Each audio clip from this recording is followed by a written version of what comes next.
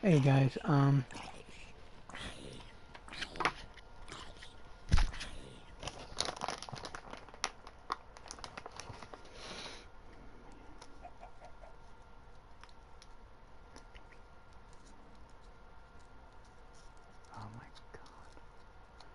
god.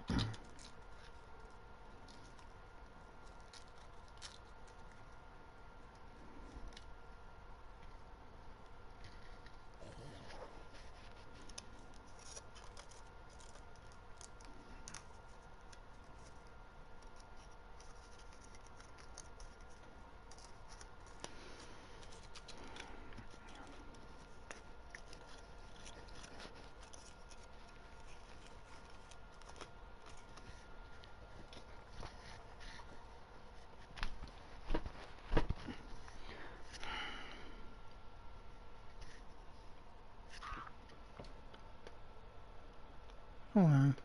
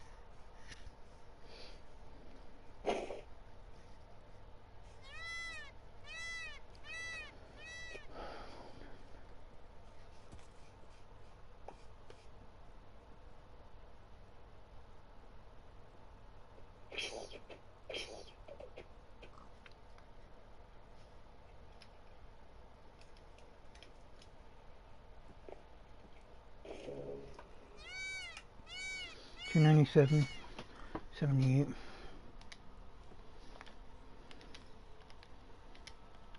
297,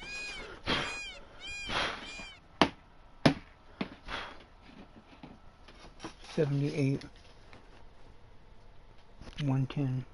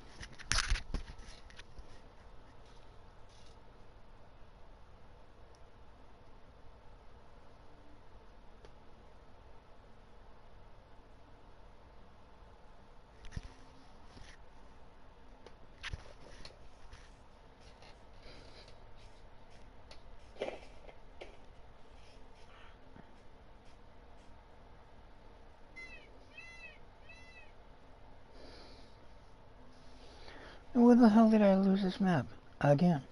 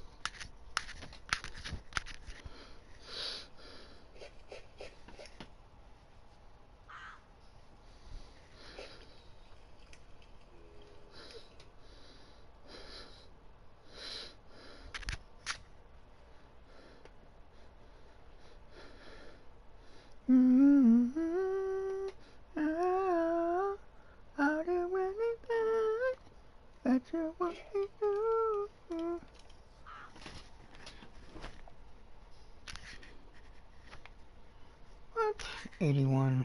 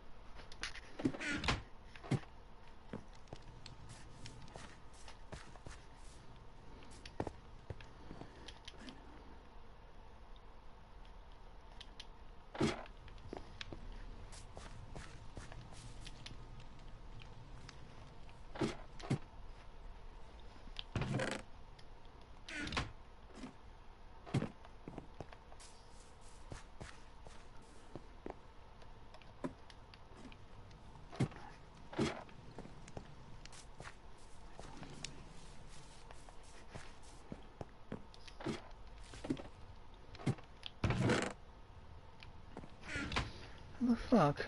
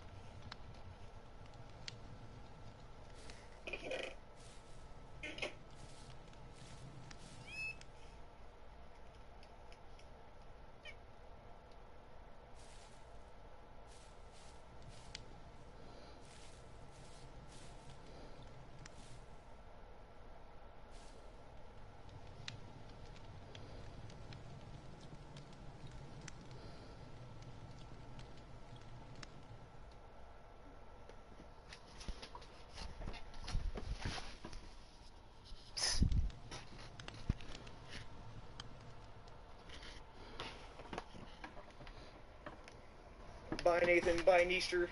Look for my post soon. This was amazing. Good night, Neaster. Go to bed, bro. Goodbye, my friends. Oh, this is sweet. Alright, lads. I'm ending it off right there. Technically, I actually don't know how to end it, so it might be a really awkward little ending. First of all, let me do this. Save and quit. There we go. Just to be sure. Alright, lads. So, thank you all for watching. And, I don't know. I might do it tomorrow. Depends. More than likely I will. Yeah. Goodbye, lads. Good night. Thank you for joining me. We'll do it again either tomorrow or very soon. Goodbye, everyone.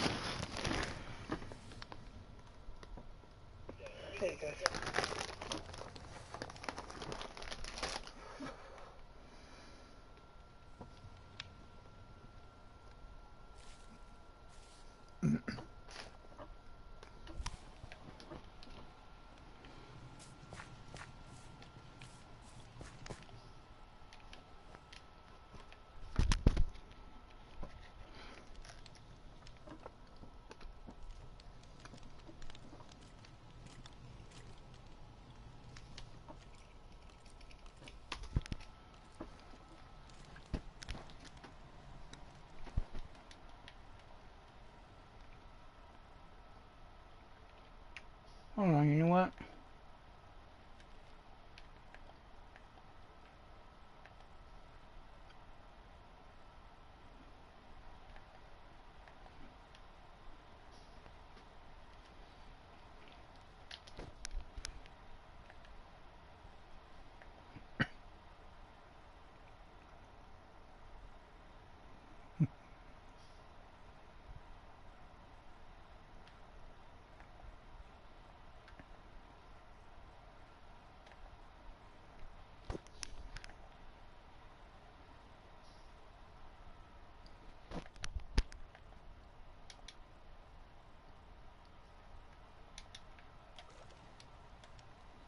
We gotta find. Oh.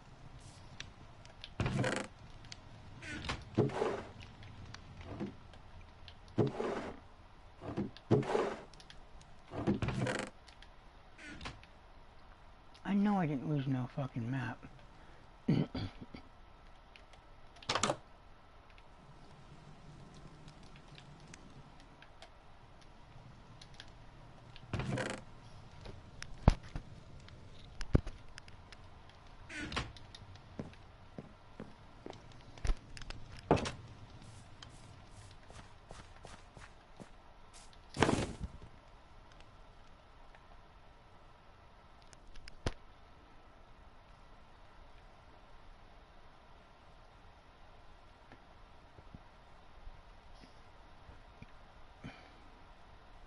Where the fuck is the map?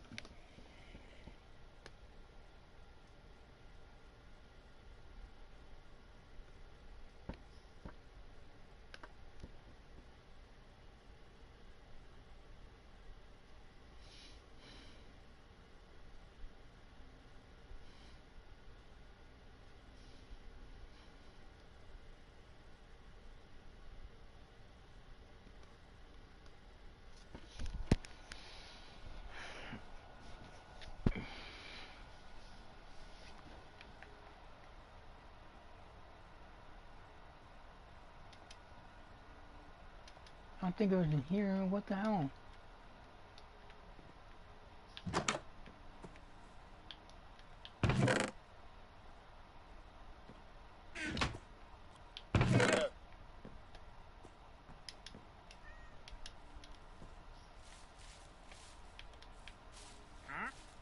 I'm gonna have to start this shit all fucking over again.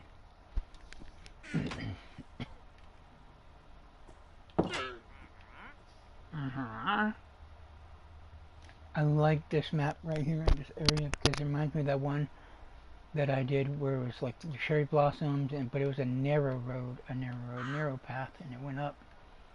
And I built those pillars to put the house on.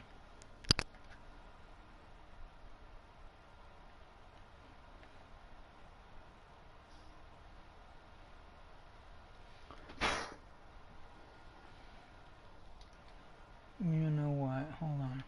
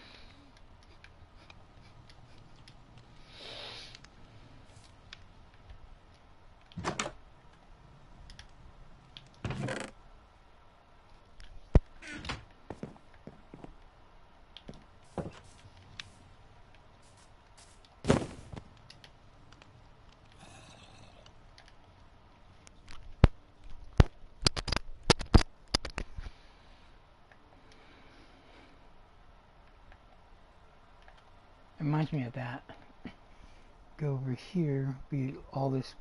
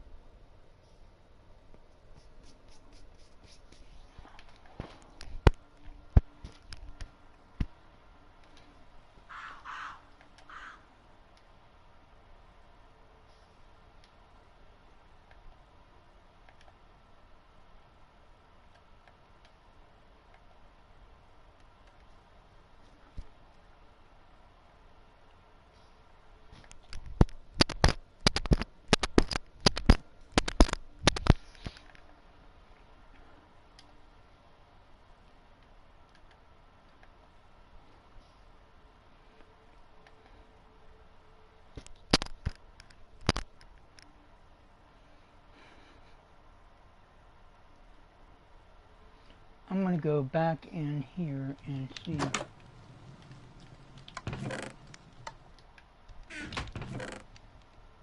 Um,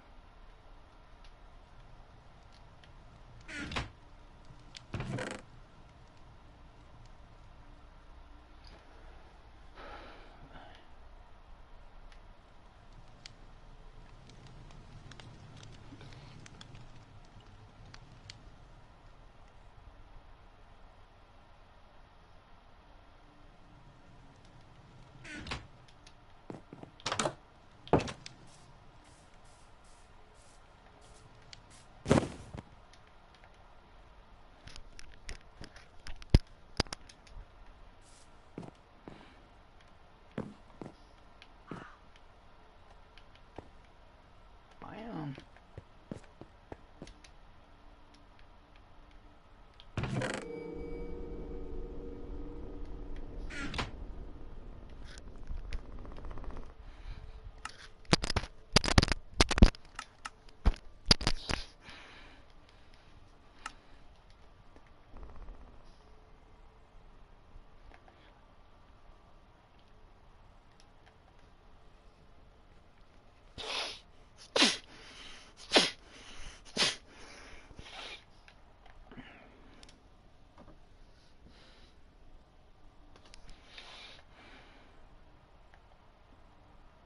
Hey guys, I'm back.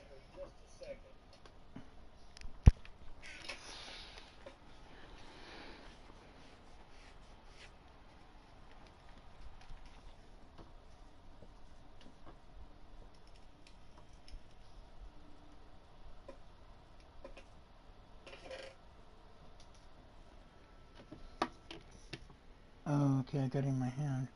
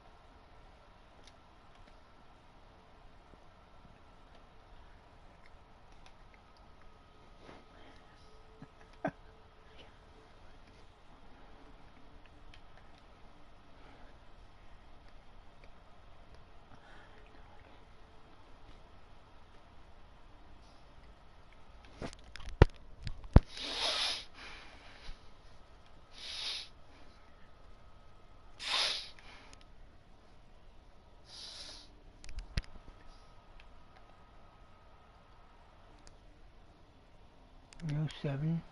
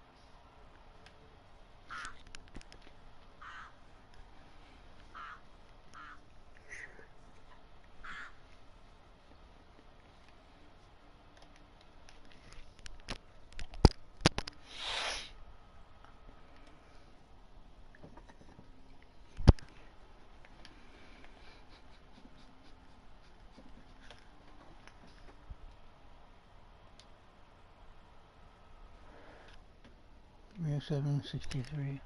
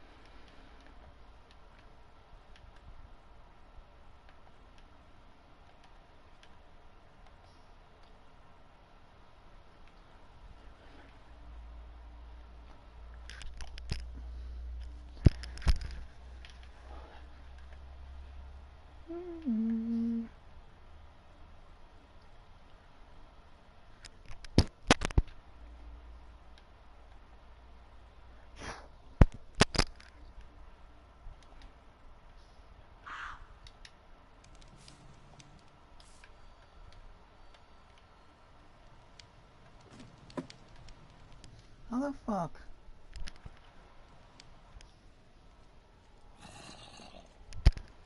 Ending 1870, 16.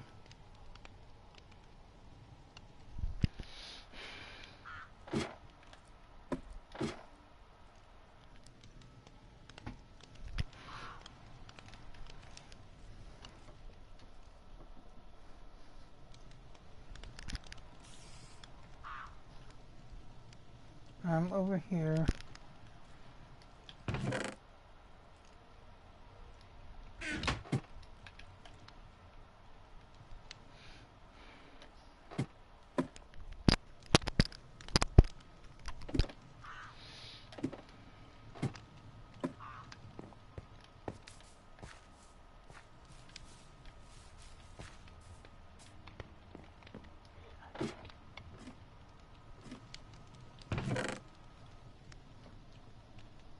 Hey, hold on.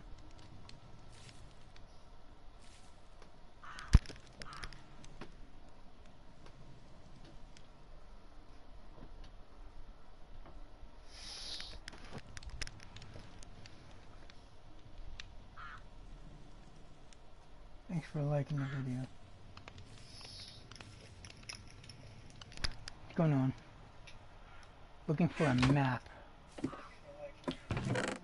Shit.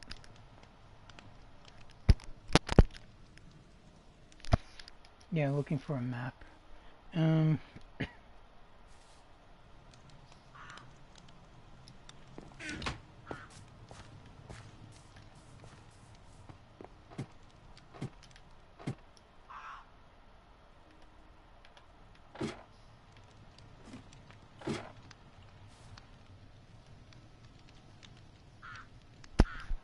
What you mean? What you talking about?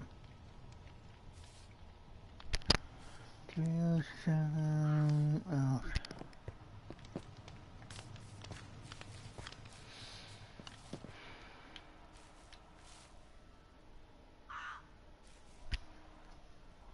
Oh. Thanks. It means a lot.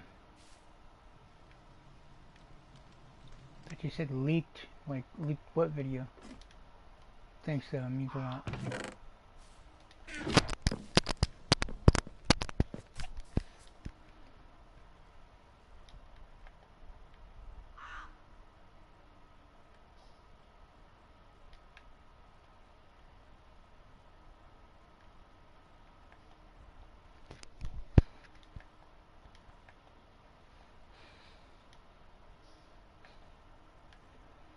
Oh, look at this one.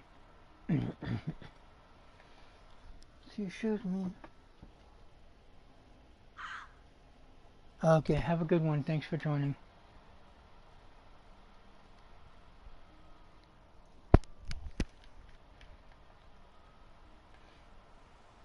Okay, it shows another one near here.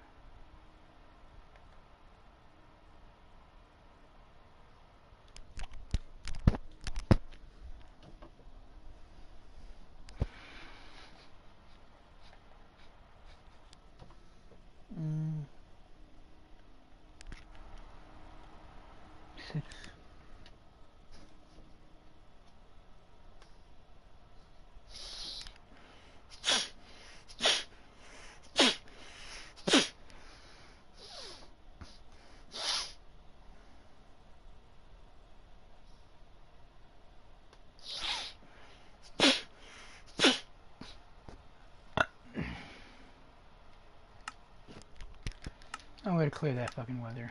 Oh, Hey guys, I'm back. so it shows.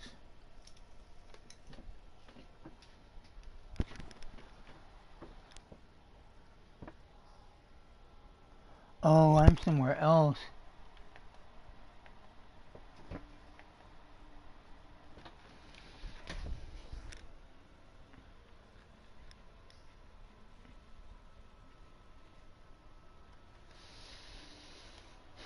Hold on, y'all. We're gonna do this shit fast. Give me a minute, though. Gotta take care of something.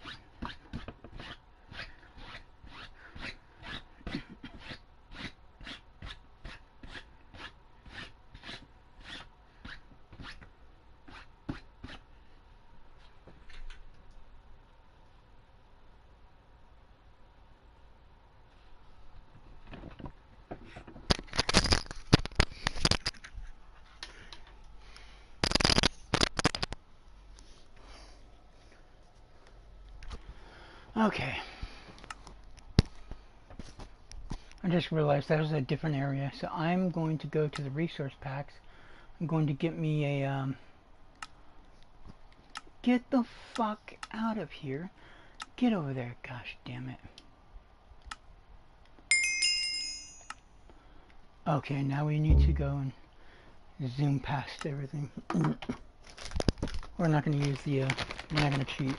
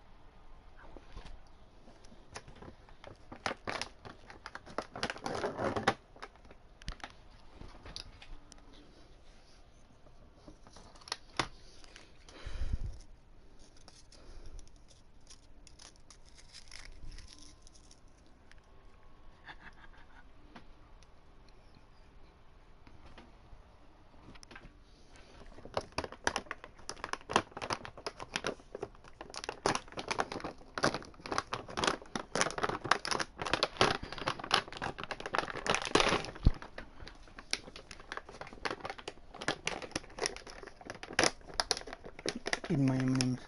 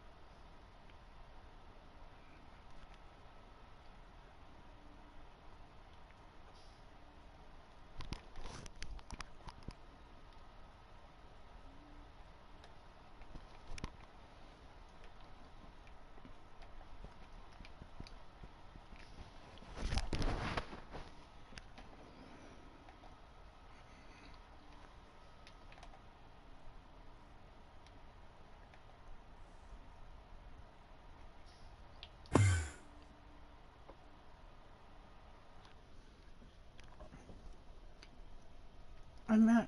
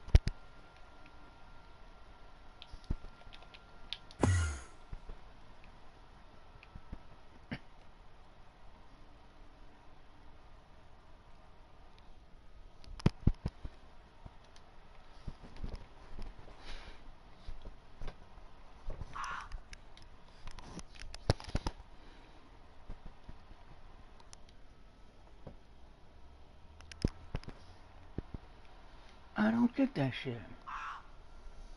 307 63.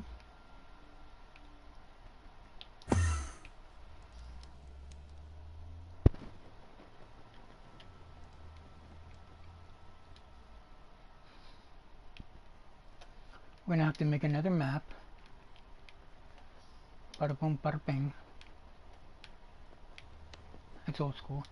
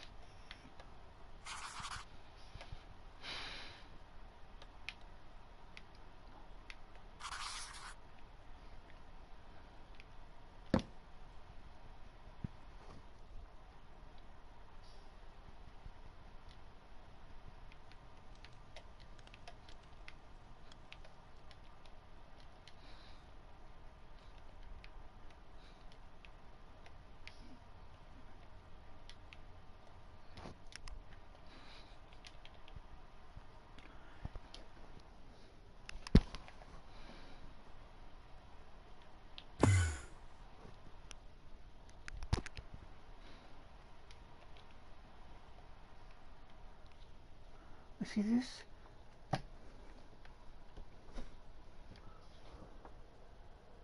What the fuck? 19, 18, 17, 16. Negative 19, 18, 17, 16.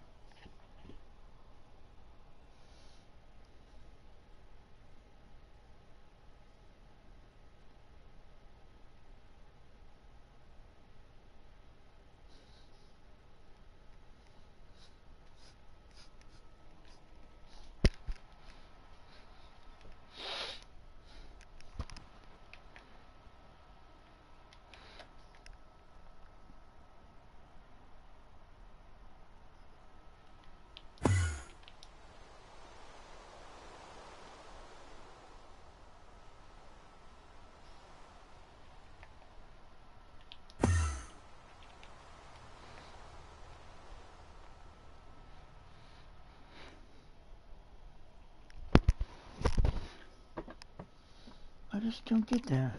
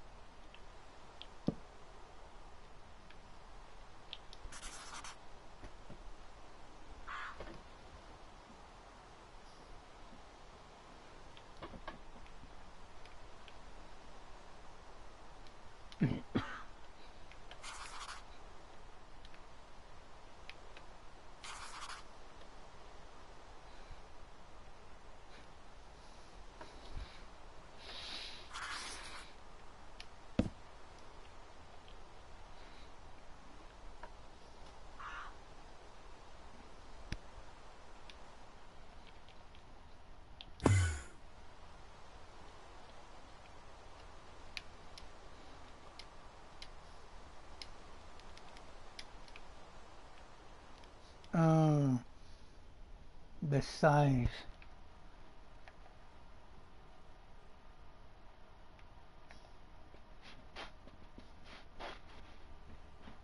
I'm gonna start all over though, because you fucking idiots.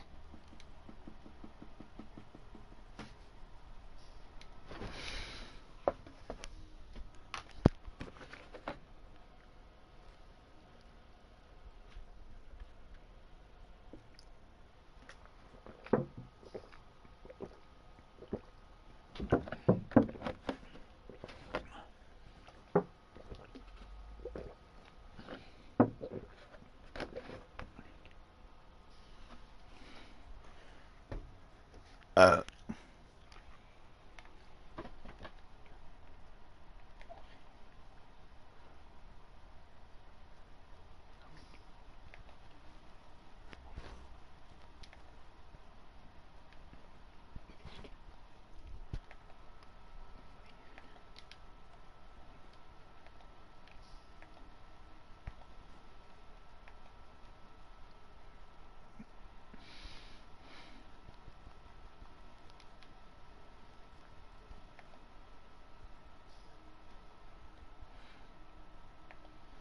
uh, uh,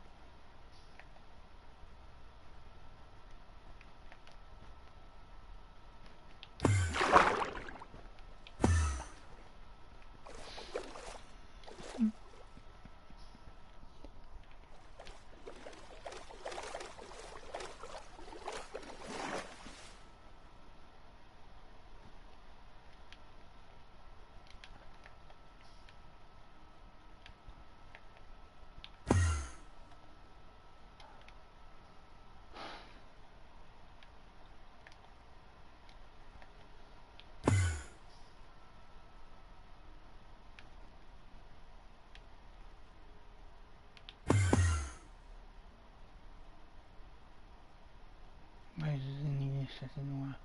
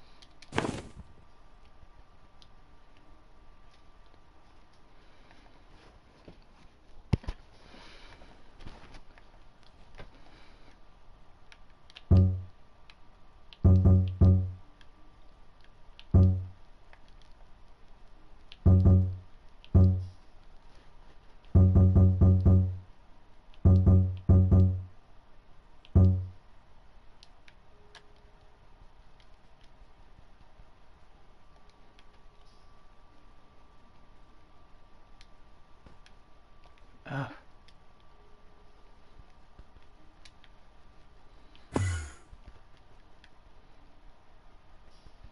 I've checked all these. There ain't shite.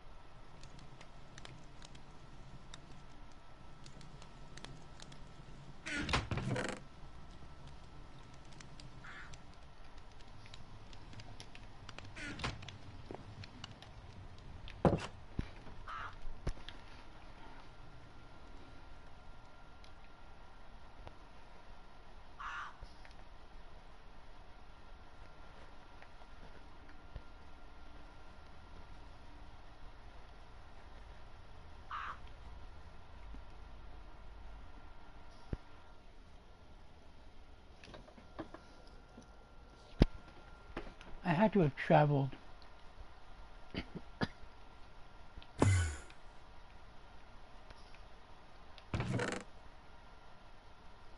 somewhere and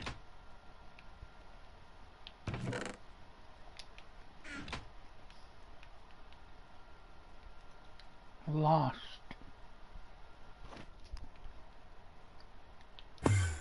my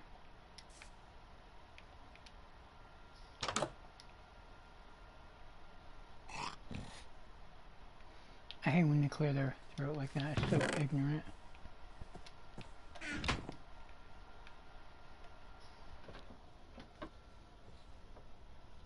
This is the first one.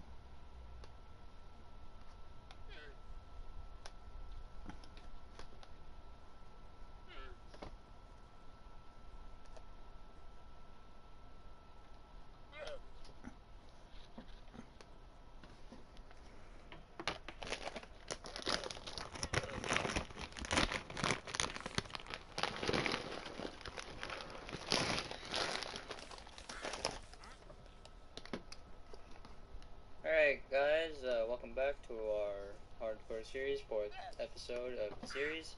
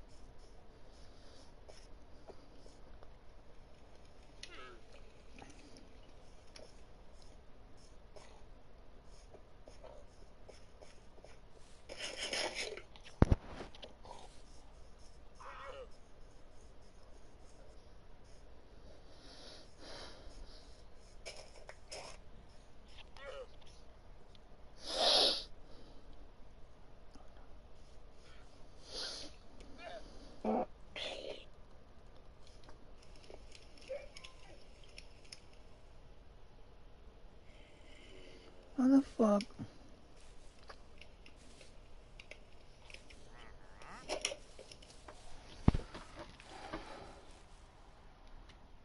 -50. Idiot. 192.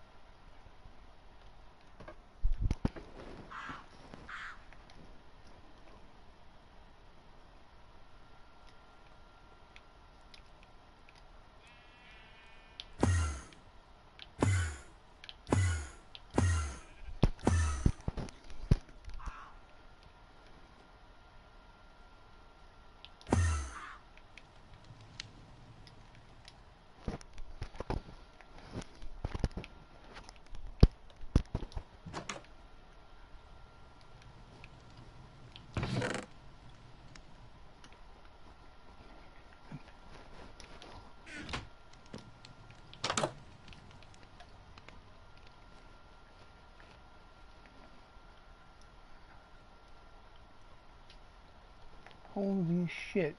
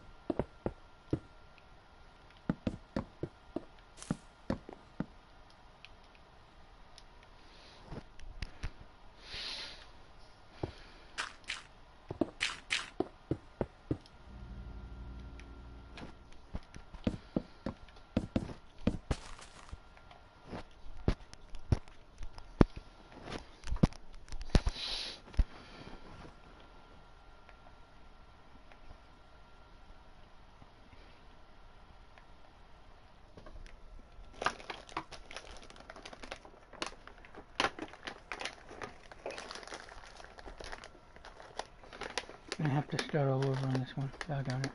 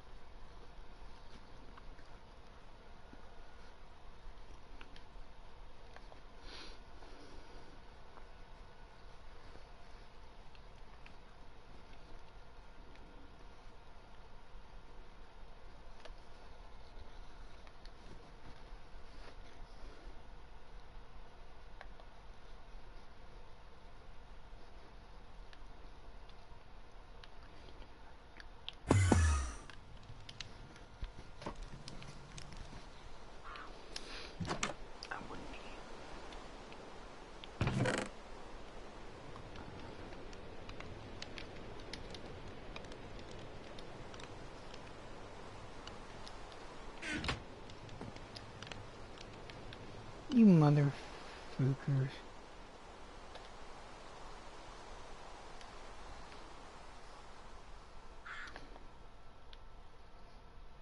Mm-mm.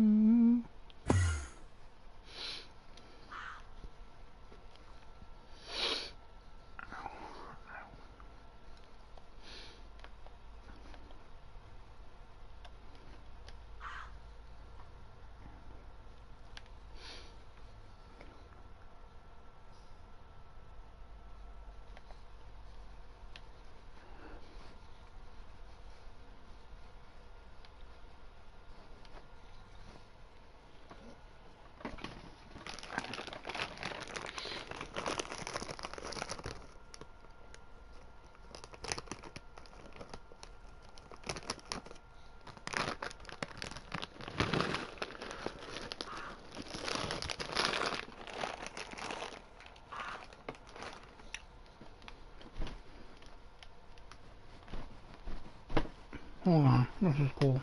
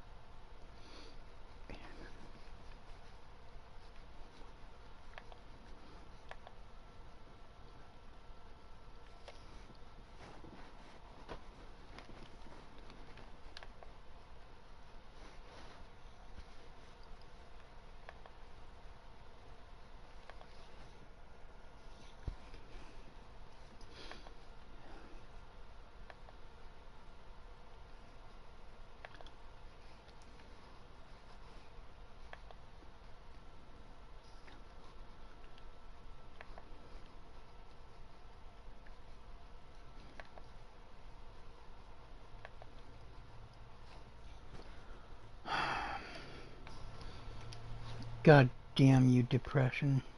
This shit kicks in every goddamn night now. I don't know, I need to start making videos. Just releasing the bullshit, you know? I like this map, but you know one thing I can't do is get... I love this map. Hold on a second. I just can't get acquainted with... comfortable with one.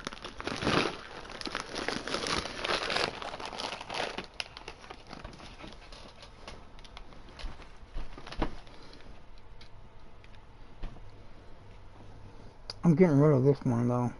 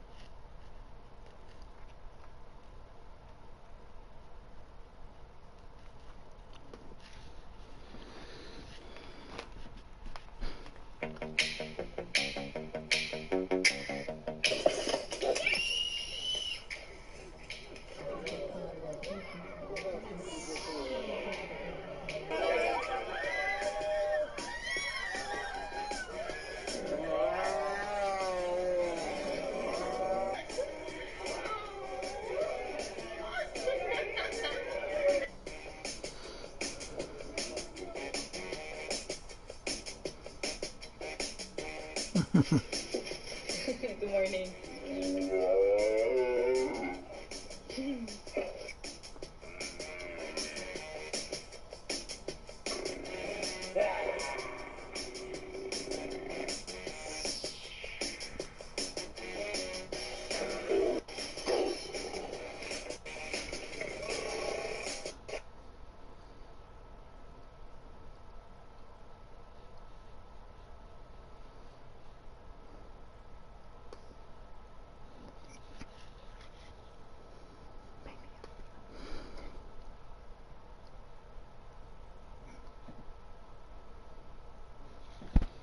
Oh, sorry. 1987-16.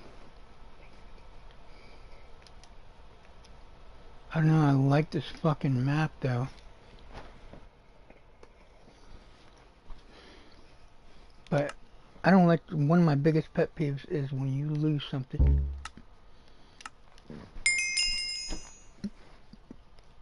So, oh, you motherfucker, no. So that's a no fucking go. Oh, you sack of shit.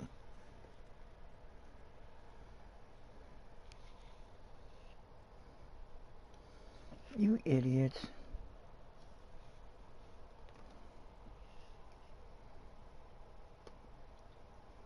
You idiots. Oh shit. This guy's cool, top fan.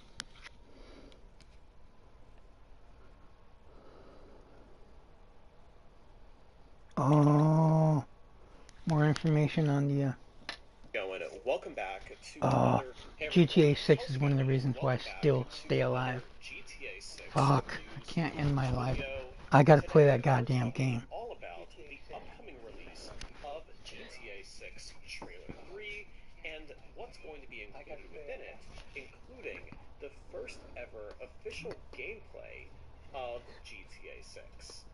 So we're going to be getting into GTA 6 Trailer 3 in this video. In my opinion, the most important and also the biggest trailer in this new GTA cycle release. So we're going to be getting into all of that info in just a quick minute here. So leave a like and subscribe down below if you haven't already for more GTA 6 news coverage just like this. But before we get into all of that, here's a quick shout out, and after that, we'll get into the video. Now this video is brought to you by... I don't give a fuck who it's brought to you by, bitch. Ugh, you idiot. Now, the Rockstar Games CEO has been pretty clear that they are taking a 35. different approach for this specific release of GTA 6. Rather than releasing a bunch of trailers and a bunch of advertising very early on, they're trying to consolidate their marketing material to be a little bit closer to the game's release. Presumably, the primary reason behind this is to avoid the hype train for GTA 6 going completely off the rails. And in some cases, it's already gone off the rails even without Rockstar releasing new content. That said, Trailer 3 for GTA 6 is very likely going to be a big one. Trailer 1 was more about the world and the environment, Trailer 2 was more about the characters and story, and then Trailer 3 is likely going to be about the gameplay itself. Now, one of the things that I respect most about Rockstar Games is that all of their trailers are recorded in-game, meaning Now, GTA 6 trailers 1 and 2 were both loaded with actual You dumb nigger. So these weren't just animations. Like, I'm gonna fucking slit your goddamn throat, Apple. Stupid cock-sucking niggers. actual gameplay clips of the game. Of course, they were stylized, and the camera is panning and moving to make it look more cinematic, but the actual gameplay is indeed real. Now, trailer 3 is likely going to be a actual gameplay video An from the player's actual. perspective. This is something that Rockstar Games releases for My every God, I hate game when they that pronounce the release, words including wrong. GTA 5, You're not even so British. Forza You have no Horizon excuse to pronounce it 2 wrong. 2018, and essentially it shows the game being played from the player's perspective with a voiceover on top of it. So this gives you the best possible look at the game itself, showing you some of the missions, the mechanics, some of the cool things that Rockstar Games thinks are worth showcasing, and giving you just a POV of what it looks like to play. So I'm looking forward to that, and I do expect that to be included with Trailer 3, hopefully sometime later this year. I also do expect pre-orders to be launching sometime later this year alongside the release of Trailer 3. Now, I have another video coming out soon talking more about the upcoming pre-orders for GTA 6, so subscribe down below if you haven't already to stay updated on that when it releases. But I do expect GTA 6 Trailer 3 alongside pre-orders to be dropping sometime later this year, most likely around the holiday season. Now, with the map of GTA 6 being over 2 times larger than GTA 5, there is a lot to showcase. So I'm sure Rockstar Games has been spending a lot of time really putting together and dialing in this gameplay trailer. They're not going to be able to show everything, but I think they're going to be able to showcase kind of the highlights and the main features that they think players will care most about. Things like driving, some of the cooler missions, maybe some new mechanics, including the wanted system, which we discussed in yesterday's video. So lots of really cool stuff that Rockstar Games will be able to showcase in this gameplay trailer. And the cool thing for us is we're going to be able to watch it and literally get an actual POV of what it's like to play the game. Now, if you want the best possible idea of what this trailer is going to look like, I recommend checking out the GTA 5 gameplay trailer that Rockstar released prior to the release of GTA 5. This will give you possibly the best possible look at what the one for GTA 6 is going to look like. They are very likely going to hire even the same voiceover artist yet again, so I definitely recommend checking that out if you haven't already. It's a great video, great trailer, and that should resemble what we're going to receive for GTA 6. But that's going to be dropping sometime later this year. As I mentioned, Rockstar Games has been pretty transparent so far that their strategy for the release of GTA 6 is significantly different than the rest of the industry and even their other prior releases. This is mainly because the hype level for GTA 6 is simply so high, and they want to make sure that they keep it under control. So that is the latest update regarding GTA 6 Trailer 3. We likely got quite a few months before that comes out, but the good news is that Trailer 3, if you're looking for actual gameplay, that is going to be the trailer for you. But I definitely want to hear from you in those comments down below. Faggot. What do you want to learn about most regarding GTA 6?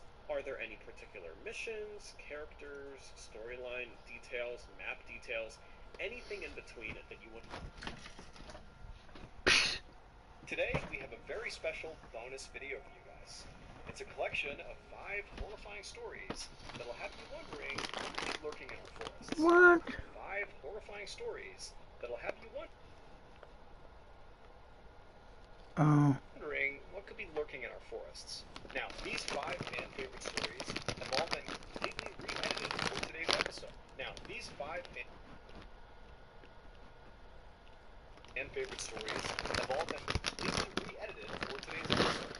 So even if you've seen or heard them before, it will feel like a shocking experience. But before we get into today's 5 stories, if you're a fan of the Strange, Dark, and Mysterious delivered in story format, you've come to the right place where we're all to do when we upload once a week. So if that's of interest to you, the next time the like button is watching their favorite show that they've been looking forward to watching for weeks, join them for the viewing, but constantly interrupt them and ask questions. Also, please subscribe to our channel and turn on all notifications so you don't miss any of our weekly uploads. Okay, let's get into the series.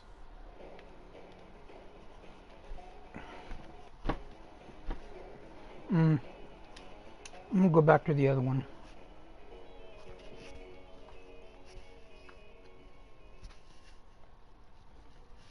In early July of 1953, Mr. and Mrs. Huggin, along with their 3 young daughters, left their home in Winnipeg, Canada for a 6-week summer vacation. They were headed to the girls' grandparents' summer cabin in Wade, Ontario, which is one of the more remote and wild sections of Ontario. Their cabin was right in the middle of this huge swampy forest, and they were not too far from one of the biggest lakes in Ontario called Fox Lake. The family arrived late on July 4th, so they didn't do anything when they arrived. They just hung out at the cabin. And then early the next day, all the adults decided they wanted to take the girls to Fox Lake for the day. So they began gathering all the supplies they would need while the 3 girls played outside the cabin. Now, there's no neighbors or anybody else in the cabin, and so it was totally normal for the girls to play outside. They were not concerned about them being taken or something. And so the 2 older girls played in the front yard of the cabin, and Geraldine, the 5-year-old, was playing on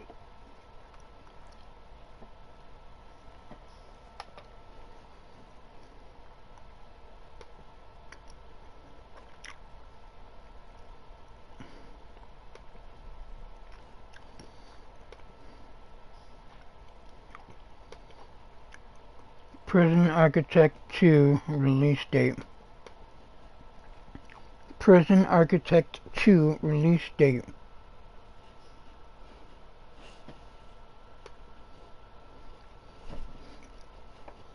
What?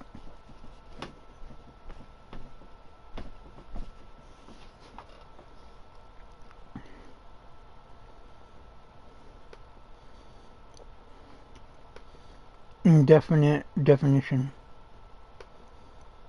You illiterate nigger. Indefinite definition.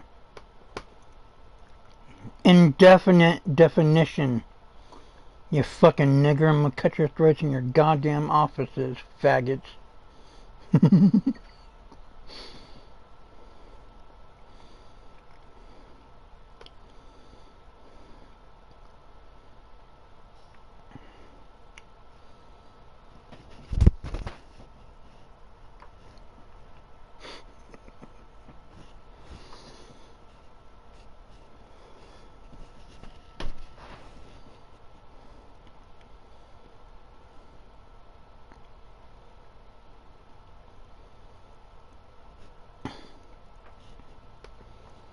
side of the cabin. So the 2 girls in front couldn't see Geraldine, and the adults, they were keeping their eye on all 3 girls, but they were mostly just kind of going in and out of the cabin, getting their stuff together, periodically poking their head out, but the girls were. At 10 a.m. that morning, the parents had finally packed up the car, and they were ready to collect the girls to head over to the lake.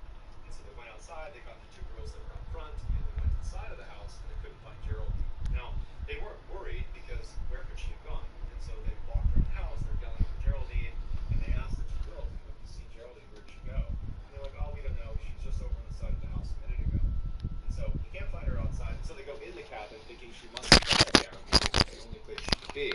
But after thoroughly looking through the cabin and not finding her, they started to get a little bit more worried. At this point, the adults start talking to each other and they're saying, did anybody see Geraldine in the past couple of minutes? Has anybody seen her? And they all said, yeah, I poked my head out the window and I saw her within the past 10 minutes right on the side of the cabin. And so they all agreed within the past 10 minutes they had seen her right outside the cabin. So they're alarmed. We are looking for gamers who want to learn how to become video game testers, designers, or programmers. If any of these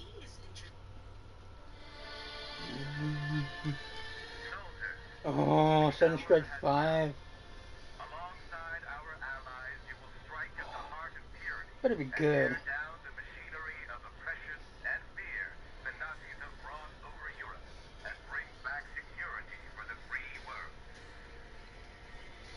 This mission will demand all that you have. The enemy will not yield, and he is seasoned, heavily armed, and ruthless. But we do not stand unprepared. Fucking play the damn thing. Weapons,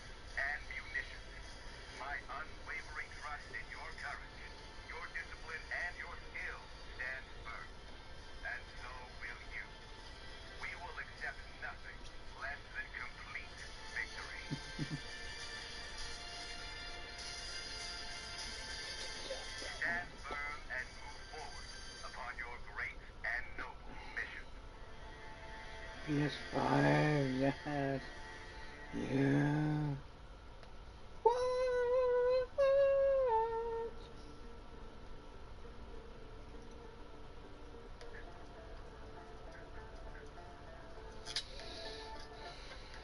Ooh, get the fuck over there, you goddamn nigger. What a nigger honky.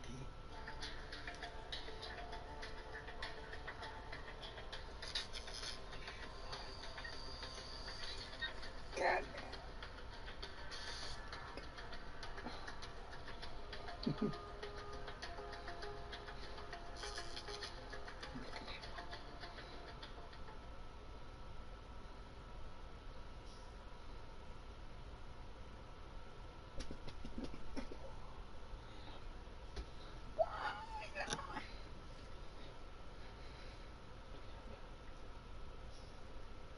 I've already seen this shit, motherfucker.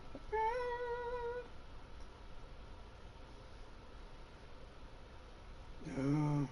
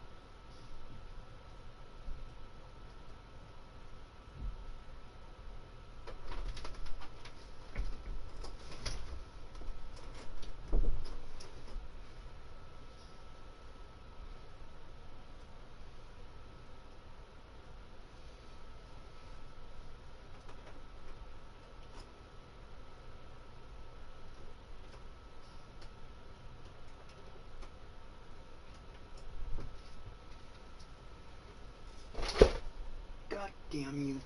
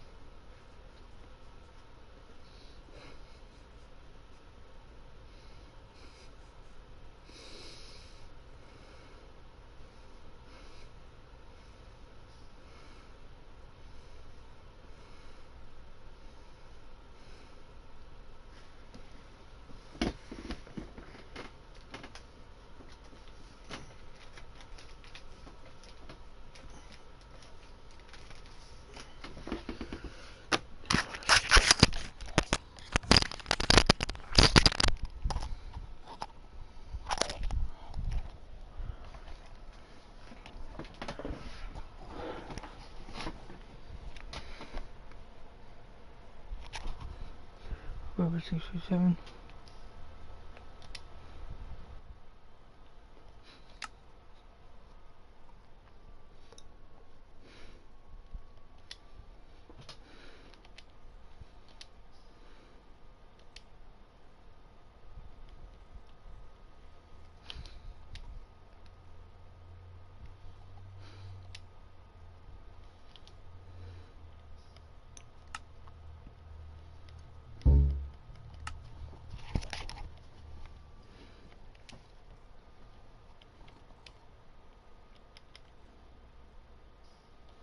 Let me see, hold on. 15, 14, 13.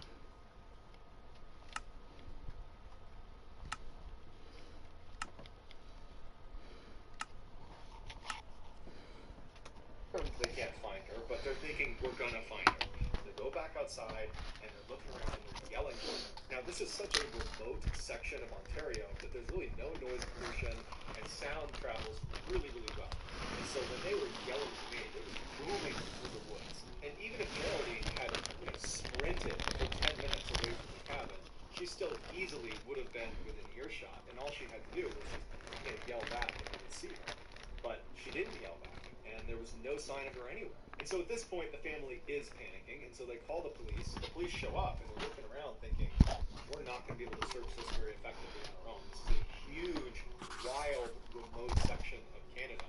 And so they called in some professional trackers that were familiar with this area to come in and help them with their search. They also called the Army in Winnipeg to send over some people to assist as well. But as soon as the search started, the skies opened up and dumped rain all over the entire area, basically washing away any footprints that they could have used to potentially find her. As the day wore on and the sun was starting to set and there was still no sign of Geraldine, her father said something to the searchers that was intended to help them find his daughter, but it was just this incredibly heartbreaking comment.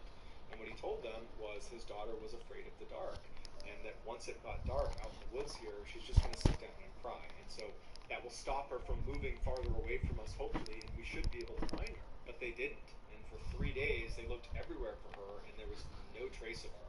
And to make matters even worse is the weather had been really rainy and cold, not below freezing temperatures, but close, like in the 40-degree Fahrenheit range. And she just had a light shirt and shorts on. She was not prepared for the weather. On the evening of the 3rd day, they found footprints that they believed to be Geraldine's high up on this ledge in some moss overlooking Fox Lake. And the footprints indicated that this child, which was probably Geraldine, was looking out over the lake and then turned around and walked away from the ledge down into the swamp where her footprints dissipate. And so the search effort was pushed to this swamp, and they have thousands of people that are combing through this mosquito-infested bush to look for this girl, and once again, there's nothing. Then, on the 7th day of the search, they find another set of footprints in the swamp around the area where they were looking for Geraldine. But it wasn't Geraldine's footprints because they were these huge prints. That if it was a human print, they would need to be an enormous human being. Or the prints belonged to some enormous animal, but they were unable to determine what animal it was. At this point, although there's not really any real evidence connecting that print to Geraldine, people are starting to suspect that whoever left this print or whatever left this print has something to do with whatever happened to Geraldine. 2 days later, so 9 days after Geraldine has gone missing, some of the professional trackers were 2.5 miles away from where that large print was found in that swamp and where Geraldine's footprints were found up on that ledge. They found a piece of her plaid shirt 2.5 miles away on the eastern Hold on, shore y'all. of another lake called Long Lake. And so they pushed the search effort over to that section of Long Lake, and within 24 hours they would find Geraldine's remains. The scene where Geraldine was found was bizarre. There was very little left of Geraldine, and from what was left, it was clear there had been significant animal predation. And so initial thoughts were, she must have been attacked by wolves. That's what killed her. But upon closer inspection, they saw that her clothing had not been torn and there was no blood on her clothes. So the animal predation had most likely occurred after she was deceased because they would have been able to pick around the clothing. Whereas if it had been a wolf attack, they would have cut right through the clothes and there would be marks that obviously, she was attacked by animals. But Geraldine's remains appeared to have been dragged out of a nearby meadow to where she was ultimately located. And so they followed the drag line into this meadow and it led them to this opening where all the grass had been matted down. Investigators said it looked like something big had been laying there. And they speculated that that might have been the area where Geraldine had been killed, and then afterwards animals had dragged her over to where she was found. And so investigators are like, well, we found that large footprint in the swamp on the 7th day in the same area where we had found Geraldine's footprints, and we thought they might be connected. And now we're finding a large, what appears to be body print in this meadow that's right near where Geraldine's remains have been found. And so probably whoever or whatever left that print in the swamp is the same one that left this print here in the meadow, and therefore is probably Geraldine's killer. But this left investigators with two theories that didn't really make any sense. The first one was, okay, these prints, the swamp print and this body print, belong to an enormous person, like a giant, who ran up to the cabin and abducted Geraldine and ran off, and no one saw them or heard them, and for weeks they've managed to totally evade capture despite being, again, an enormous person lumbering through the forest. So that seemed really unlikely. One, that this giant person even existed, and two, that if this giant person existed, how could they not get caught? They're so big, running through the forest, they would be easy to spot. But if you rule out the enormous person theory, you're left with the enormous predator theory, which does make more sense on the surface because there are enormous predators that have attacked humans, so that does happen. But when they looked at her remains, they ruled out a wolf attack, and really, they ruled out animal attacks. But if this is an enormous predator, how did it kill Geraldine? The family was told that unfortunately, because there wasn't enough left of her, they weren't able to determine a cause of death. And so their best guess is she was probably mauled by wild animals, but they would even level with the family and say, honestly, we don't know what did this. As many of you may know, aside from telling stories on this YouTube channel, I also tell stories on my podcast. Full-length basically looks at expertise and experience, and he basically of history, hosted by Joel. He's great voice. He's a very thorough host. Those stories all have really cool endings, big plot twists at the end. So, if you're a fan of The Strange, Dark, and Mysterious, go check out these shows. You can look for them either by name or simply by looking for Ballin Studios on any podcast platform. They are available right now. Enjoy.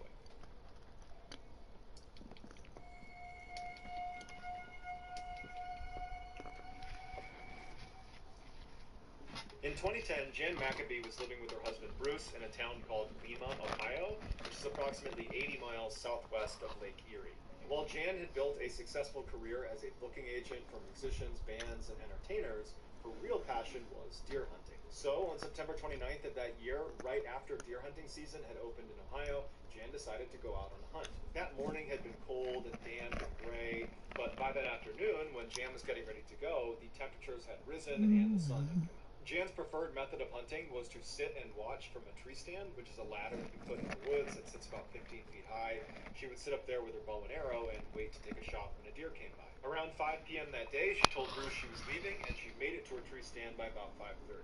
The forest she was going to be hunting in was one she was very familiar with, and it was not very remote. There were a couple houses just outside the woods, there were some agricultural areas, and her nephew actually went to high school just a mile north of these woods. But from the tree stand where she was sitting, all she could see around her was trees. Shortly after Jan sat down, she started texting with one of her friends on her BlackBerry.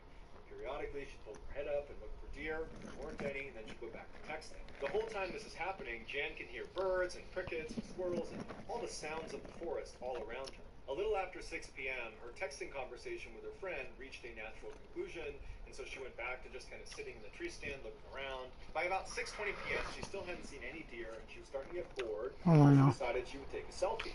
She picked up her BlackBerry, she took the selfie, and as soon as she was done, she became aware that the forest had suddenly gone completely quiet. No more squirrels, no more birds, no more crickets, just complete silence. And she knew as a hunter the only time this happened was when a large predator was in the area and all the other animals went quiet. But Jan would later say there was just something different about this silence. It was so sudden and so complete that it scared her. And she wound up sending another text message to that friend she'd been texting earlier that said the woods just went completely silent. Very odd. As soon as Jan hit send on that text message and lowered her phone, she immediately became aware of something about 20 feet away in the tree that was right across from her. And she said it was the most unusual and terrifying thing she had ever seen. Moving left to right through the branches was this thing that she described as like a visual distortion. She said it was like looking across pavement on a really hot day and seeing that mirage, except The this Predator one looked like it was alive, like it had in the mass, movie. like it was a see-through person that had been wrapped in saran wrap. And so Jan thinks it's a floater in her eyes, and so she rubs her eyes, and when she looks up, this thing has now moved down a branch closer to her and has stopped, like it's perched on the branch, staring at her, and Jan's horrified, but she knows she wants to document it, so she grabs her phone, and she raises it up, and she takes a picture on her BlackBerry right as this thing kind of disappears behind the tree and vanishes. Just seconds after this thing disappeared, all the sounds in the forest came back. The birds, the squirrels, the crickets, it was all back to normal, but Jan was really shaken up because she just could not make sense of what she just saw. So she just continued to stare in the general direction of where this thing was for several minutes, until finally she felt like it was safe again, at which point she brought her phone up to look at the picture she had taken. When she looked at it, it looked like a blurry mess, and so she thought, oh, I blew it, I put my hand over it, or my hair got in the way of it, or something. But at the same time, she's thinking to herself, but my hair didn't get in the way of it. And I very clearly held it out in front of me and know that I was looking at my phone when I took it, and I had a clear shot of this thing. So I don't really understand how this photo got so messed up. But after looking at the picture for a little while, she started to kind of laugh at herself. You know, the idea that she'd just seen a saran wrap person running through the treetops. You know, she just felt like that didn't happen. It must have been in my head. And as for this picture, I probably just blocked the lens, and that's it. That night, when Jan got back to her house, she did not tell her husband Bruce about what happened to her in the tree stand I because, remember this again, one. she's telling herself it was all in her head. They have dinner, they clean up, they sit down in the living room, and they're both on their phones, and they're just kind of scrolling through the internet and their emails. And at some point, Bruce reacts to something he's reading. He makes a sound. And Jan hears him and says, oh, what are you looking at? And he said, you know, I just got a really interesting email from our nephew, you know, the one that goes to school down the road. He said that today they were outside for band practice, and at some point all of them turned to look at the forest, and there was a bright circular light that was kind of hovering in the forest.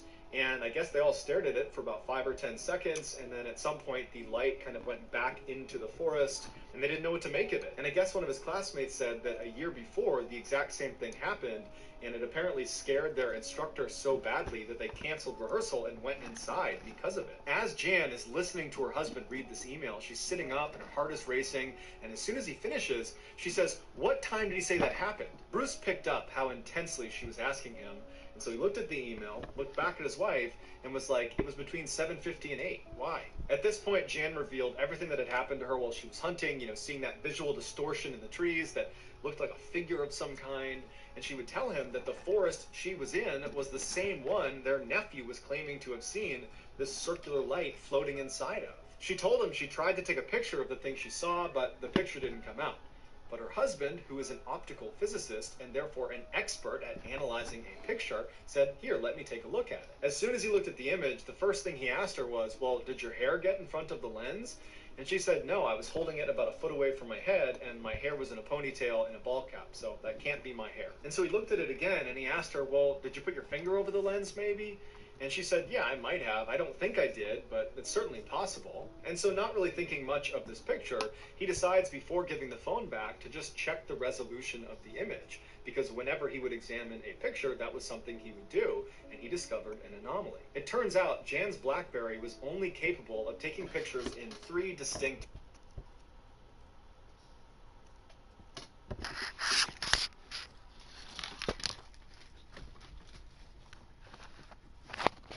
resolutions. Basically, the size of the image could only come in small, medium, or large. And this picture she had taken of this thing she saw in the trees was a resolution size that was not small, medium, or large. It was some random size that the phone was actually not capable of producing.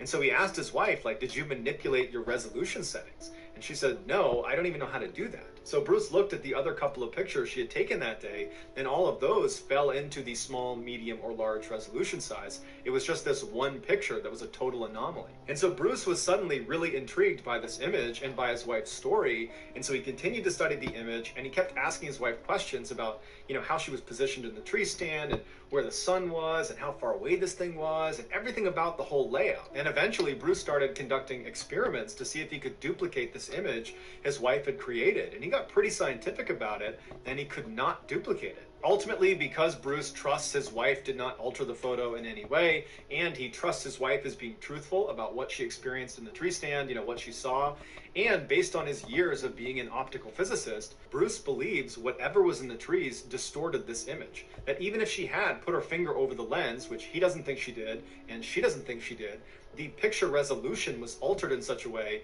that something had to have an effect on it. There was a third-party effect on this picture. Third party, yeah. Oh, Sierra Sounds. I love this one. Somewhere out in the Sierra Nevada mountain range lies I a want to small go hunting here. camp that's been there since the 1950s. Despite its fame, only a handful of people know hunting camp that's been there since the 1950s. Somewhere out in the Sierra Nevada mountain range lies a small hunting camp that's been there since the 1950s. Despite its fame, only a handful of people know exactly where this camp is. But even if you were given explicit directions on how to get there, you might just walk past it because it's tucked away in the middle of the woods up on this mountain.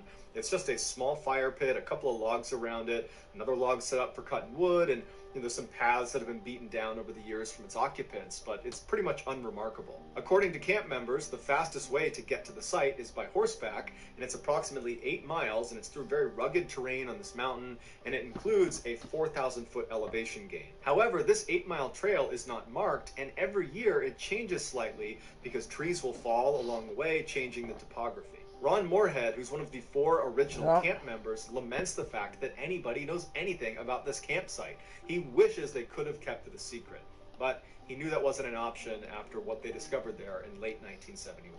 In early 1971, Ron was a young man, and he was invited out for the first time to the Sierra camp by the 3 founding members. When Ron got there, he fell in love. It was this beautiful, natural, pristine wilderness that overlooked this amazing valley, and they're surrounded by these huge white fir trees. There's a freshwater stream that trickled by, and in terms of hunting, the deer were plentiful. Ron said this campsite was the closest to heaven he thinks he'll ever get. The only real drawback of the site was the large bear population, but they always had guns on them, and they built this shelter out of heavy fallen timbers that they could go inside, shut the door, and they'd be protected from the bears until it left. When there wasn't a bear threat, they slept on the ground in tents. In late 1971, Ron came back to the camp with the other 3 founding members. They'd had a great day of hunting, and they were standing around the campfire just chatting with each other when they started hearing a grunting sound not far away from them in the forest. Now, typically, whenever a bear came to their campsite, it was usually at night, and they would hear it grunting somewhere off in the forest,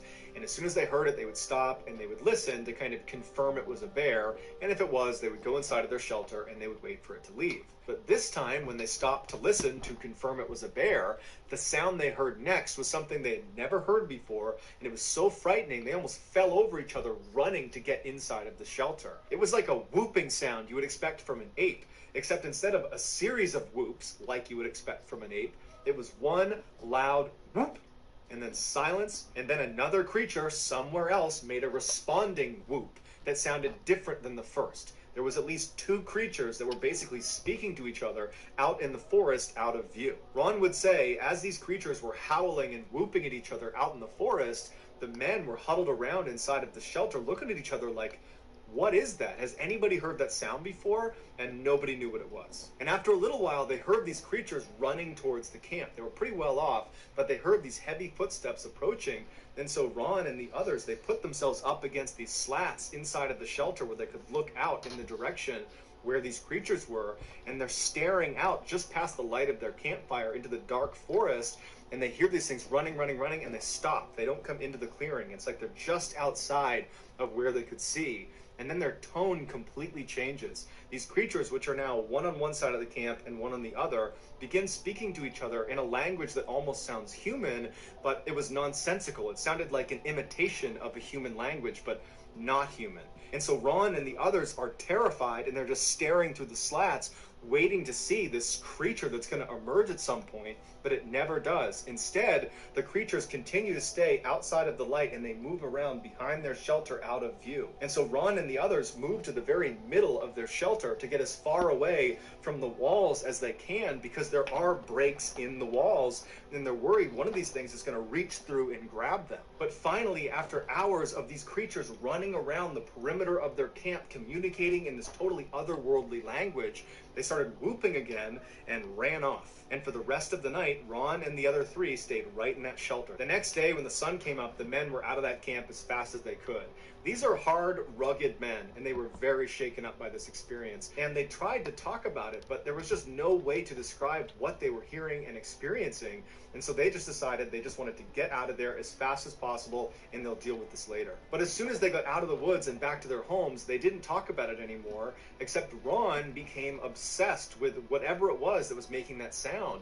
He so desperately wanted to find out what it was. And so he convinced the other three members to come with him and go back to the campsite, except this time Ron was going to bring an audio recorder, and he was going to try to capture some audio of these creatures. And so the four men went back to the campsite. They didn't even hunt that day. They stayed right near the campsite. They made this big fire, and they're all just kind of nervously sitting there waiting, kind of hoping it happens and also hoping it doesn't happen. And at some point in the evening, Ron said he heard footsteps way out in the middle of the forest, and they sounded like they were running towards the camp. The four men sprint inside the shelter, lock it behind them, and Ron turns on the audio recorder. Now, before you listen to this famous recording, here are its bona fides. After being recorded, Ron sent it to Dr. R. Lynn Curlin, who is a professor of electrical engineering at the University of Wyoming, and he and his team analyzed it, and they concluded that, one, it was unaltered, so it's not been edited, it's not been doctored in any way, it's an authentic audio recording. And two, whatever was making the sounds could not have been a man, because their vocal range was dramatically higher and lower than that of a human's. The doctor said, based on average pitch and tract length, the creature that was making the sound most likely was between 7'3" and 8 feet tall. In addition to the Dr. Curlin examination, a cryptolinguist expert named Scott Nelson also pointed out that it would have been nearly impossible in 1971 for Ron or any of the other hunters to dub the sound of their voices, which are on the recording, over the sounds that these creatures were making, because a couple times in the recording you hear both sets of voices happening at once. That's something you couldn't have done in 1971. Despite numerous attempts to debunk this recording, it still stands as a legitimate, unedited recording, although what they were recording is still a mystery. Have a listen.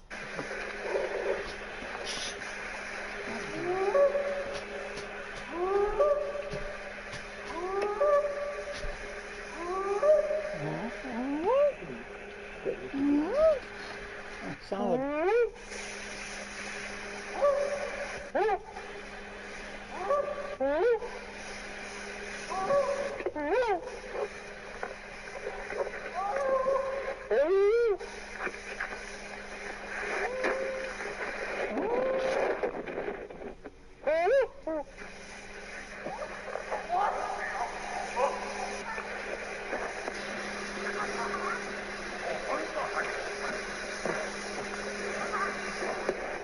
swim across the creek at the big rocks.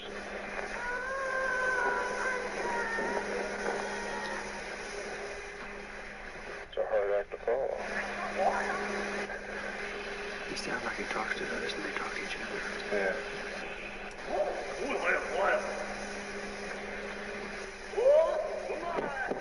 Right there, just see movement right through there. Shortly after this recording was made, Ron stopped hunting at this camp. However, over the years, he has gone back several times because he's obsessed with trying to find out what's out in the forest. But he says to this day, he still has no idea.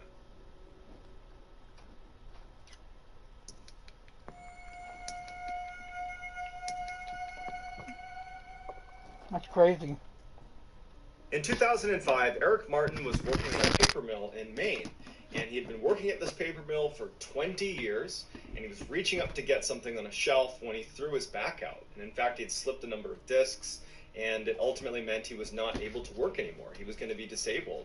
And so he's suddenly out of work. His wife, Shelly Martin, was not working at the time, but when he couldn't work, she needed to get a job. And so Shelly, who had not worked in a long time, was able, through some connections, to land a job in her hometown in Maine called Palmyra. Palmyra was a very small, rural community. I mean, we're talking maybe 1,200 people that lived there. They also had a 17-year-old daughter named Chelsea who was not eager to go, but it was the only place they could afford, and so they had to go. Luckily, because Palmyra was such a cheap place to live relative to where they had been living, that for less money, they actually ended up getting a bigger piece of property than they had lived in before. It's this beautiful farmhouse that sat on a whole bunch of acreage, but it was incredibly isolated. You had to go down this bumpy access road to get to their long driveway, and then once you were on the property, you look out, and it was just a full 360 degrees of very dense forest that virtually no one was in. There was no nature trails. It was just dark, dense forest everywhere you looked. So even though no one's that happy about it, they end up moving into this farmhouse, and as they're unpacking their truck, Eric picks up one of his many rifles that he owns. Eric came from a long line of hunters. He loved to hunt. It was his favorite thing to do, and he had a whole bunch of guns that he kept. And as he's carrying the rifle into the house, Shelly says, "Oh no, we're not keeping the guns in the house. You have a barn. You're going to put your guns in there." This had always been a point of contention for them in their marriage. Shelly just didn't feel safe having guns in the house, especially having kids in there. And so ultimately, Eric agrees, "Okay, fine, I won't put my guns in the house. I'll put them in the barn." And so he went. Thanks for joining, guys. He and his son, I'm Sean, assuming you don't speak English, so they built this gun case If you for all do, these rifles. It was very what's heavy up? duty. They put it in the barn, and then they locked that, and then locked the barn itself. probably Google the It was chat. secure in the barn, but definitely not readily accessible. Over that first year, Shelly and Eric developed this ritual where at the end of the day, they would go out on the front porch of their farmhouse and look out onto the front yard, and they would drink coffee. It was something they both looked forward to, and virtually every night they did this. And so almost exactly a year after moving in, it was in early 2006, Shelly and Eric are sitting on their front porch, enjoying their coffee, they're chatting, and Shelly thinks she sees something in the woods. Now, you have to understand the layout and how far away they are from the woods to get a sense of what they were seeing. Right in front of their porch was a gravel road where they parked their cars. About 20 meters away from their house to the left is their barn, and beyond the barn, basically straight out from the porch, is this huge open field where there's no trees or anything. It was like open grazing area. And then way beyond the field was the beginning of this tree line, of this really dense forest. So we're talking at least a couple hundred meters away where she sees these lights. And she described it as like a pulsating light. It did not look like a car or some sort of vehicle, not to mention there was no road out straight ahead from their porch. It was just a dense forest where there was absolutely no one that should have been in there. Eric immediately, when he sees the lights, he thinks there's a poacher on his property, someone illegally hunting on his property. And so he gets Sean, his son, who did not live with them but was staying the night that night, he gets him to come outside and say, "Hey, do you think that's a poacher down there at the edge of our tree line?" And Sean's like, "I don't know, maybe." Eric decides that he wants to go tell this person to leave his property.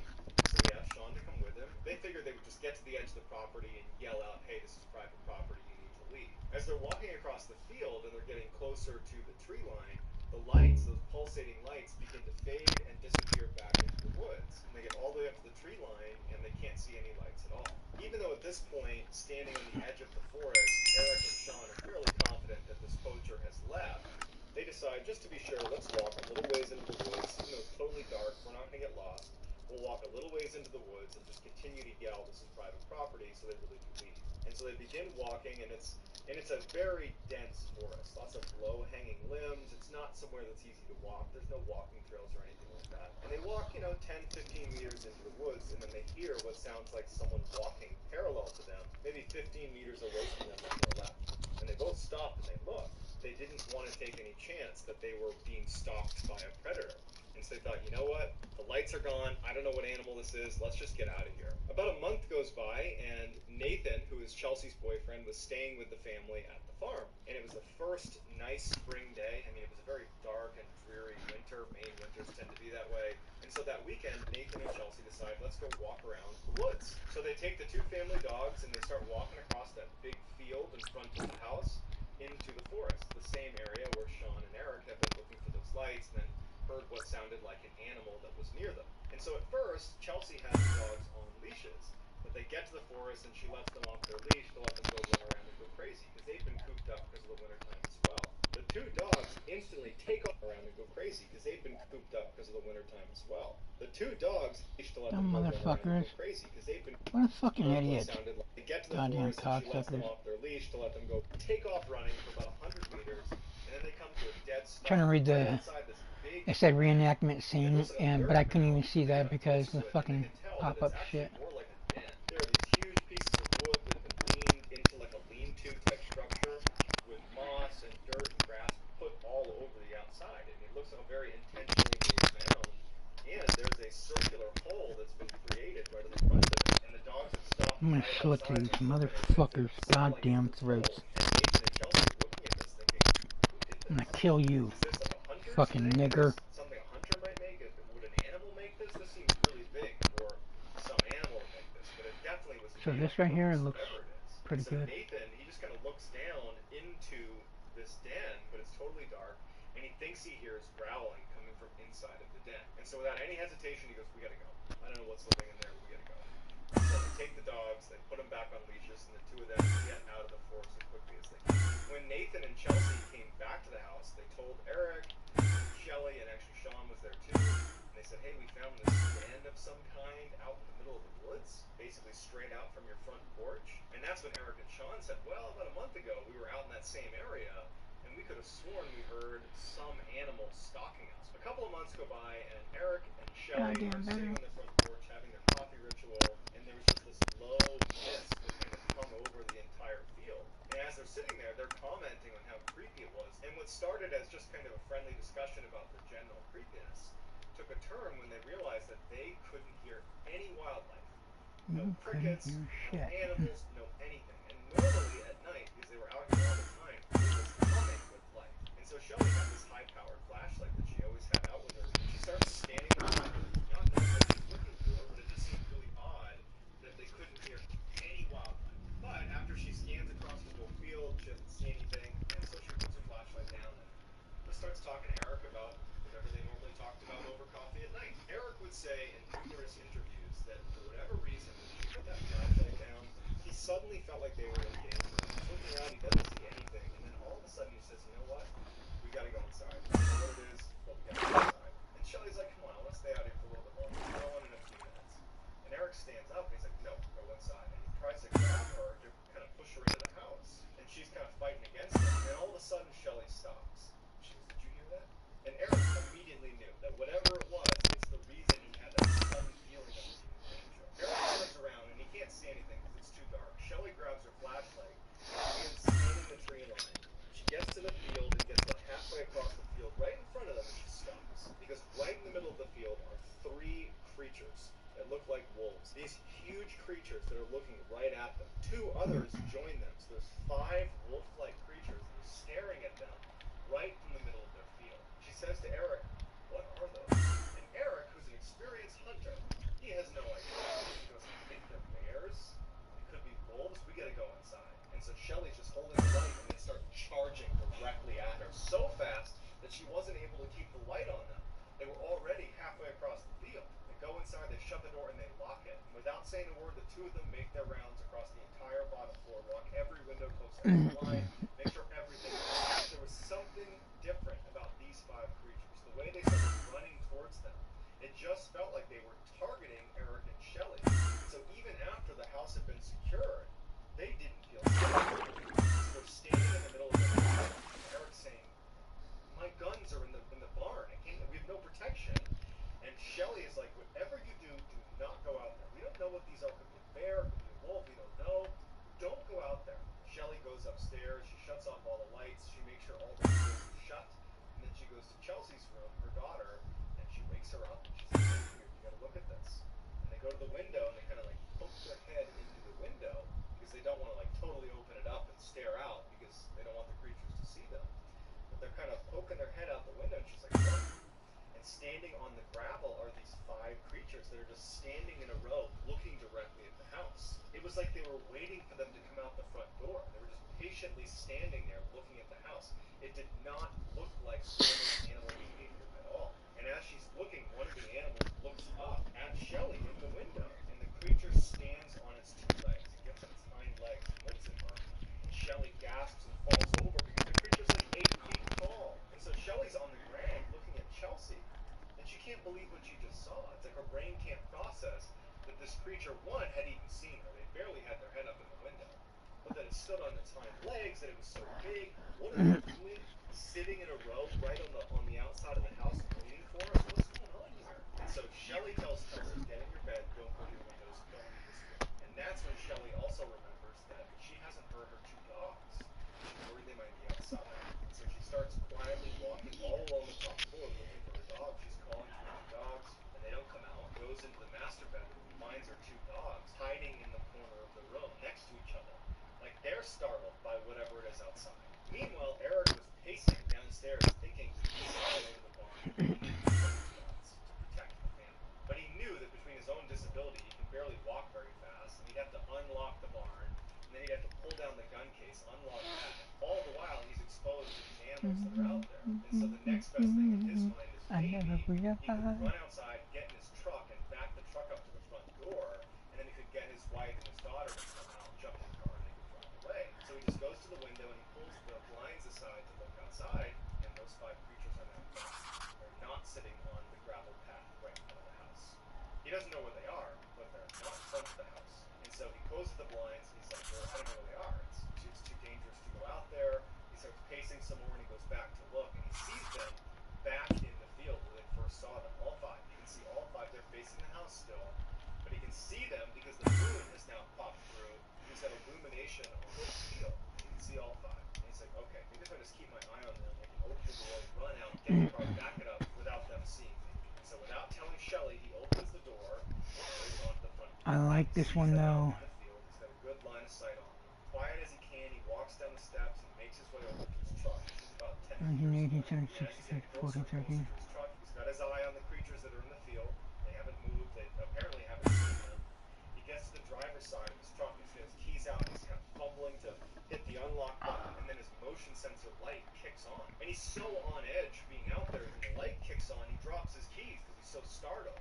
And the first thing he does is he looks towards the field, and he sees that one of the 5 creatures is now standing on its hind legs, looking at him directly. Before he bends down to get his keys, he sees them all running towards him. He reaches down, he grabs his keys, he runs back to the house as fast as he can, and he gets inside and slams it right as he can hear them crossing the gravel right in front of the house. And he hears them bound onto the porch and start running around the wraparound porch. He's too scared to even look in the window, so he ducks down to get out of view. Shelley, who is upstairs, can hear everything going on, and she yells, "Eric, what's going on?" And he goes, stay up there, stay up there." Shelley, Eric, Chelsea, everyone's just frozen, waiting, knowing that these creatures are right on the other side, walking along his wraparound porch.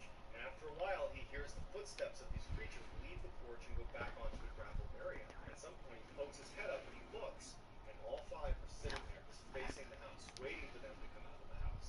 So he scurries up the stairs to where Shelley and Chelsea are, and they just are so scared. So they decide they gotta call the police. If nothing else, the police will drive up, and their vehicle might scare away these creatures.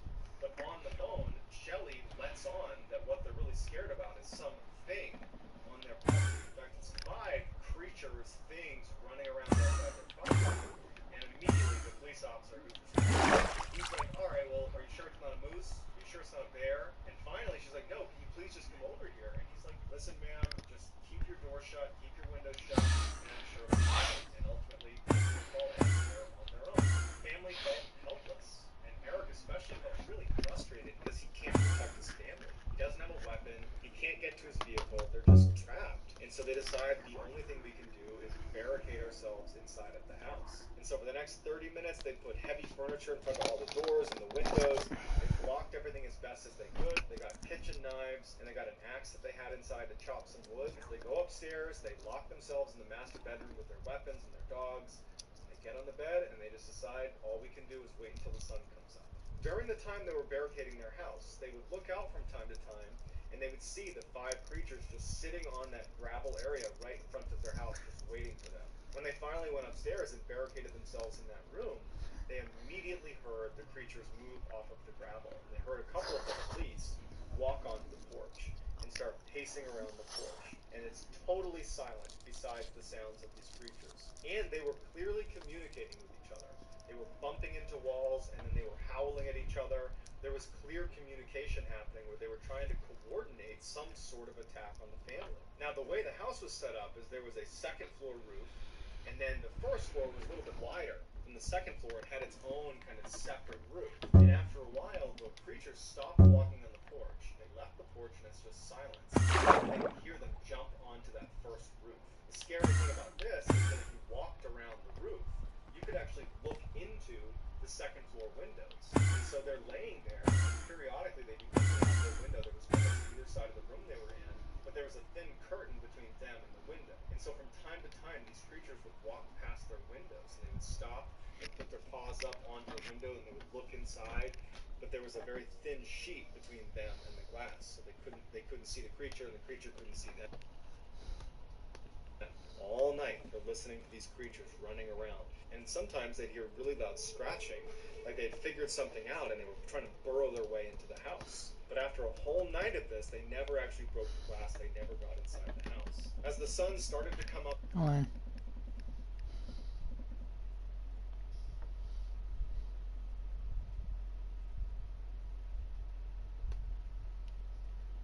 She was a teenage girl from the slums of Mexico. Now, this teenage girl would claim that she wasn't human.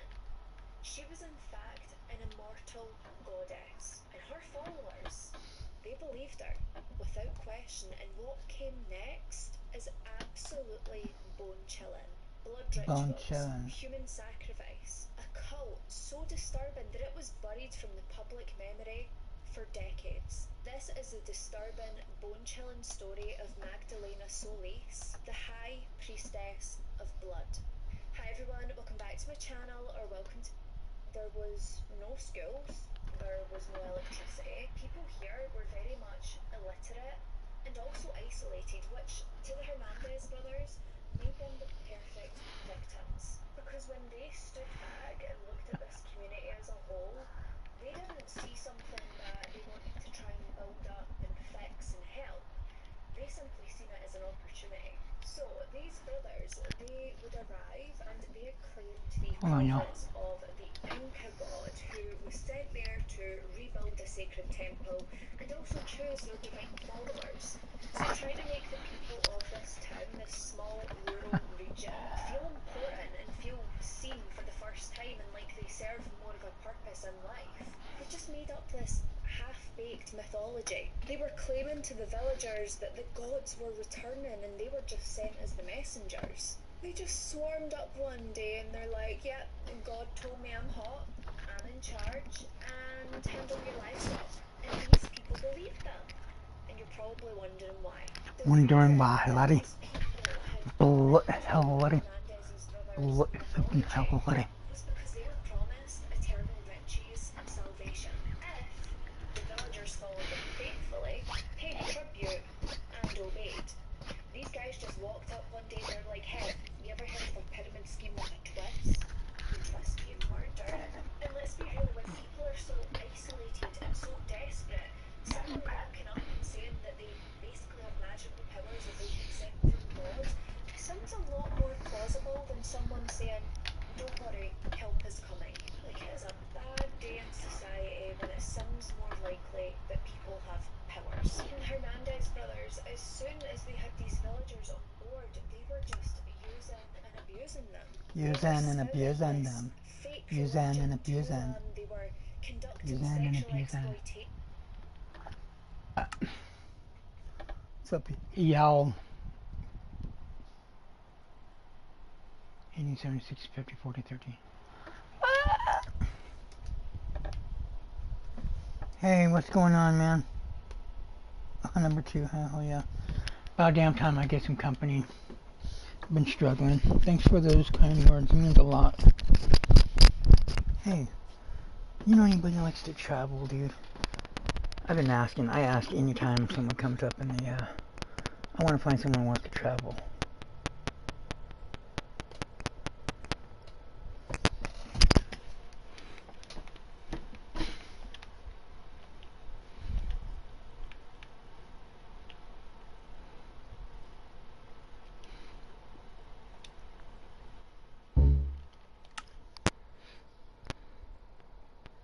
Oh, thanks.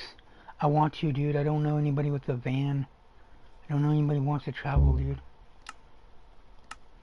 Trust me, there's so many. Anybody that takes me up on that is going to benefit greatly.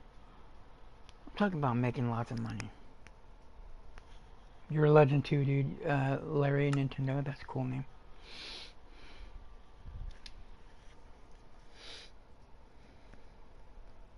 To Korea a few years ago from America, just only when. What? Holy shit.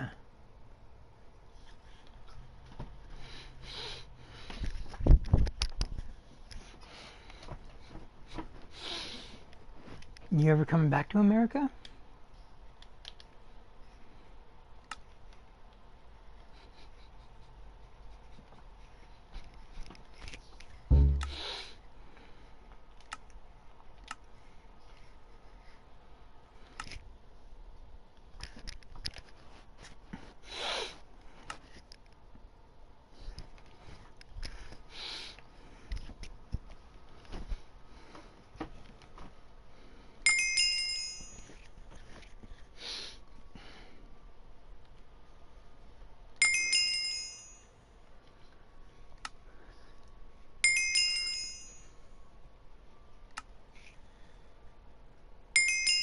For now, we'll live here.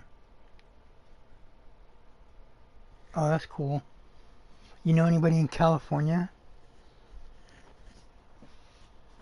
I need some. I want to move out to Cali. I miss California.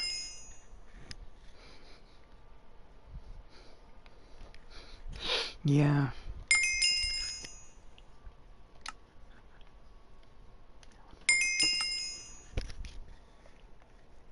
Okay, thanks. It means a lot.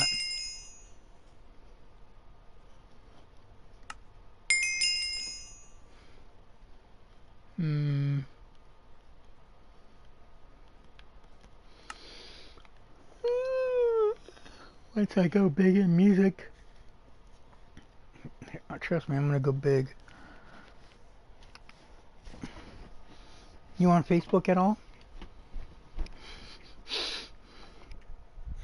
I don't get on there all the time. I get on there from time to time.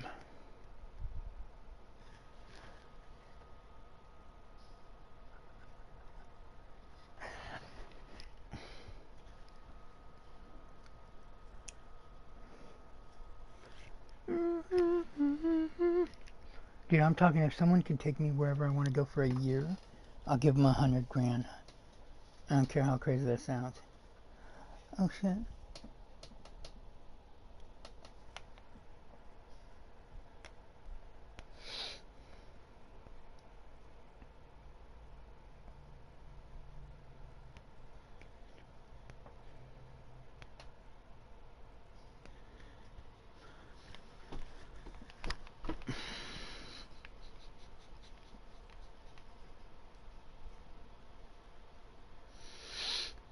I want to do brutal difficulty, but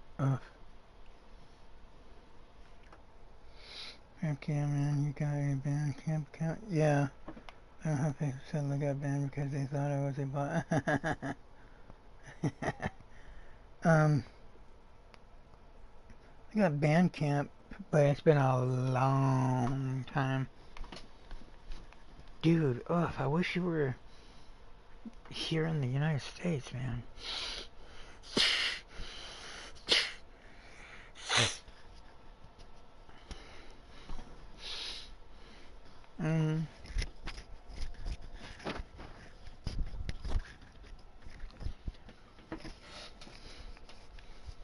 Mm. You play Minecraft?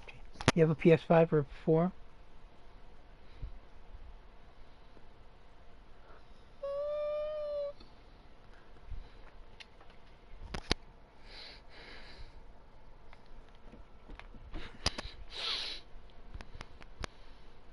You don't know anybody in Cali at all? I started looking around, damn it.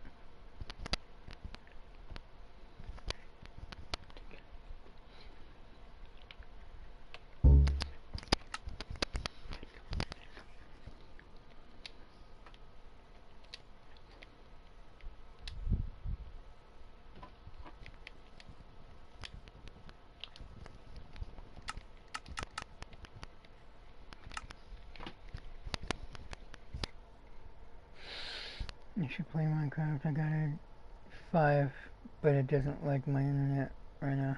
Oh,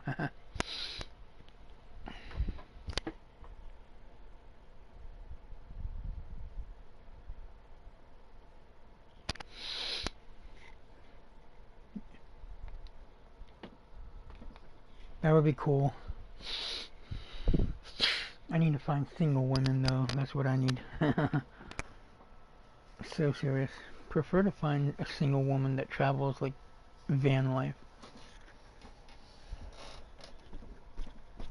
Oh, okay.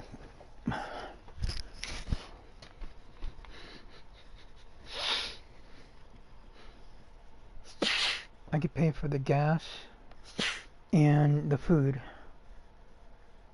Because I'm on disability, get around 1,000. Somewhere around there. Not quite 1,000, but close enough.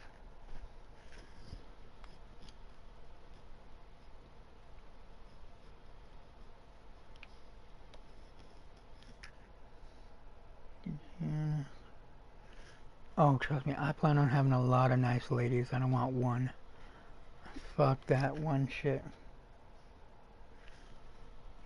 If I get to Cali, shit.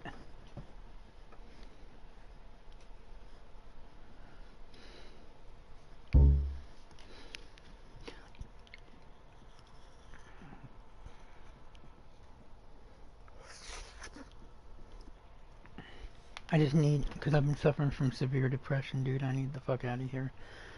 I got my keyboard. I got some instruments and shit to record my,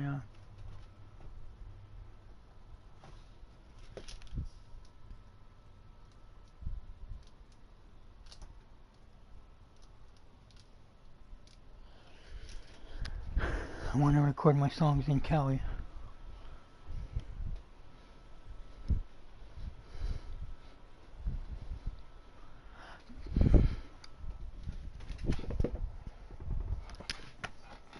That's funny. I do, I think.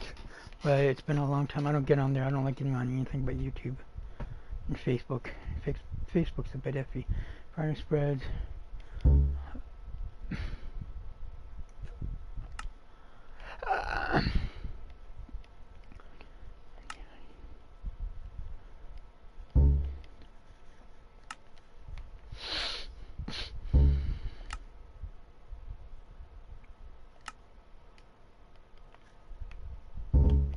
Dude, I'm gonna make the big bucks.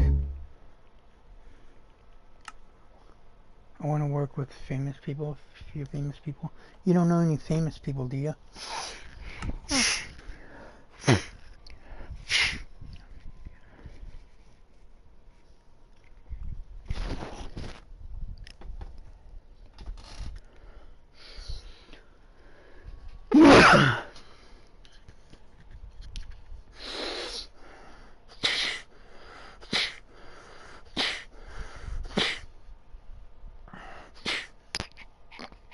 You know any famous people?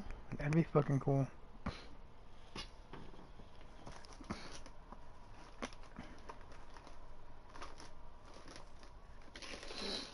Alright, dude, I will reach out to you on YouTube in a few days, man.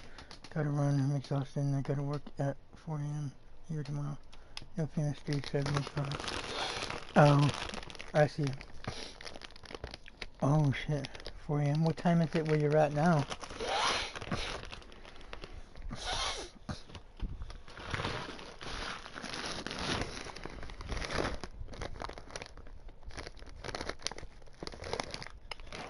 I got 6 a.m. where I'm at.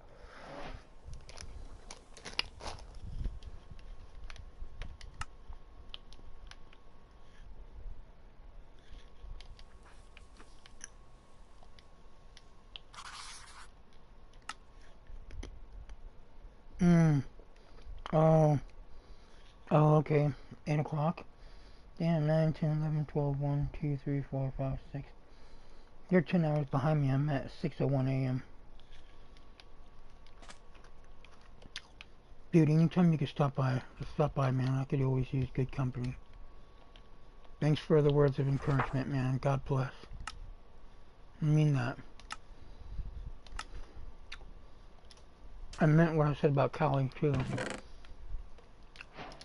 I can find someone to take me and travel. I'm suffering from a heat stroke in Minecraft.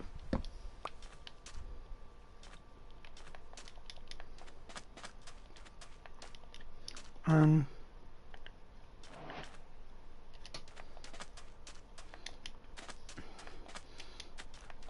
meant what I said about California, like.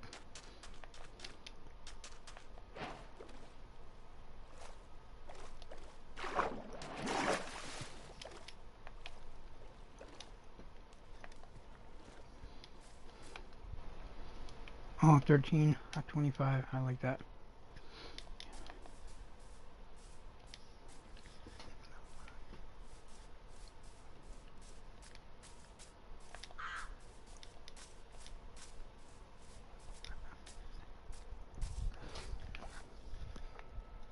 Yeah, have a good one. You're a great person and I love you, good. Thanks, man. I believe in you, man. Cheer up, life gets way better. God bless you, and he loves you. Amen. Last about the Cali thing. Best wishes. God bless. Thanks so much. Much love. Tell everybody I said hello, friends and family. Thanks so much.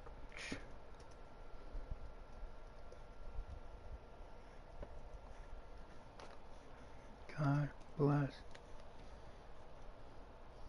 you and your family. Phew, man.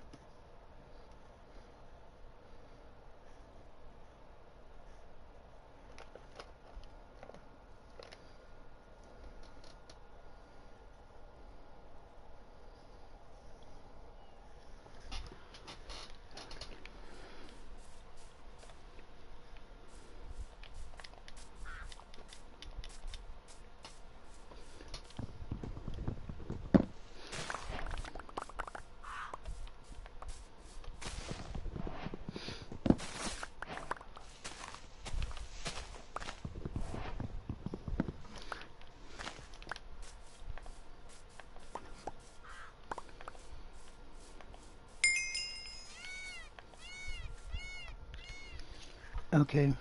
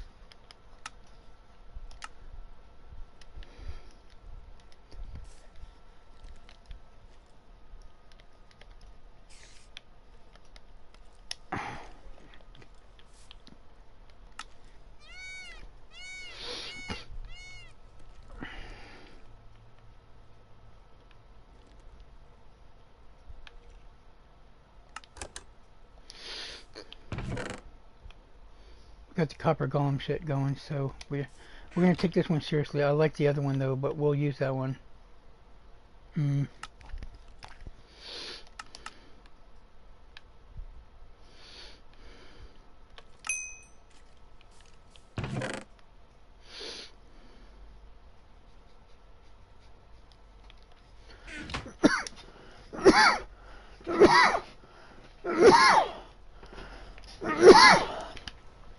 Oh no, the fuck you did not. Oh shit, little bastard's gonna try to hit me.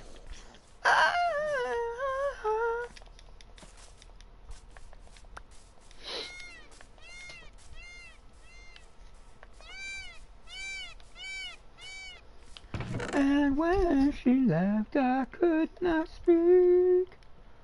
I lay on the ground, I tried to scream, but no sound did come out. I could only bleed blue.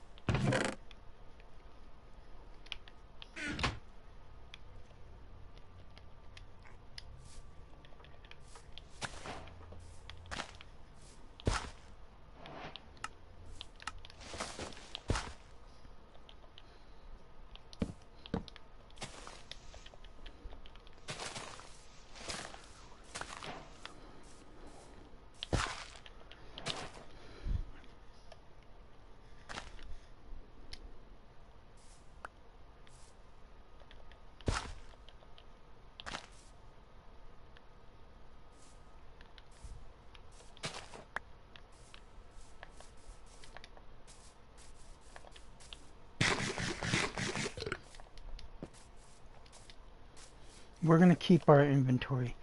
F you very much. I forgot to put that on there because when you do the drops,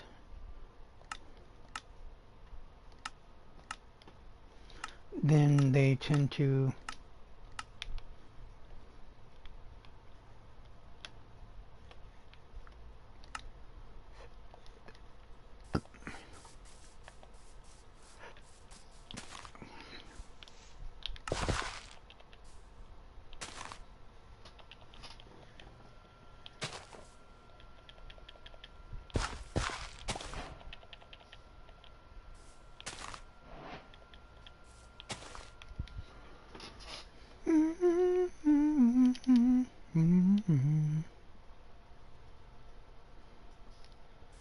okay.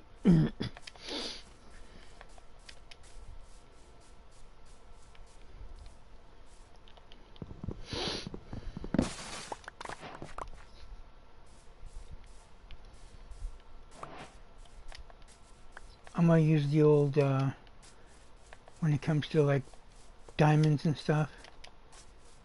I might use the thing to double it. If I grab diamonds, I gotta double the thing. Oh fuck. Hold on, we need a bed. This has gotta be our forever world though, fuck.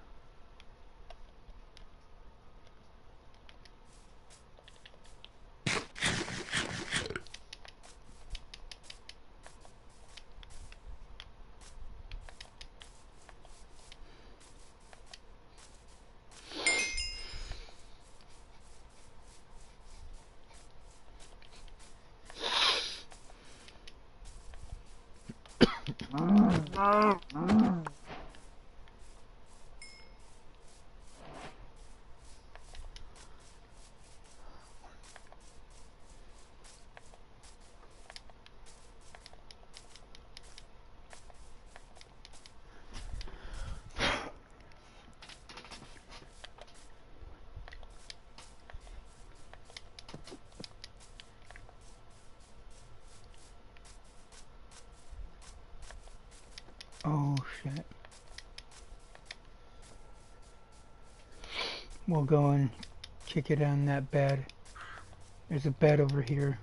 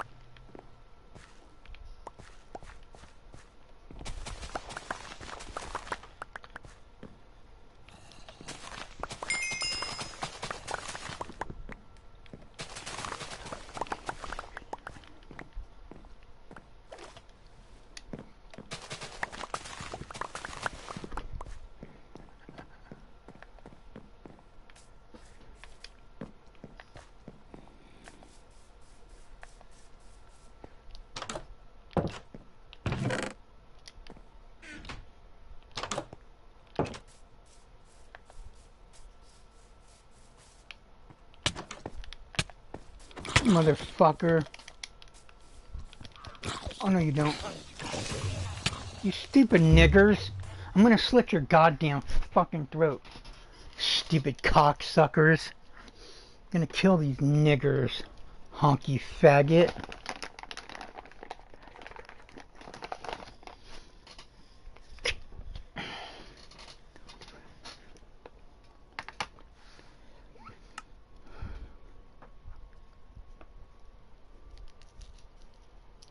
I'm gonna slit their goddamn throats so they don't get rid of those goddamn creepers.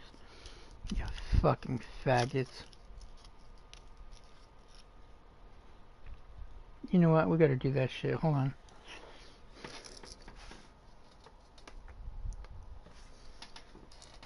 How to keep creepers from spawning in Bedrock Edition.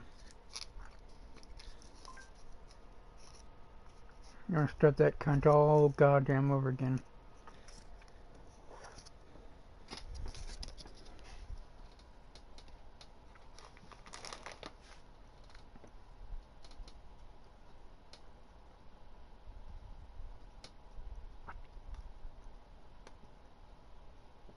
One of the most useful tools in Minecraft is the mob switch, a switch that once turned on prevents any mobs from spawning in your world. You see, in Minecraft, there's a global mob cap for each dimension. In single player, the cap for hostile mobs is 70, meaning there can only be 70 hostile mobs loaded in a dimension. However, on multiplayer, the cap is increased by 70 per player online, unless changed with commands. A mob switch uses this game mechanic to load mobs in an area of the player's choice, preventing any other hostile mobs from spawning in that dimension. However, it's very difficult to find a mob that counts towards the mob cap that doesn't despawn, because once a mob is name tagged or picks up an item, the game marks them as persistent, and whilst they can no longer despawn, persistent mobs don't count towards the mob cap. However, there are 4 mobs that don't despawn and aren't marked as persistent, those being zombie villagers, withers, wardens, and shulkers, 3 of which are a nightmare to move, which is why most mob caps are made for zombie villagers. One of the most useful tools in Minecraft is the mob switch, a switch that once turned on prevents You any fucking dumb nigger.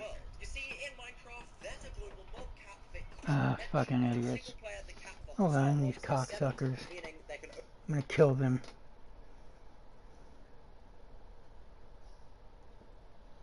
Hold on. Showing you how to stop creepers from blowing up your house in Minecraft. Creeper explosions are undoubtedly one of the most annoying things in the Someone game. needs to shoot that They not only motherfucker who present the invented danger that. to you, but also to your favourite building.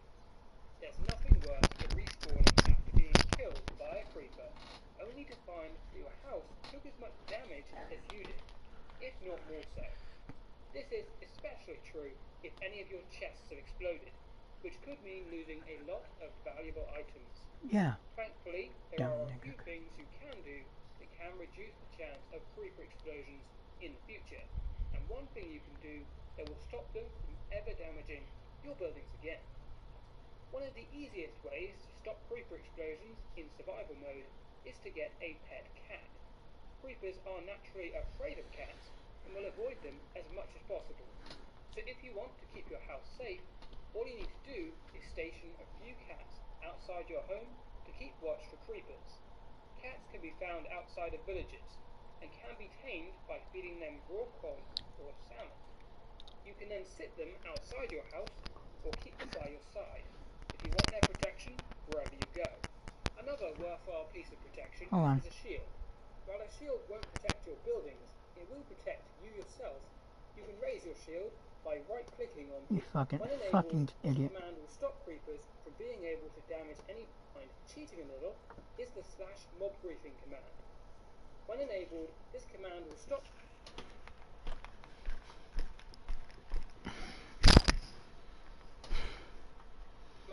Goddamn creepers from being able cocksuckers. to damage any blocks or buildings.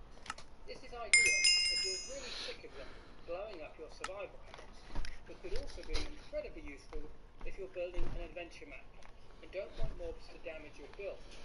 This command will also prevent damage from other mobs like Endermen and zombies, which can also grief your frozen build. To enter this command, you'll first need to enable cheats. You can do this by pausing the game, click open to LAN, enable cheats, and then start a LAN party. Now open the chat and type in /game rule mob briefing false.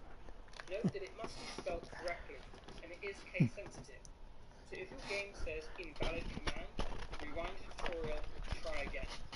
A few final things to note is that this command will also prevent passive mobs picking up items. This means villagers will be unable to breed, and piglins will not be able to pick up gold for trading, and will instead need to be clicked on. So bear this in mind when deciding whether or not running down next. I hope you've enjoyed today's video. If you have,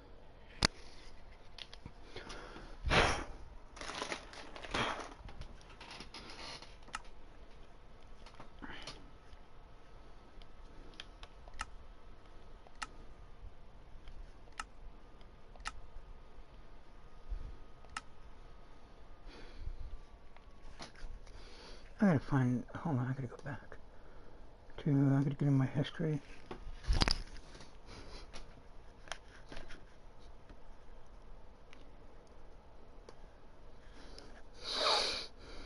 They were sleeping with the villagers, telling them that they had to do it. They were just manipulating. Important to the story. It was around 1963 when Magdalena and Eleazar would cross paths with the Hernandez brothers. Now, these brothers, let me tell you about these brothers. They were two scam artists. They thought they were the absolute bee's boss. They would claim to people that they were two prophets sent by God. Tale as old as time. And when Magdalena and Eleazar would finally cross paths with these two brothers, that is when the deadliest of deadly transformations would take place. Because these brothers, they didn't just bring Magdalena into this cult, they brought her into this cult and gave her the power and control that she has desired her entire life. And let's just say she had a lot of pent-up rage and anger for the things that she went through. And you know what? Rightly so. But that's what therapy is for. But for Magdalena... What did you say about a PS4? Rightly so. But that's what therapy is for. Therapy. But for Magdalena, her therapy would be killing people. Killing. Which I'm sure we can all agree is not politically correct. So, the Hernandez brothers, we've got Santos and Cayetano. And they were classic grifters. There was no sort of special enlightenment that had happened along the way. They were just two sleazy con men who were looking for fast money. So they were born into poverty, much like Magdalena and Eleazar, and they had learned that, you know what, if you can't gain people's trust, might as well just steal it. And in their minds, the best way of stealing the trust would be through manipulation. Religious manipulation. Religious So in 1962, the brothers, they had set their sights on a small rural village, and this rural village was called Yerba Buena. And Yerba Buena, this was tucked away in this little mountainous region in Buena. What? Hold on. San Isidro.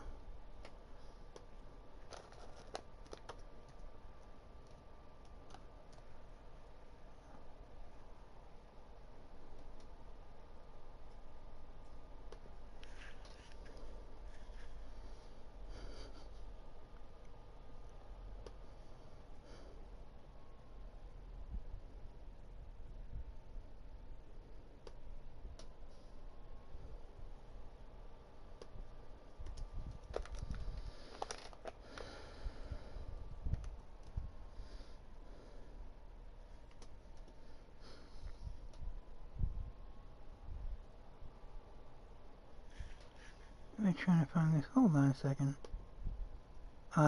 Fuka. Solano.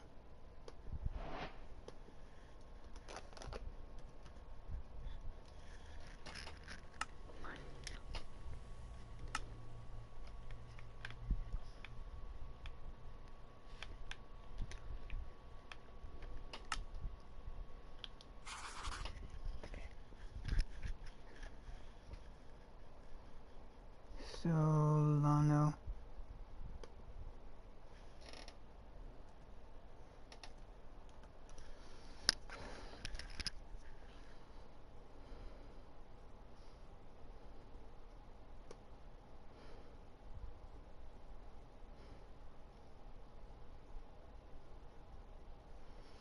Hold on, you guys are gonna have to give me a minute because I've been looking forever for this cave.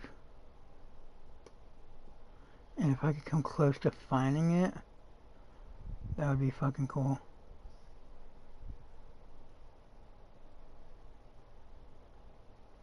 I don't think this will be it, but what? San Jose de Cervera. Hold on.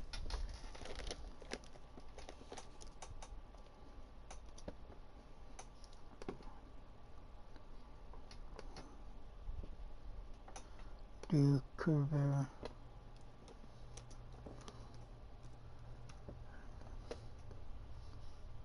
Oh. What?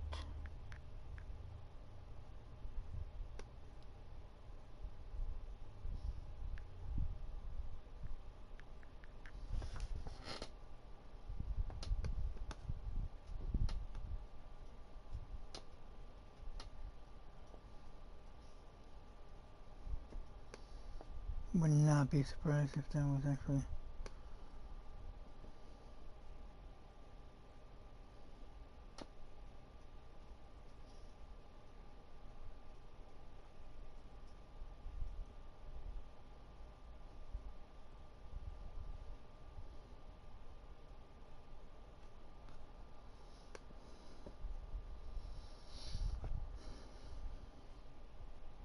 San Isidro.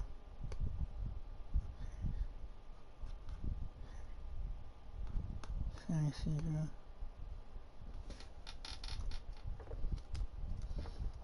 Isidro.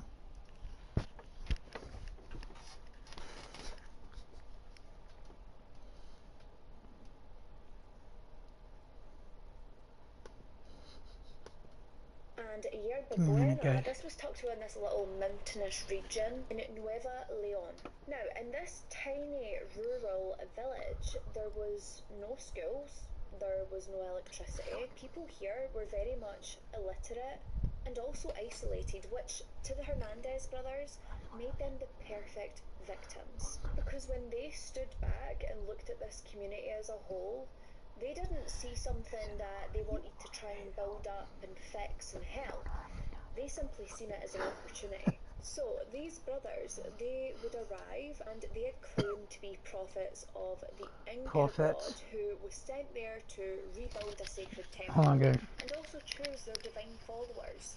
So trying to make the people of this town, this small rural region, Rural. seen for the first time and like they served more of a purpose in life.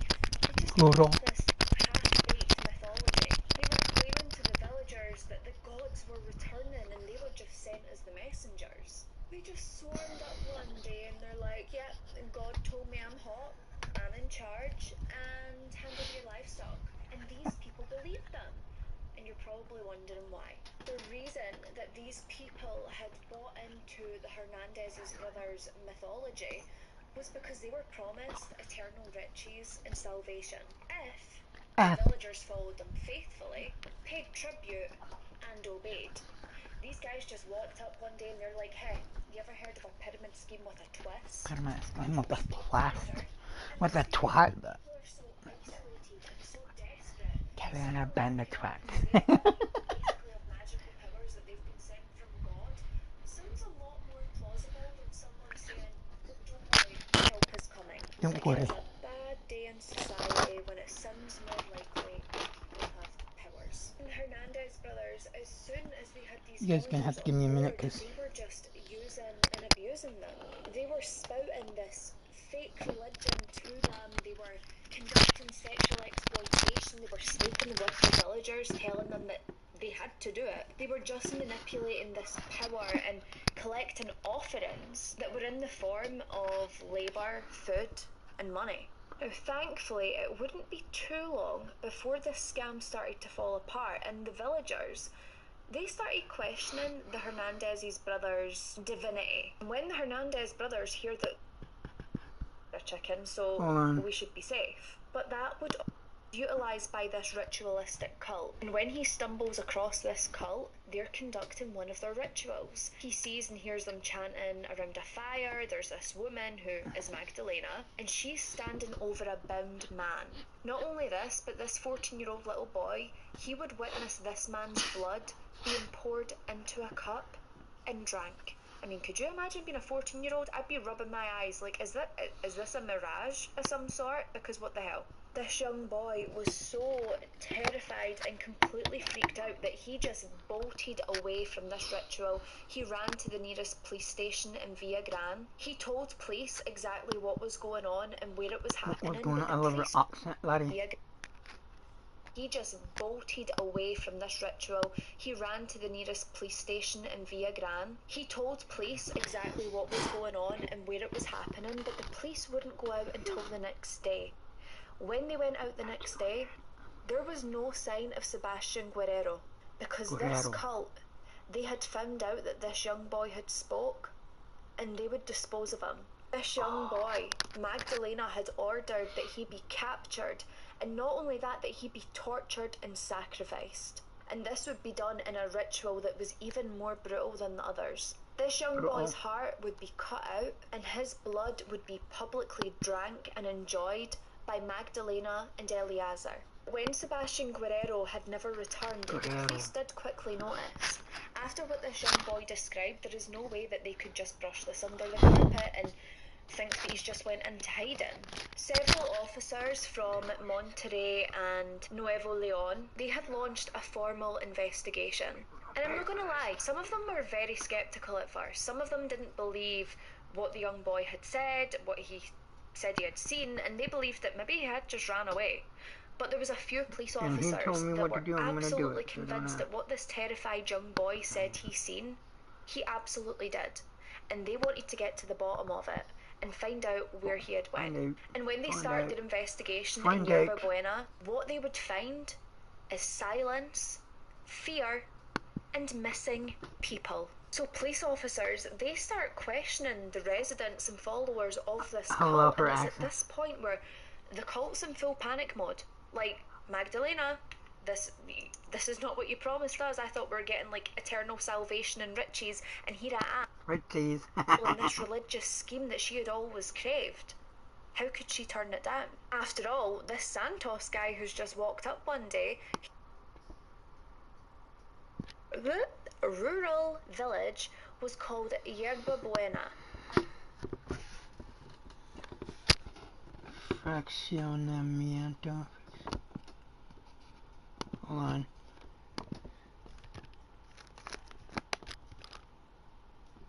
Oh.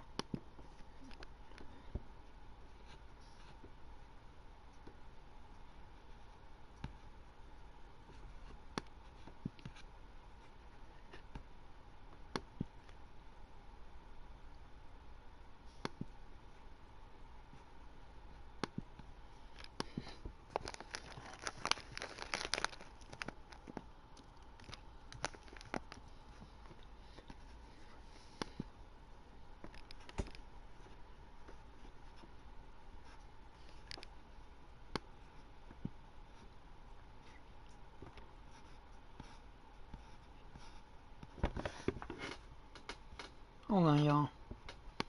I'm almost done.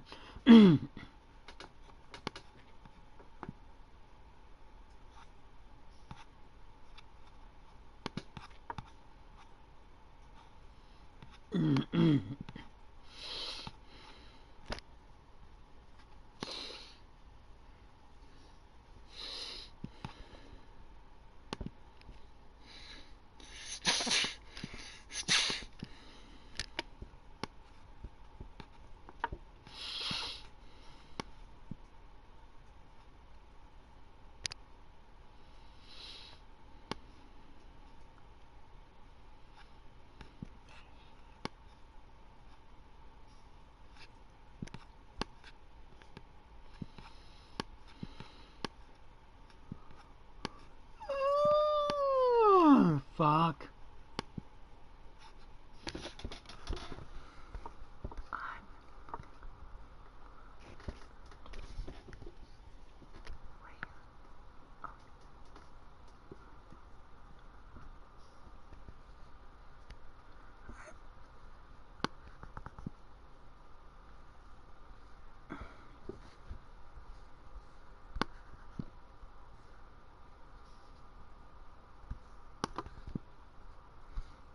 I'm willing to bet it's this area.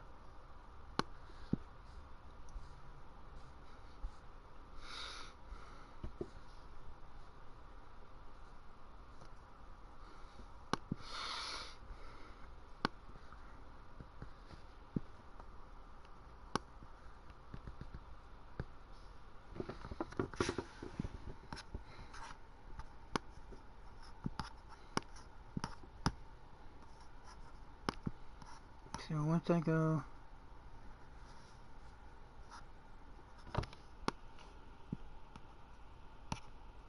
there, I think she just confirmed it. I go over there, I gotta look to the right.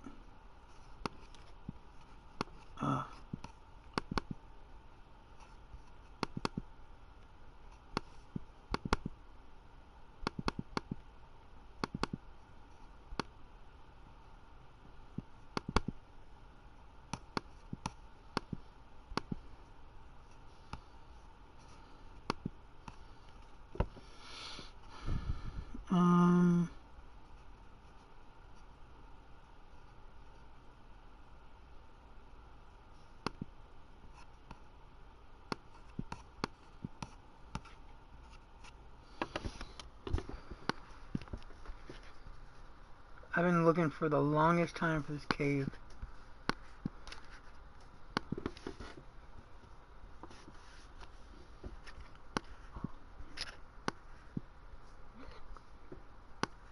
Oh, finally, I think that's it, but I don't think that's the cave though.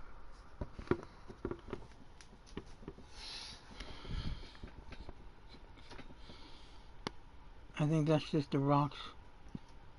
Unless they covered it up. I don't know. I could just find that cave. It's been annoying me. You know what? Hold on.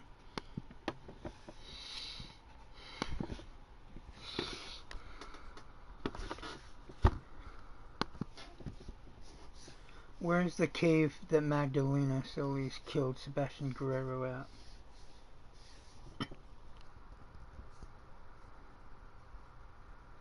Three years ago.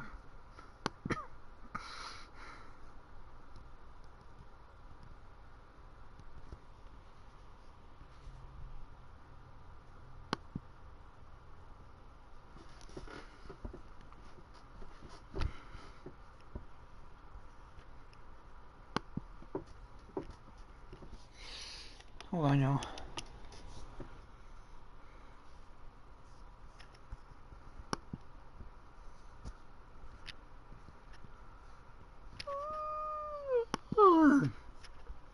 It's annoying.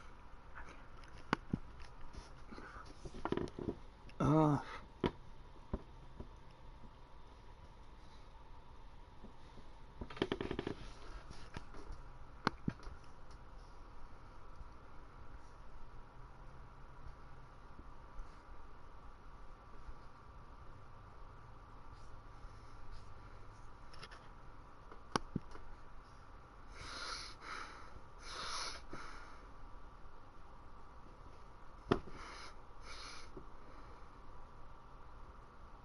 Tamaulipas, Mexico, in the eastern Sierra Madre Mountains.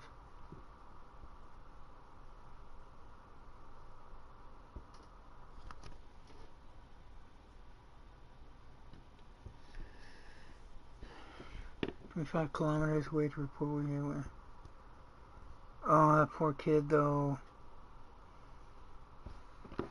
Police should have believed him and should have sent the military.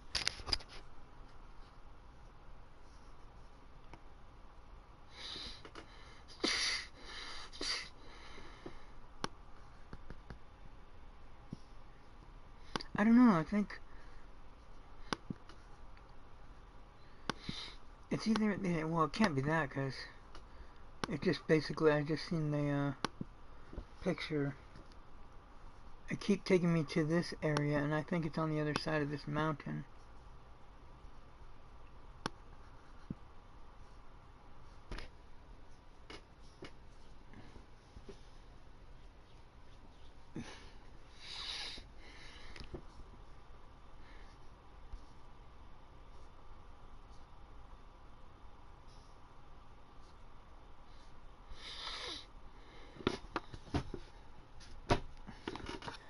Let me see if it's on Bing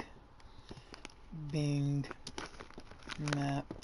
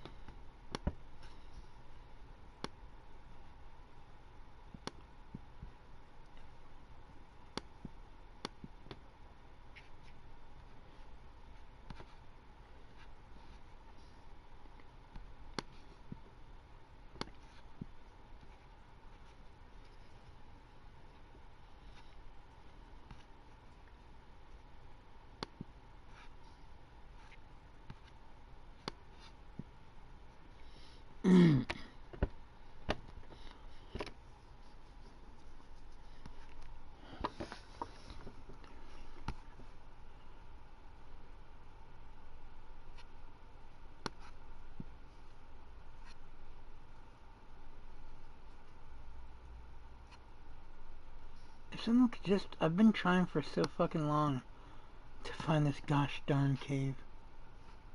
Ugh.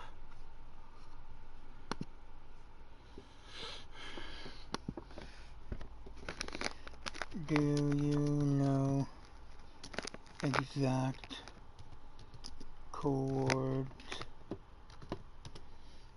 You motherfucking idiot. God damn you, nigger honky. Do you know exact coords?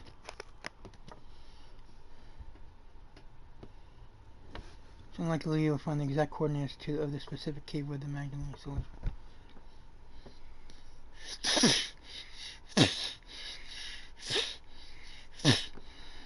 In a cave or caves near the village.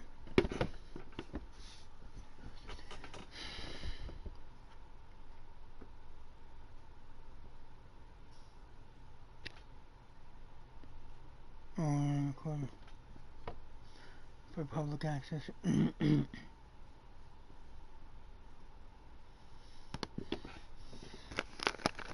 What's the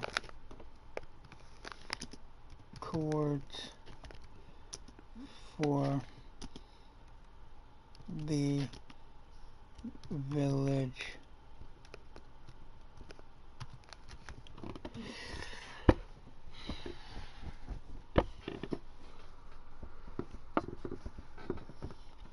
Degree. Can you show me on a map?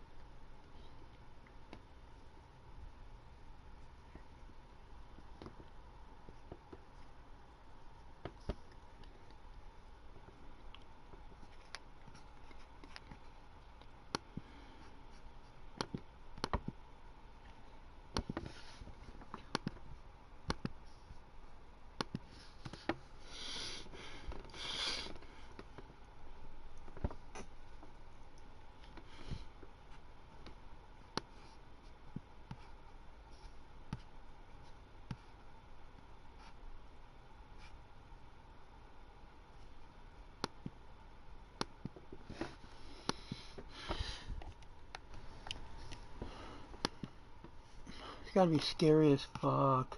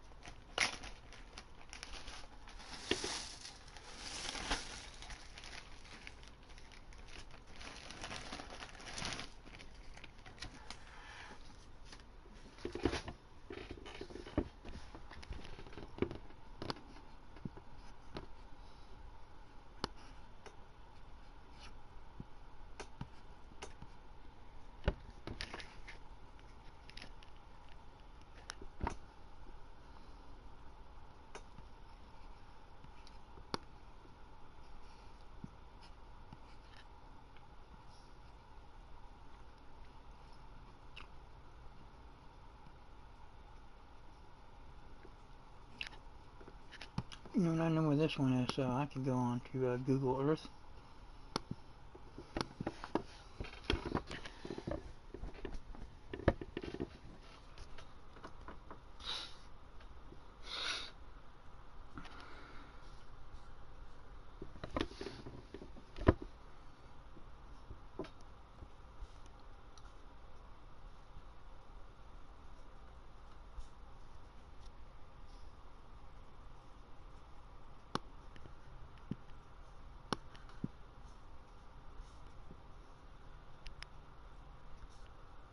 Measure 15 miles.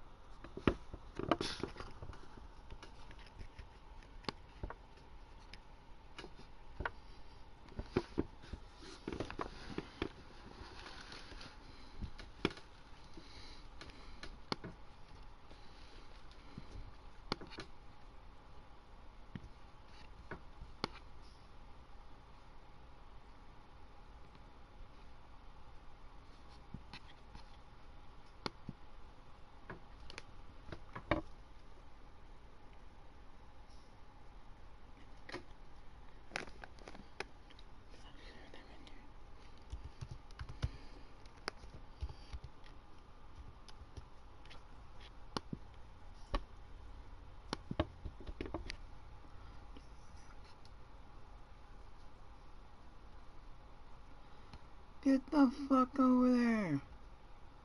Oh, you fucking idiot. What?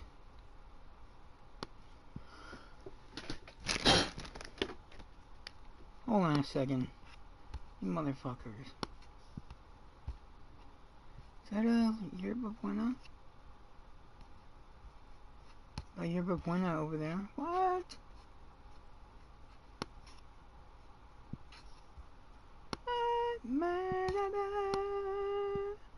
I made tomorrow.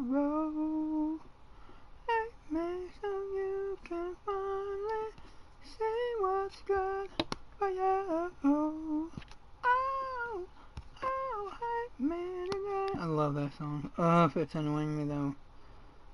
Bombards my fucking brain. I have to block out thoughts of you so I don't lose my head. They're crawling like a cockroach, leaving babies in my bed, dropping little reels of tape to remind me that I'm alone, playing movies in my head that make a porno feel like home. There's a flip burning in my mind, pride, nervous bleeding in my brain. An ounce of peace is all I want for you. Will you never call again? You never say that you love me. You to put it in my face. Would you never try to reach me? It is I that wanted space.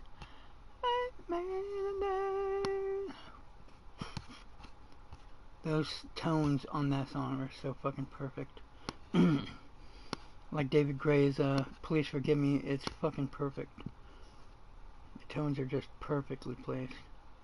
Oh, here we go. Villagrán.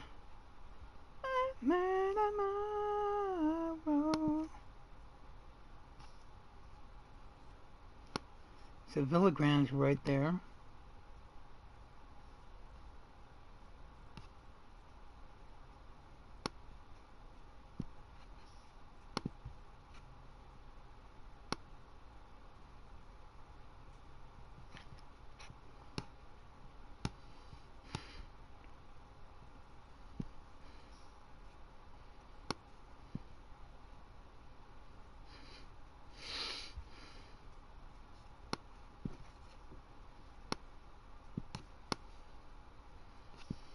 I'm sober now for 3 whole months. It's one accomplishment that you helped me with.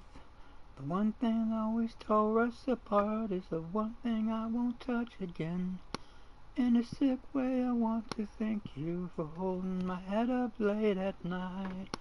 While I was busy waging wars on myself, you were trying to stop the fight. You never doubted my warped opinions on things like suicidal hate. Made me compliment myself when it was way too hard to take. So I'll drive so fucking far away that I never cross your mind.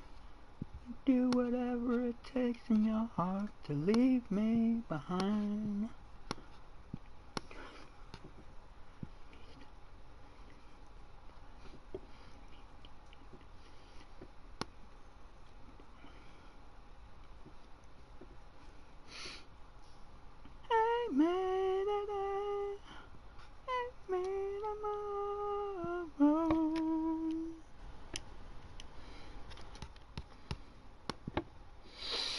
Where is the freaking...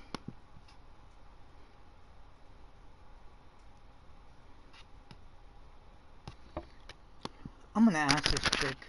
Do you know where the exact cave is?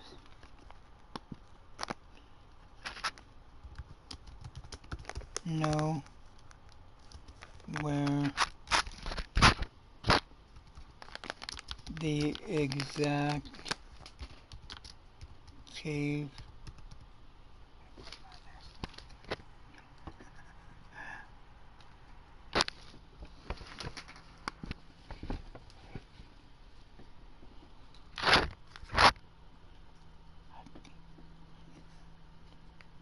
caves are.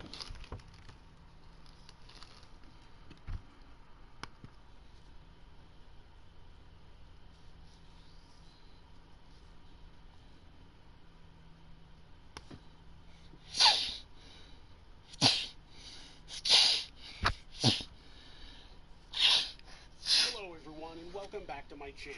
I'm your narrator Giles with a J and we're on season 22. Season 1. I'm gonna see the bishop.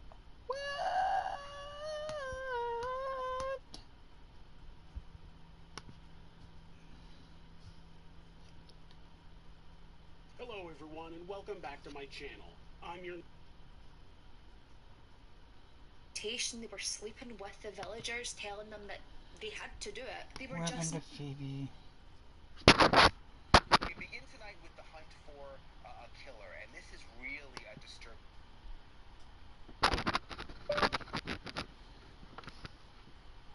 What happened to Phoebe?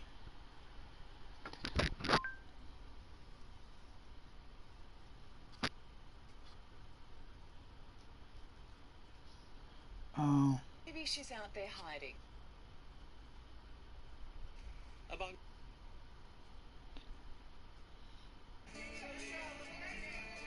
2 months later, we have new details about Michelle Trachtenberg's death. A New York medical examiner confirming she died from complications. Oh, that's sad. I don't know who that is. Trachtenberg. Oh, come on now. I hate when they show all these other things on the side that you're interested in. It's like, stop doing that shit. It's so fucking annoying. Michelle was found dead in her home on February 26th. At the time, her family declined an autopsy and her cause of death was listed as undetermined, though reports suggested she was dealing with complications.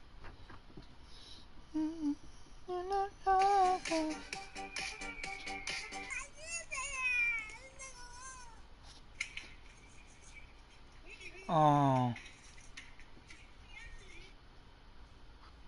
If you're on TikTok or really any sort of social That's sad.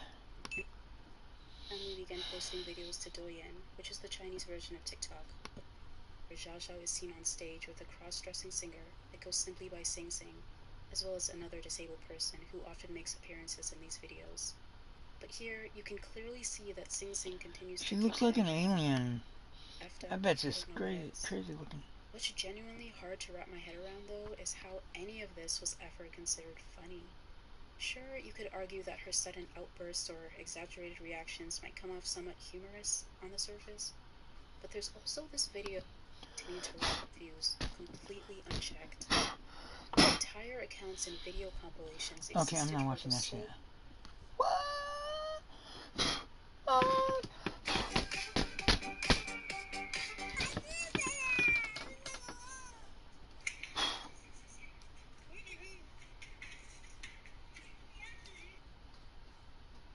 If you're on TikTok or really any sort, You I fucking. find nothing more ridiculous and annoying than some guy who runs 100 yards, runs a kickoff back 105 yards from the end zone, and drops to his knees and thanks God. Well, that's foolish. God didn't do it; He did. Because if God did that for him, you mean God was against the other team? Exactly. God is that mean-spirited that He has nothing better to do on Sunday afternoon than beat the crap out of a bunch of poor football players? I don't perceive of the universe being run by that kind of a God. I go with Mark Twain. I mean, one of the great quotes in my life is Mark Twain. When I discovered from Letters from the Earth, and I first read it, I said, "Oh, heavens, there's somebody who thought the way I think." My life is Mark Twain. And when I discovered it's from Letters from the Earth, and I first read it, I said, "Oh, thank heavens, there was somebody who thought the way I think." Point to as enemies of the all-powerful God. The universe doesn't know we're here. It just doesn't know. Einstein says God does not shoot craps with the universe or does not play dice with the universe. Yeah, it does. Yeah, it does. It's random. The universe will one day give you the lottery for $16 million the next day, colon cancer. The universe doesn't know. The universe doesn't care. The universe is just boogieing on along, having its own self a good time. There is no rhyme. There's no reason. There are laws, restrictions, rules, Darwinism, astrophysics, all of these things are part of the way the machinery runs. And it's a machine. Well, who created the machine? I don't give a fuck who created the machine. I'll never know. You'll never know. No one will ever know. If St. Thomas Aquinas couldn't figure it out, I sure as hell am not going to be able to. And neither are any of these pot-licking little stump ministers who always have the answer because they get messages from God. Now, I don't mind people getting messages from God, sending messages to God. What I mind is when God answers them. These kind of people we usually put away in a funny house. But these guys say, no, I have a personal relationship with God. I love that phrase. Do you have a personal relationship with God? Yeah, God comes over on Sunday morning. We have bagel, lox, cream cheese. We go bowling on Friday nights. God and I were very close. I think it is presumptuous. I think it is presumptuous. I think it is silly because it makes you believe that you are less than what you can be. As long as you can blame everything on some unseen deity, you don't ever have to be responsible for your own behavior. And I think that is the ultimate mark of humanity. We were given in our toolbox tools to build ethics, courage, kindness, friendship, ratiocination, the ability to think, to work problems out logically, dreams, imagination, things that make us want to go to the stars, things that we want to make ourselves better. And a quiver of arrows, which are mean-spiritedness and greed and irresponsibility and the refusal to take responsibility for anything you do and coarseness. And these things they're like rocks. Instead of using the tools to build, we pick up these rocks of greed and stupidity and throw them at each other. And I suppose in some ways that's a very Christian attitude. I suppose in some ways it's a very Judeo-Christian attitude. But I want to hear what this one is.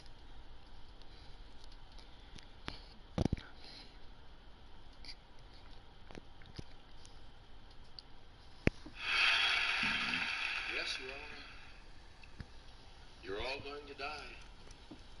Didn't mean to remind you of it, but it is on your schedule. Yes, probably won't happen when you want.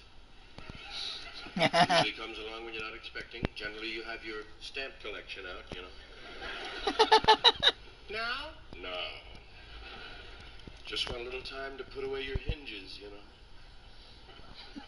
No. There's a time to die, and it's okay, you know. It's really okay. Nobody wants to die. Nobody. Well, you know, most people don't want to die. Nobody wants to die. Boy, if you think being sick is no fun, dying is really a pain in the ass. Nobody wants to die. People don't mind being dead. Being dead is great. But getting dead. Nobody wants to get dead.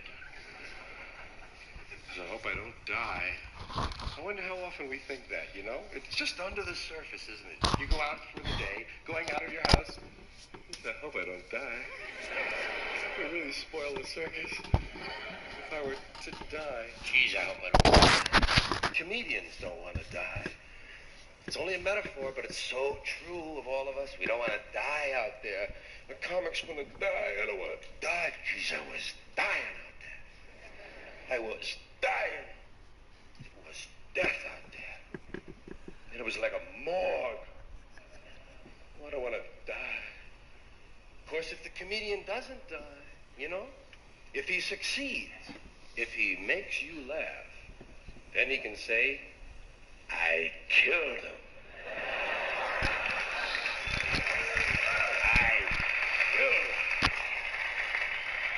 So it's either me or you know. Just like on the freeway. Yeah, dying shouldn't be that bad. It shouldn't be that bad. We're all going to do it. It's one of the few fair things in life. Everybody catches it once. And dying should be fun. There should be some sort of a look ahead. I mean, after all, when you die, you're going to find out where you go. Haven't we been wondering about that a long time? Where the hell do we go? Isn't that the biggest thing we have to wonder about? Where the hell do you go? I don't know. Joe thinks he knows. I know Joe thinks he knows, but Joe don't know. Where do we go? Nobody knows. Well, I think sometimes you go where you think you're going to go. Whatever you think you're going to do, that's where you're probably going to go. If you keep saying you're going to go somewhere, chances are you might go there. You ever hear those guys say, I'm going to hell, don't pray for me. Don't pray for me, I'm going to hell. He is. You go where you want to go. I think when you die, your soul goes to a garage in Buffalo. When Monty Hall dies, he'll go behind door number 4. That's it, where you want to go. When Monty Hall dies, he'll go behind... No, nobody wants to die. And you know, part of the reason we don't want to die is because of that goddamn funeral. We've seen it. We know how bad news it is. That funeral is no fun. Man, if I don't like other people's funerals, I know I'm not going to like my own. There's no way I can get behind my own funeral. I'm going to be lying there in a casket. They're going to put me in the box. They're going to put me in a convertible with the top down. You know that's embarrassing, lying there. And everybody's looking at you. You're dead. And they're looking. You're just lying there still. People coming over going.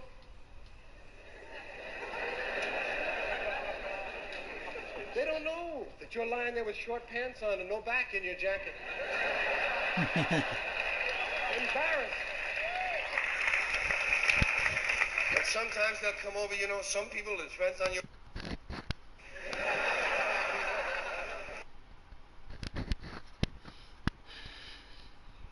We use a lot of euphemisms when we talk about death, you know?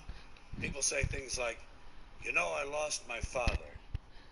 Ah, he'll turn up. You gotta stay optimistic with people like that. Give them reason to hope. Have you checked the dumpster out back? I used to like to take a nap in there. Keep it upbeat. Now, there's something else that is said after a death. but this one involves belief, which is where I begin to have big problems. This one happens after the funeral, after the burial, back at the house. Back at the house, where the family and friends and the loved ones of the deceased are having some food and drink. I gotta watch They're this. enjoying some warm reminiscences of the person who passed away. Sooner or later, someone is bound to say the following, especially after a few drinks. You know, I think he's up there now, smiling down at us. And I think he's pleased.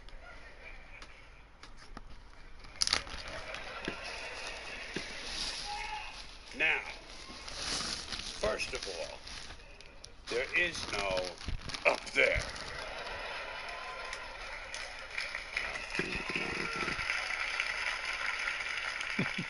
For people to be smiling down from.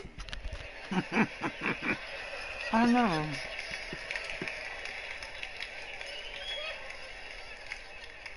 It's poetic, it's quaint, and I guess for superstitious people it provides a little comfort, but it doesn't exist. But if it did, and if someone did somehow survive death in a non-physical form, I personally think he'd be far too busy with other celestial activities than to be standing around paradise, smiling down.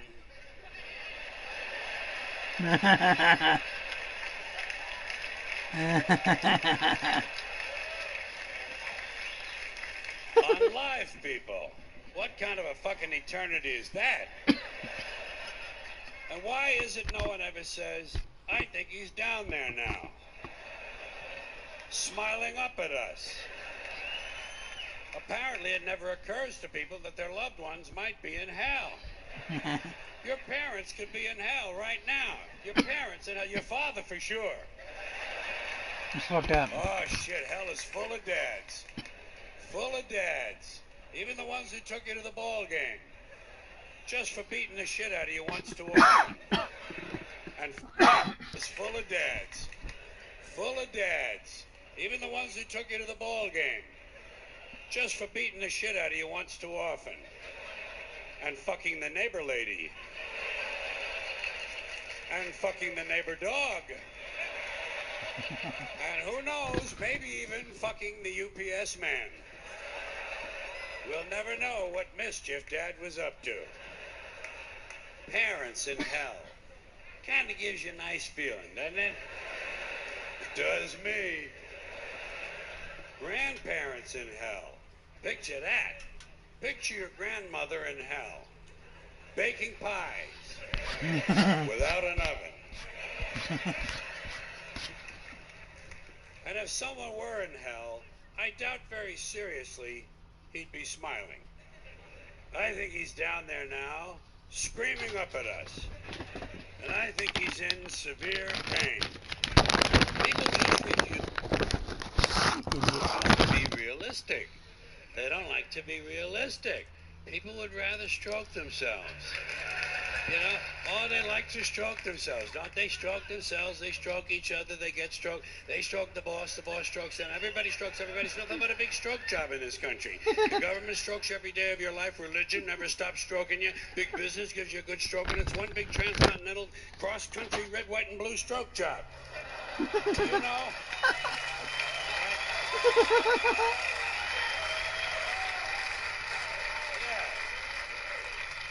You know what the national emblem of this country ought to be? Forget that bald eagle. The national emblem of this country ought to be Uncle Sam standing naked at attention saluting, and seated on a chair next to him, the Statue of Liberty jerking him off.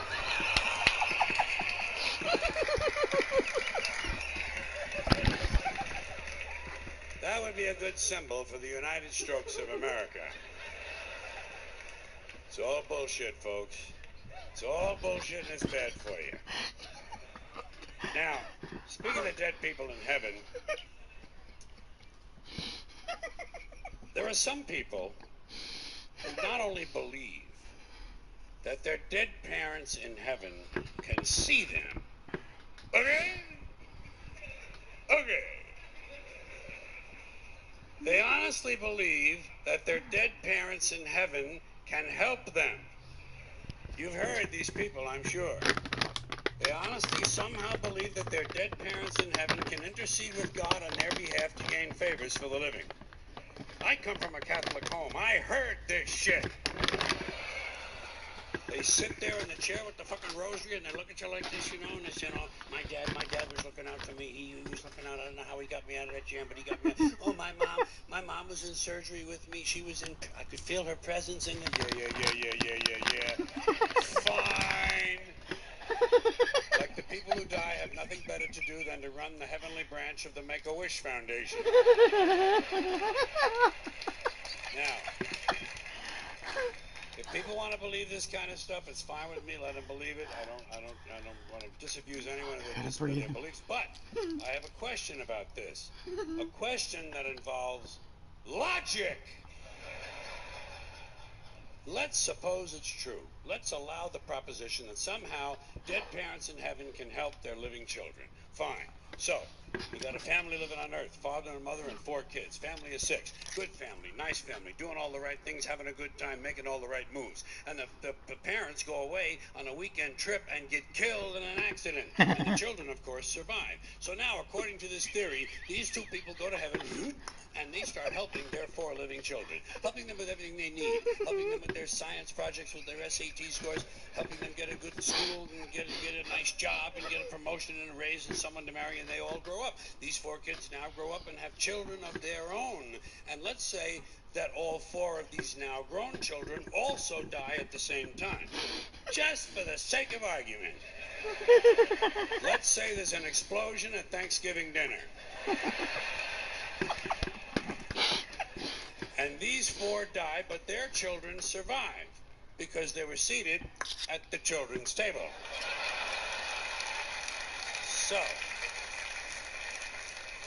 So now, according to the theory, these 4 go to heaven and they start helping their living children. But what happens to the original 2? What happens to the grandparents? Do they just go off duty now? What do? Are there is there a retirement program up there? Are there some activities for these people? Shuffleboard, pinball, online poker?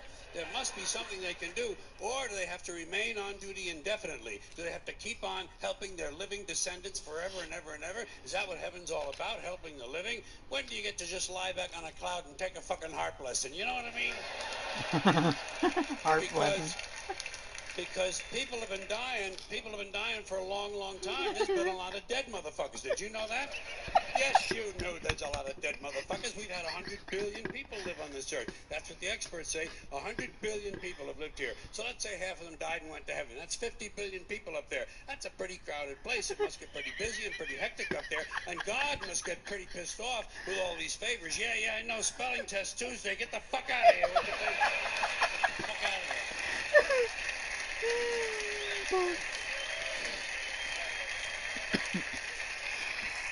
Well, even God can go on sensory overload.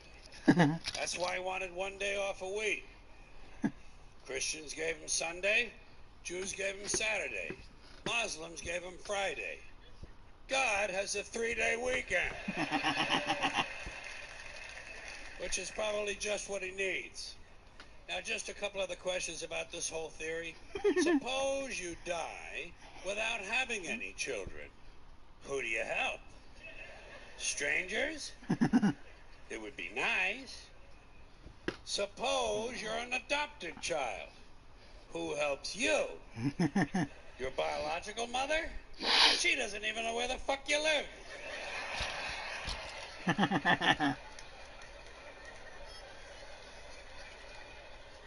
Suppose you kill your parents.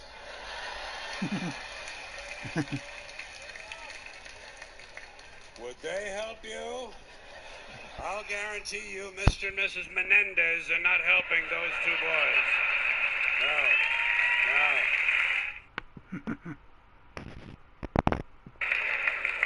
No. Would they help you? Where do things go when they're lost? You know what I think? I think there's a big pile of things somewhere. I think there's a big, constantly changing pile of things that are lost. You lose something, it goes to the pile. And you say, oh, look, there it is. Right back from the pile. And you didn't even know there was a pile. And where is the pile? In heaven, of course. Has to be in heaven. That's the first thing that happens when you get to heaven. They give you back everything you ever lost. That's the whole meaning of heaven. You get back everything. 79 pairs of sunglasses, 212 cigarette lighters, 4,983 ballpoint pens. And here's a jockstrap we found on the Golden State Freeway. It appears to have mule hoof prints and chocolate sprinkles on it. Must have been quite an evening. Yes, you get back everything. You get back well, not everything. You don't get the big things back. Good judgment, that never comes back. Your tonsils, your appendix, they keep those for display purposes.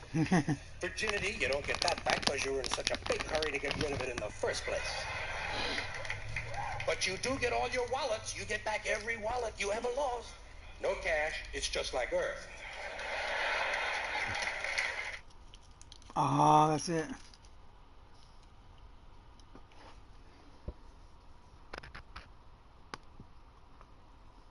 This guy's hilarious. Now this next piece of material is real simple. It's called free-floating hostility. 24 minor cultural items I'm bored with, tired of, and pissed at. So I hope you're ready for a little random anger. People who make quote marks in the air with their fingers. Are you tired of these people yet? He said he was sober. Hey, lady, eat me!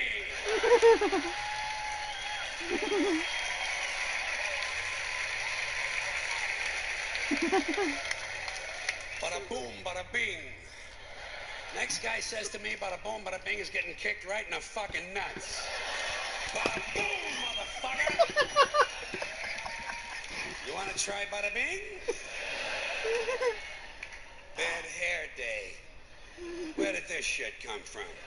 What a superficial culture. Put on a hat and go to work, you shallow cunt.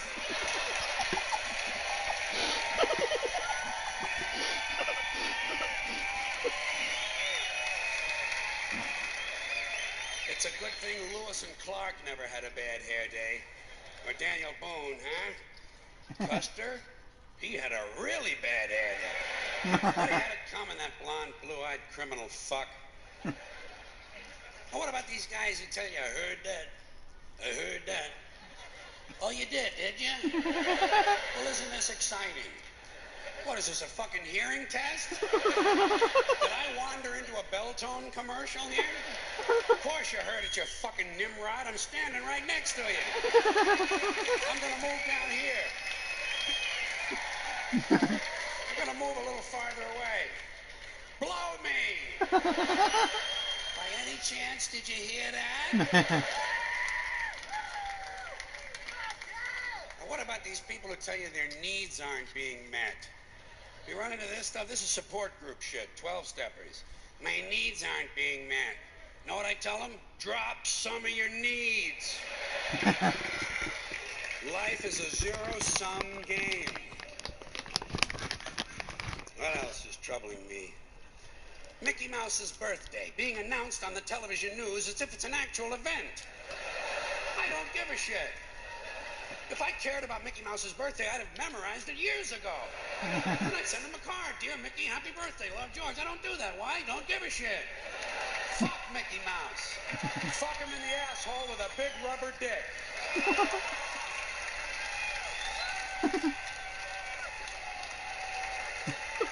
Then break it off and beat him with the rest of it. I hope Mickey dies. I do. I hope he goddamn dies. I hope he gets a hold of some tainted cheese. And dies lonely and forgotten behind the baseboard of a soiled bathroom in a poor neighborhood. With his hand in Goofy's pants.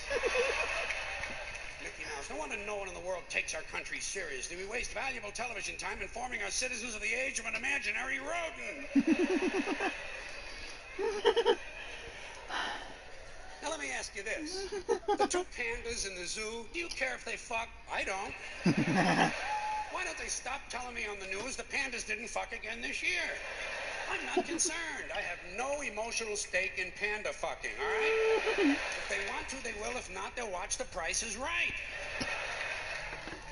Probably the only reason they're not doing it on time is because some jackoff from the environmental movement has moved into the cage with them.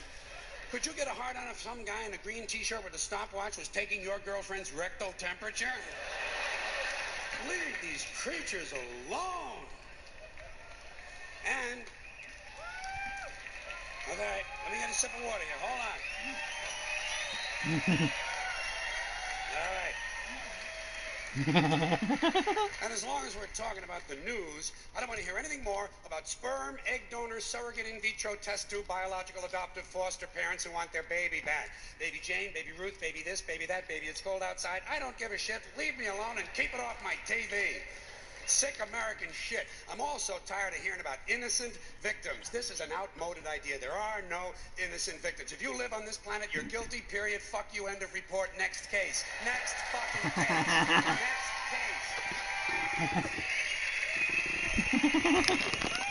Your birth certificate is proof of guilt. And what happened in this country that now suddenly everyone is walking around with their own personal bottle of water? When do we get so thirsty in America? Is everybody so dehydrated they have to have their own portable supply of fluids with them at all times? Get a drink before you leave the house. Another crime against society. Hyphenated names. Hey, lady, pick a fucking name, would you please? Pick a fucking name. Hi, I'm Emily Jericho Fortescue. Hi, I'm George Jerk Me Off. Fuck you, too. You don't acquire personal dignity by adding a name to your name. Feminists think it's a radical act. It's not. Castrating a guy in a parking lot with a Coke bottle is a radical act. Hyphenating your name is pretentious bullshit. And what is going on with all these telephone calling plans? MCI, AT&T, is this shit really necessary?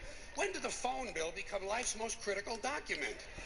In a country where you can buy cinnamon dental floss, cheese in a spray can, and edible women's panties, are people really breaking their balls to save 9 cents on a fucking phone call? You know...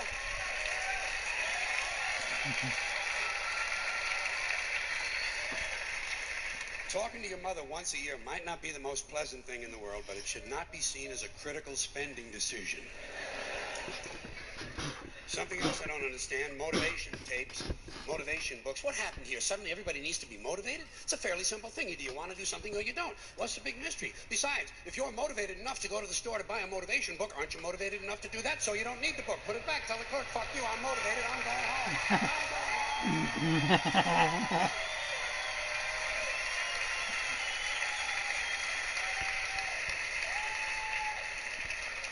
And can anyone explain to me the need for 1 hour photo finishing? You just saw the fucking thing!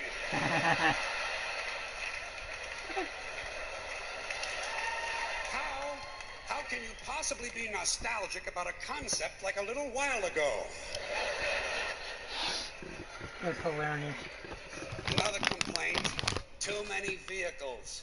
There are some families in this country own entirely too many vehicles. You see them on the highway in an RV. But that's not enough for them. RV's not enough.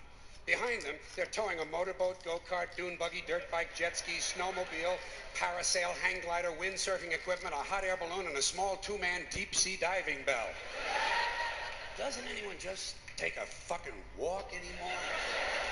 The only thing these people lack is a lunar excursion module. Too many choices, America. It's not healthy. Another abomination. White guys over 10 years of age who wear their baseball hats backwards.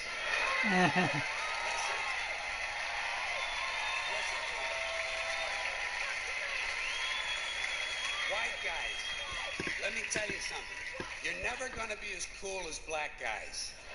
It's not going to happen. You're white and you're lame. It's a fucking law of nature. Turning your hat around and learning a complicated handshake will not make you cool. And you black guys, since you started the whole thing, I'm going to let you stay with the hats a little bit longer, but I think really, once you qualify for Social Security, it's time to spin that motherfucker around to the front again.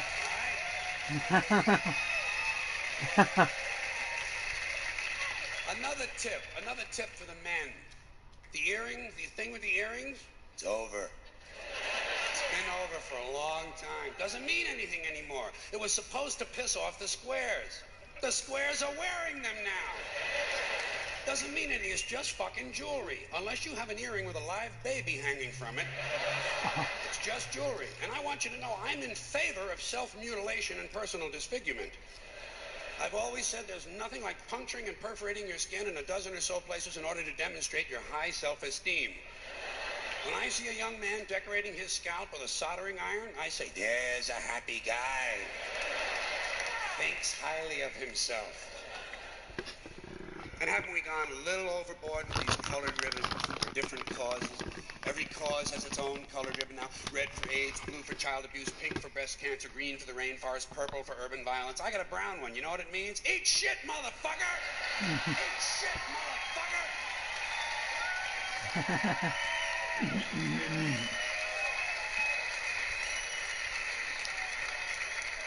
And what can we do to silence these Christian athletes who thank Jesus whenever they win, never mention his name when they lose? Not a word. You never hear him say, Jesus made me drop the ball. The good Lord tripped me up behind the line of scrimmage. According to these guys, Jesus is undefeated. Meanwhile, these assholes are in last place. Must be another one of those miracles. And speaking of delusional people, what about a guy who hears a voice in his head tells him to kill his entire family, so he does it?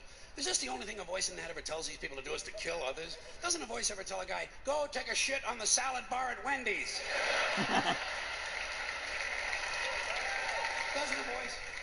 Doesn't a voice tell a guy to take out his dick on the merry-go-round once in a while? Well, some guys do take out their dicks on the merry-go-round, but usually it's their own idea.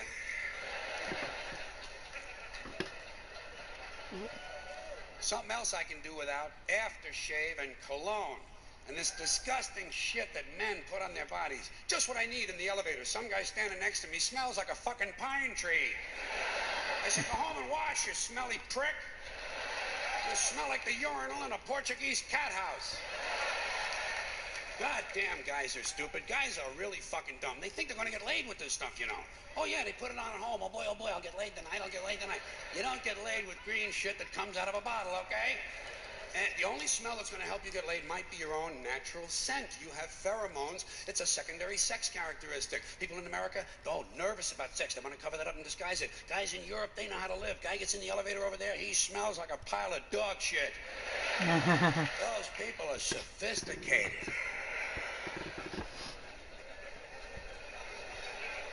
Getting pretty tired of these guys walking around in cowboy hats and cowboy boots. You ever see these jack-offs? Can't we kill some of these motherfuckers? Walking around in a fucking cowboy hat. Grown man. It's not even Halloween, for Christ's sakes. I say, hey, Tex, grow up and get yourself a wardrobe consistent with the century you're living in. Why do certain men feel the need to dress up as mythic figures? You don't see anyone walking around in a pirate costume, do you? When's the last guy you ran into had on a Viking outfit? Make-believe cowboys. Closest they ever got to a cow is when they stopped to take a piss at an Arby's. And camcorders. Here is technology gone berserk. Everywhere you go now, there's some dick, some yo-yo, some putz with a camcorder, and he is going to tape everything. Doesn't anyone in this country just stop and look at things anymore? Sort of take them in?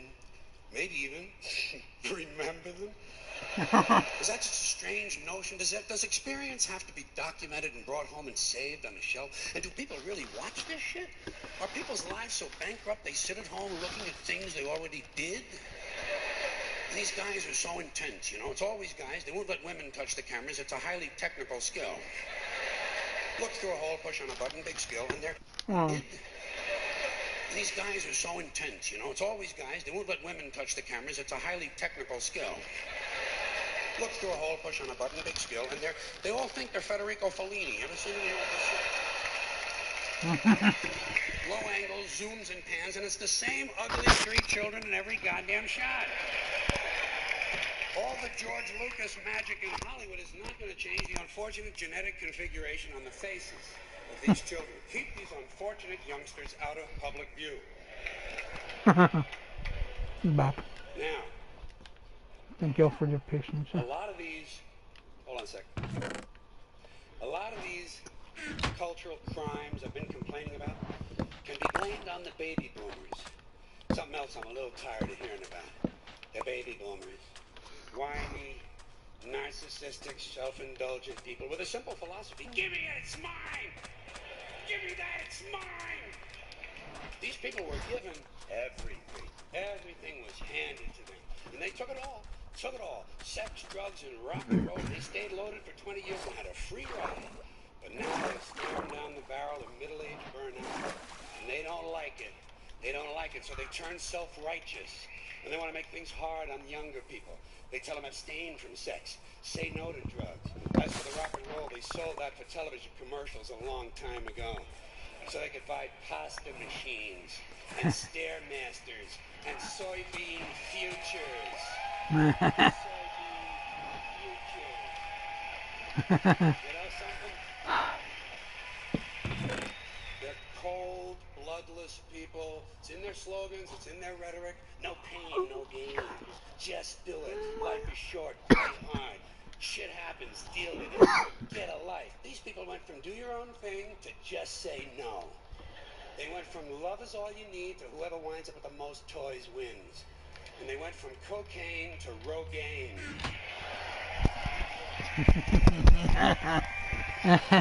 That's a good one. And you know something? They're still counting grams, only now it's fat grams. And the worst of it is the rest of us have to watch these commercials on TV for Levi's loose-fitting jeans and fat-ass Docker pants. Because these degenerate yuppie boomer cocksuckers couldn't keep their hands off the croissants and the Haagen-Dazs.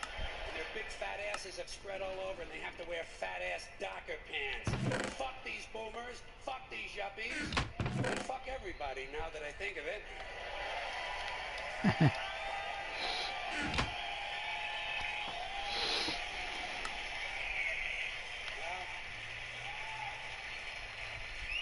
Sometimes in comedy you have to generalize.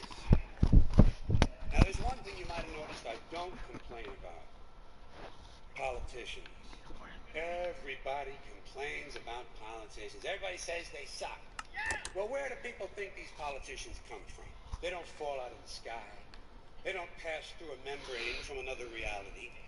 They come from American parents and American families, American homes, American schools, American churches, American businesses, and American universities, and they're elected by American citizens. This is the best we can do, folks. This is what we have to offer. It's what our system produces. Garbage in, garbage out. If you have selfish, ignorant citizens, you're going to get selfish, ignorant leaders. The term limits ain't going to be any good. You're just going to wind up with a brand new bunch of selfish, ignorant Americans. So maybe it's not the politicians who suck. Maybe something else sucks around here. Like the public. Yeah, the public sucks. There's a nice campaign slogan for somebody. The public sucks. Fuck hope. Fuck hope. Because if it's really just the fault of these politicians, then where are all the other bright people of conscience? Where are all the bright, honest, intelligent Americans ready to step in and save the nation and lead the way? We don't have people like that in this country. Everybody's at the mall, scratching his ass, picking his nose, taking his credit card out of his fanny pack and buying a pair of sneakers with lights in them. So I have solved this little political dilemma for myself in a very simple way. On election day, I stay home. I don't vote. Fuck it. Fuck it. I don't vote.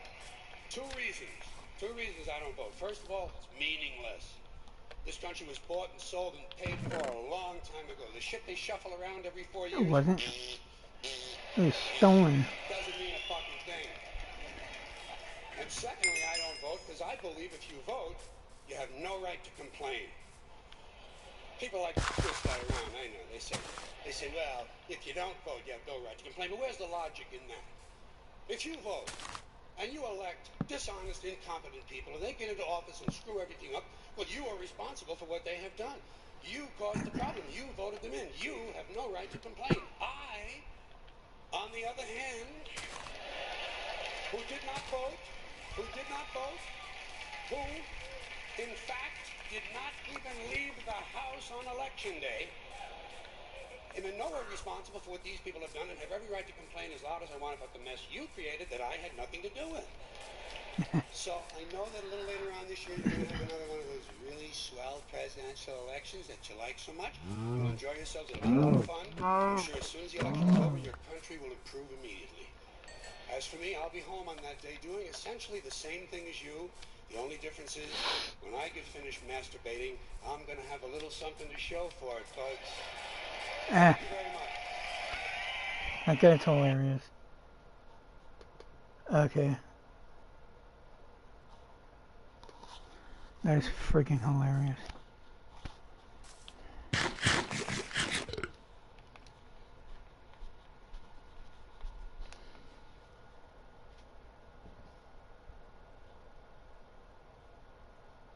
A solemn final journey home for an 8-year-old girl who was killed in the Hill Country flooding.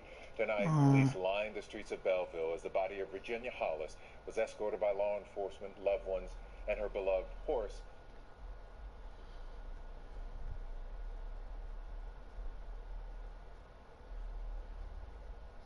A death that was known, you're allowed to grieve and...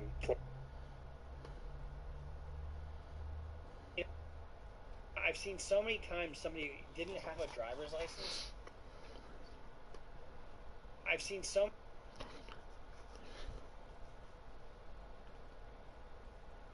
I think I might have found alcohol.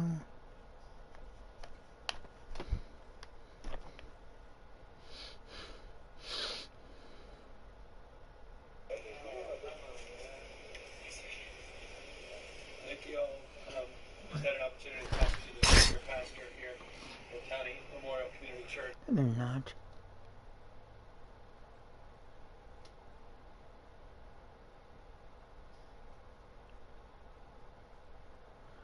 So sad. I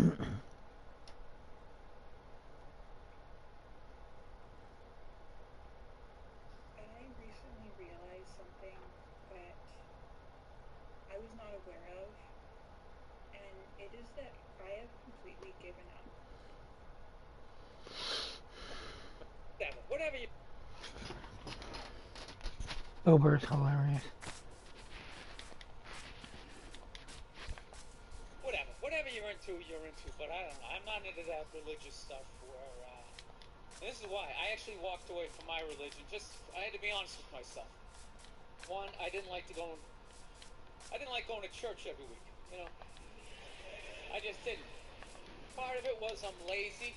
I don't like getting up on Sunday. And the other part was I already heard all the stories, okay? Heard it 3-4 times. The dude hasn't come back yet. You know, we're just sort of mulching over the same shit here. I got it. This might be the most arrogant thing I say all night, but I actually resent the fact that I'm going to get judged someday. Like, if that's true, if somebody's going to judge me, like, doesn't even make any sense. It's like, dude, you made me, so this is your fuck up, all right? Let's not try to work around on me, you know? Exactly. Jesus Christ. You give me freedom of choice, you make whores, you have me sucking back, and you don't think this thing's gonna go off the rails? Like, you set me up to fail, and now you got the balls to now question your own goddamn work. Dude, if I made a car, if I built a car and it didn't run, I wouldn't, like, burn it forever. You evil piece of shit! I would troubleshoot. Is there gas in the engine? Is the battery charged? Anything beyond this, I gotta get a real man to look at it. But I believe in you. Try and help you out. And then the other aspect was, I had to be honest with myself. I felt my religion made sense to everybody else's. Sounded stupid. I did. Look, I'm not talking about the basis of every religion. The basis of every religion makes sense. The 10 Commandments, right? Don't kill anybody. Don't touch my wife. That's my bike, right? That all makes sense. I've broken. I think I've broken every commandment except for the 5th one. That's it. I haven't killed anybody yet, alright? With the murderous thoughts that I have sometimes, I think I can do it. Like when someone gets on a plane and they kick off their loafers and they're wearing those gold-toed dress socks. They cross their feet at the ankles and they just start rubbing their feet together. I see the whole thing. See the whole thing. Wrapping that sock.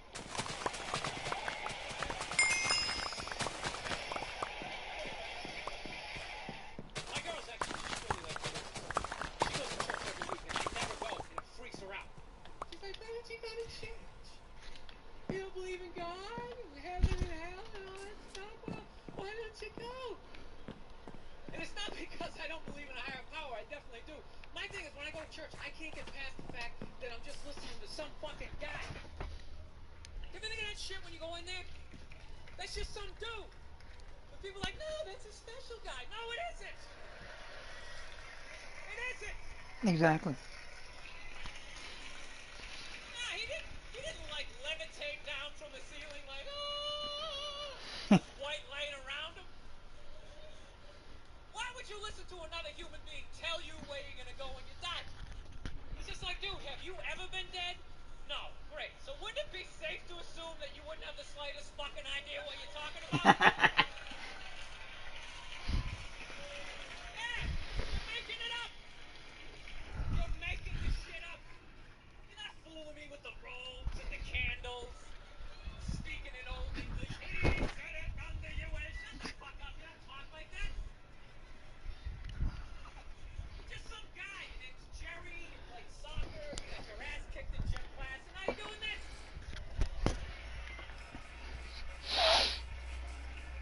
Acting like you're special. I can't do it. I can't get past the fact I'm sitting in church. This guy's name's fucking Cliff. He's fucking bored. And just break the guy down and then I can't listen. It's like, you can't listen to another human being tell you what to eat and when to eat it. Don't eat meat this Friday. You eat meat this Friday, you are going to hell. It's like, dude, I'm going to work out on Friday. If you eat that fucking cheeseburger, buddy, that is it for you. Who is this guy? Dude, I'll eat a cheeseburger whenever I want to, and I'll jerk off with my dick. Nasty. Why am I listening to this guy? I'll fucking jerk off while eating a cheeseburger. What do you think about that? I'm not hurting anybody. Why would God care? I'm not hurting anybody. Think about it. You eat a cheeseburger, that's protein. That's good for your muscles, right? And I don't know about you guys, but after I broke one out, I'm less likely to lash out at my fellow man. I'm in a great space mentally. I don't have any road rage. I talk to telemarketers. I'm buying this shit. They brainwash you. Come into the church, the brain's all empty. They just fill it with a jelly donut. Brainwash you. Say what we say when we say it. Say it again, then you can go home to your toys. Alright, I'll say it. I'll say it again. Now can I go home to my toys? Right? And you repeat everything they say. The good, the bad, and the fucking horrific. They stick a star in your forehead. You're a big one. But you people like me. You get on with your life. You go to college. You get a master's degree in English like this redneck dude had. He invents the new duck whistle, or whatever the hell you call it. It goes whack, whack, mine goes whack, fucking whack. Dude makes $1 billion. TV show.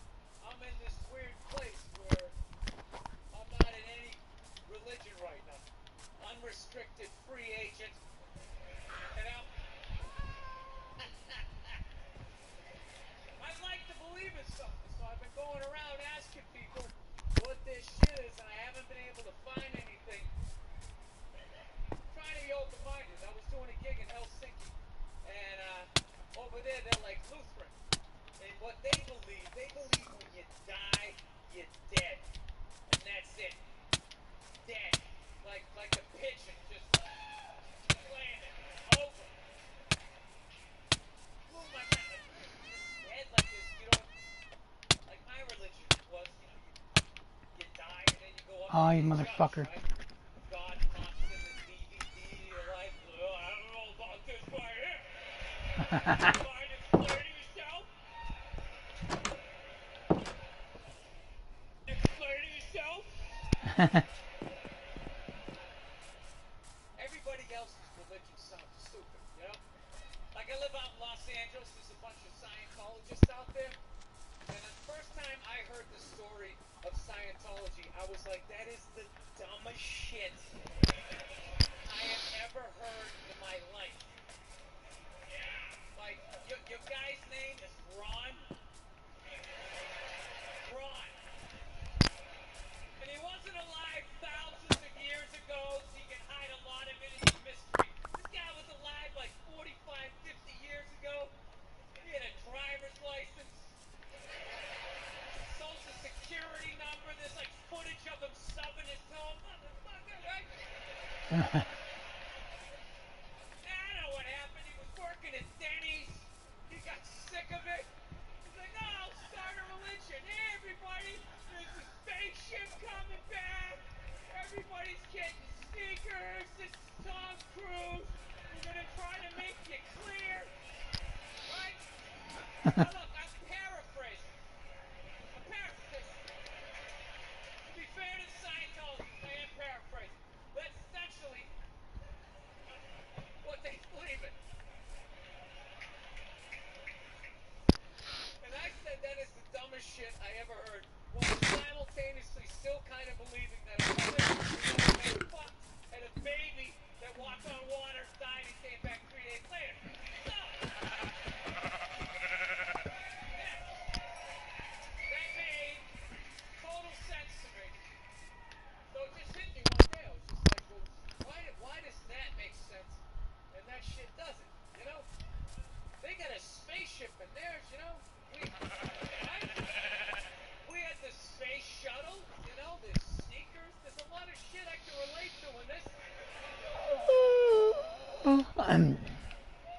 Why does that sound so dumb to me? I don't know, you know what it is? Yeah, I think it's because I heard their story when I was an adult.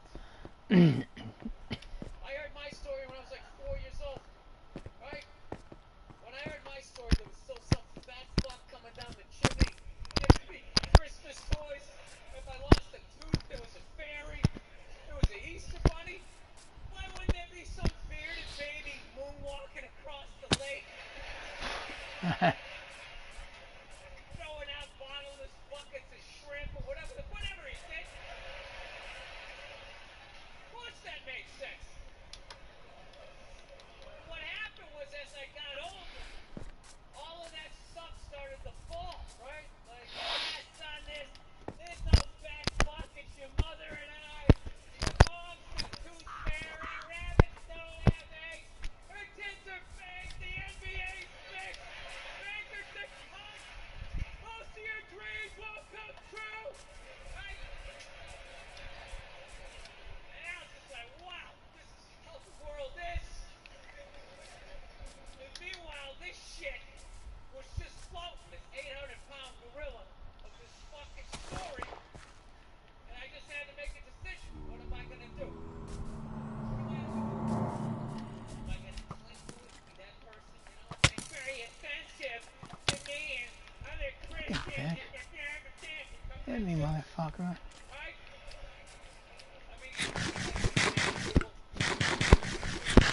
like someone put on base, just, yeah, I kind of go a couple times a year, and like, my parents come to town, I act like I go, and I don't go anymore.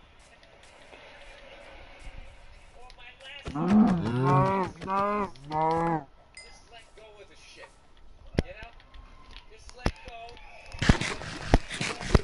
Listen to how much this person just keeps fucking including other invisible people and then superimposing what he believes into what, you know, he thinks I truly believe. Because he's so wrapped up in his own fucking world.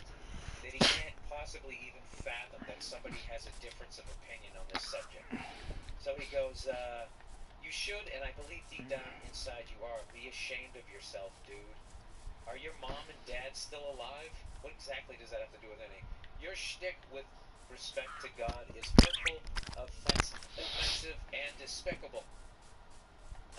Three things. It always has to be three things. It can't be hurtful and despicable, or offensive and hurtful. It has to be hurtful, offensive, and despicable. It's like comedy. It has to come in threes. How difficult it must be to spew hatred and vulgarities for shock value. No talent in that, my friend. That's the classic place that people go. Whenever you. This is the classic guy where everything is funny until it comes around to the subject that they take seriously 100%, and no one can joke about it or even question it on any level. And then they always say that you're just doing it for shock because they find it shocking. It's like, really, my views on women haven't been, that didn't offend you. All the shit that I've said over the 2 fucking years, none of that has offended you, and now all of a sudden this does. Anyway, so he goes, enjoy your success, air quotes, and all the money you are making on the backs of hardworking, decent people that understand what it means to follow the rules and be the best they can be without putting other people and God down. The rest of us are watching, and we are not laughing. Dude, how many people are in your bedroom as you're... Do you have a group podcast listening party every week? Alright, let's get back to that. Oh, evidently I am making money on the backs of hardworking, decent people. So let me get this straight. Because I'm standing on a stage, evidently what I'm doing is not hard work. And if people are sitting in the audience, automatically they are all decent, hardworking people. And not only that, I'm making money on the backs of them. Really? Do I have some sort of comedy sweatshop, comedy factory with sweatshop labor? What I do is actually takes advantage of no one. I stand on a stage and I tell jokes, and if you like what I say, if you don't, walk out. Right? Where and I love how just because you're in the crowd, that means you're a decent human being. Do you know the amount of fucking freaks and scumbags that come up to me? This is what I found at a comedy show. For the most part, decent people, they leave after the show. I don't have them, and then they walk out. And then maniacs come up to me, let's do some Jaeger, and they fucking spitting in your face and shit, believe me. Alright, but I know I made fun of God, so now, now all of a sudden you want to talk about people making money off of decent, hardworking people? Take a look at fucking organized religion. Exactly. Alright, those guys are living pretty good, scaring the fucking shit out of you every goddamn week. Alright, and I'm entitled to an opinion, and I never was cramming my opinion down your throat. I wasn't. Exactly. Okay, you believe in what you believe in, and I 100% respect that, but I have the right to question it. And you shouldn't find it shocking that I question it. Shouldn't you just be what Jesus would do? Wouldn't Jesus just start praying for me? Anyways, let's continue this. Just in case you're interested, I was raised Catholic, married and raised my children Catholic, and definitely have no doubts about the whole organized religion thing. Great, so you agree with me. Not even sure that I believe in God. Once again, there's another point that we agree on. I lost my father 3 years ago, and never would have uttered these words in his presence. Neither would I! Why did my voice go up something? Neither would I! Dude, I did it on a podcast. Alright, I'm sorry your father passed away, but, that has nothing to do with me. Do you understand what you're doing here? Now all of a sudden you're making it seem like I'm walking in with my Mr. Microphone into the intensive care, saying there's no God, whispering into somebody's ear in a coma. You just go into the ground. We're all like deer. I'm not doing that. I'm doing a podcast, and I'm fucking around. Alright, if you want to take it seriously, that's your problem, okay? And if you want to bring up your father passing away as some way to try to guilt me into feeling like I mean, what I'm saying in a hateful, hurtful fucking way, dude, those are all your issues. They have nothing to do with me. Alright?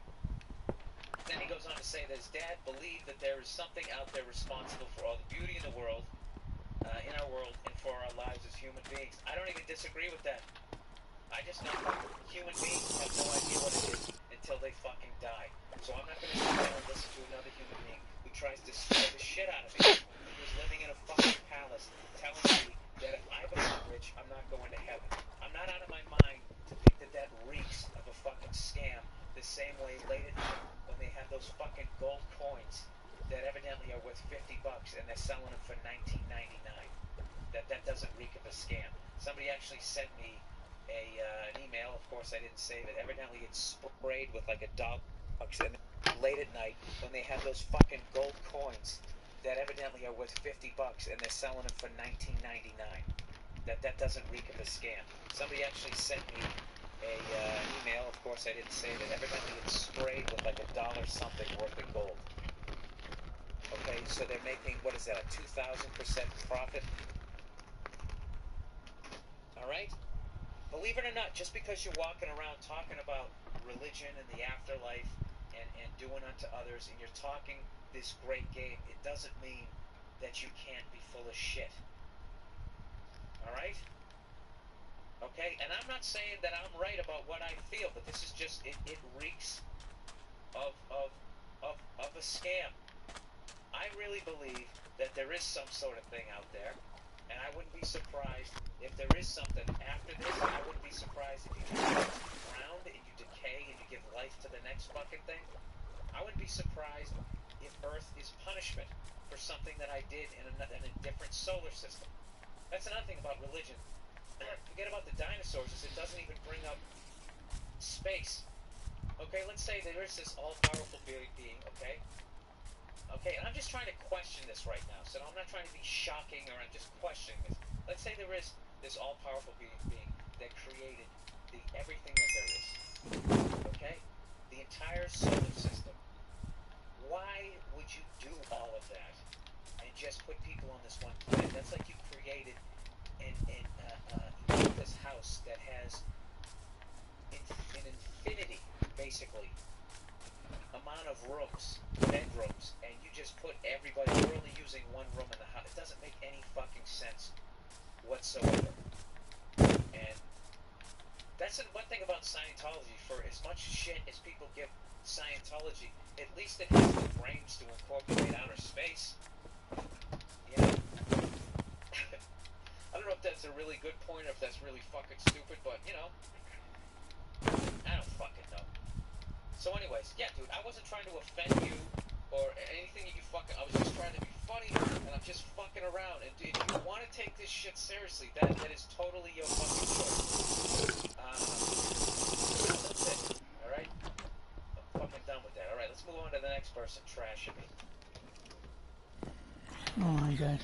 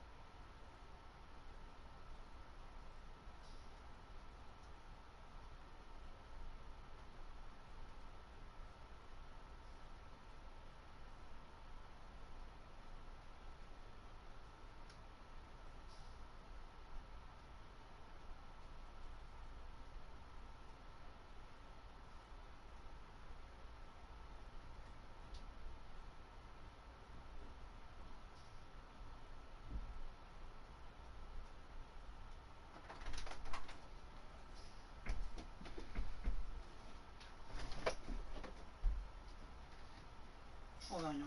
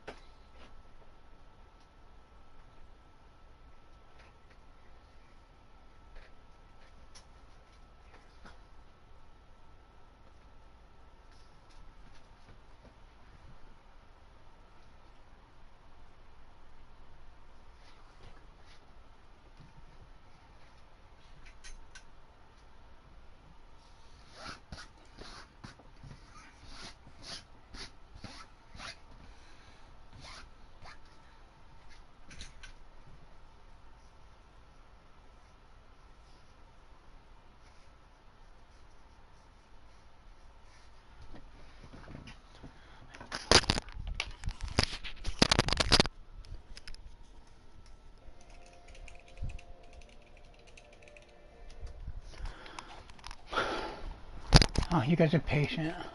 You guys are there. Let me know.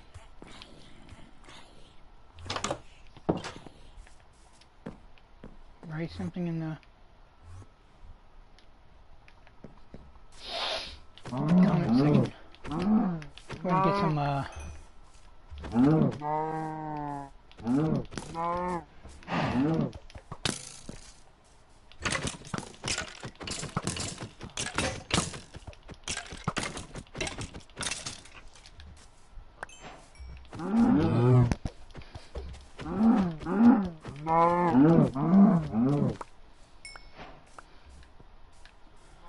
okay, we need to get ourselves. Oh, fuck.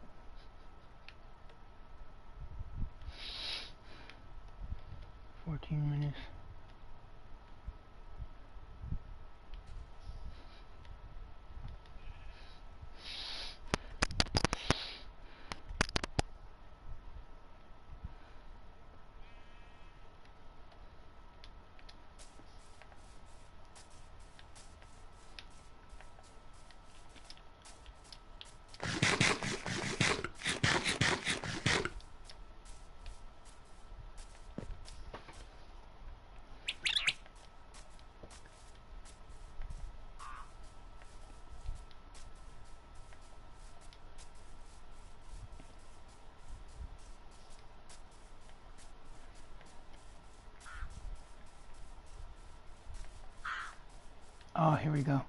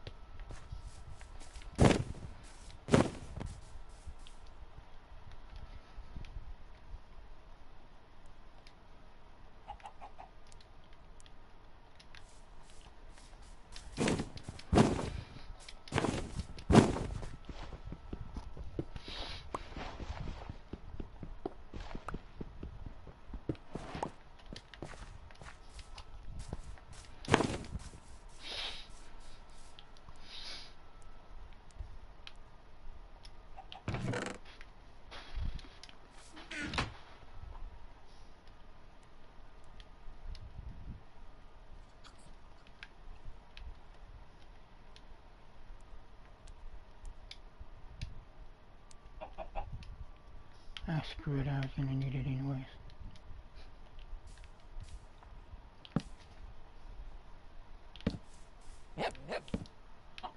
You douche.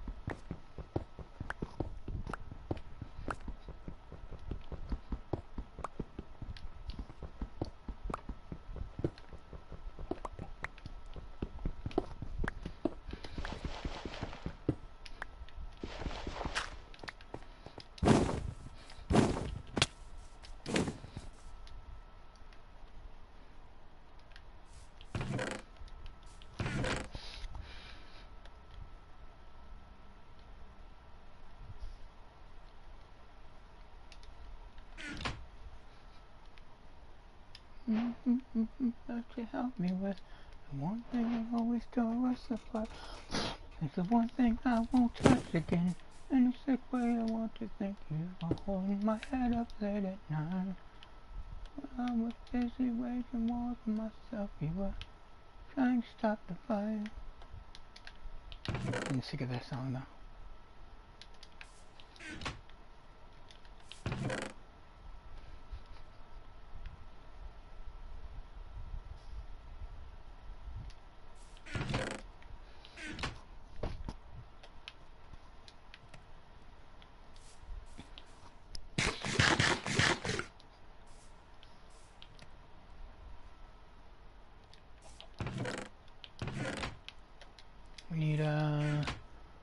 Garden hoe.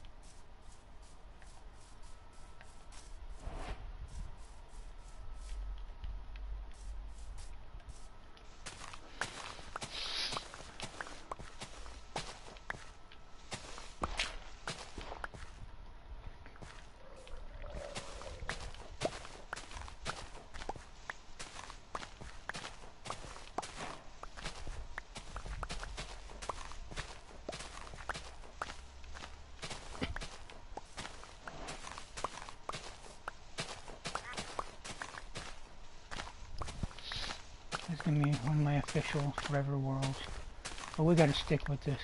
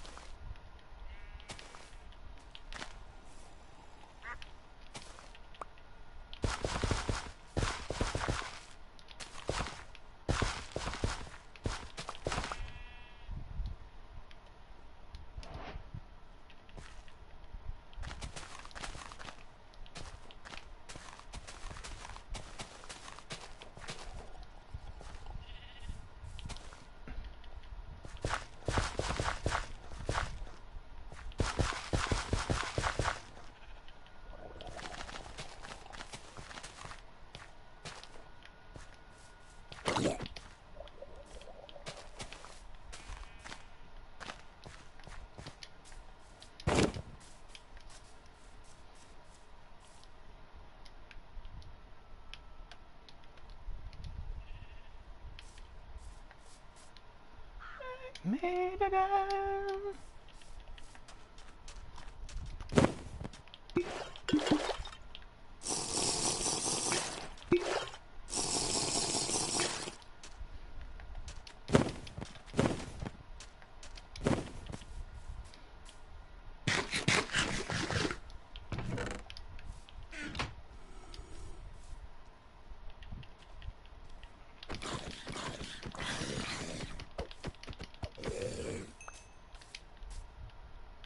You motherfuckers.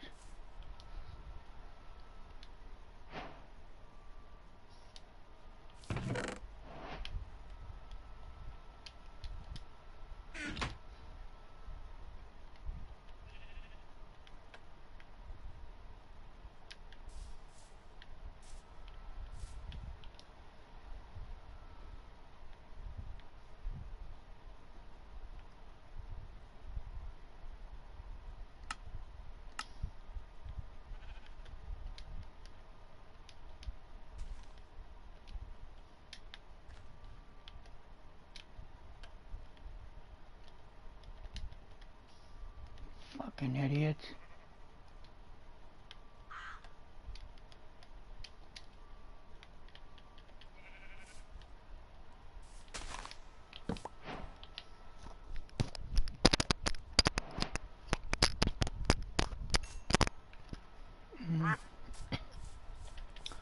I made it out.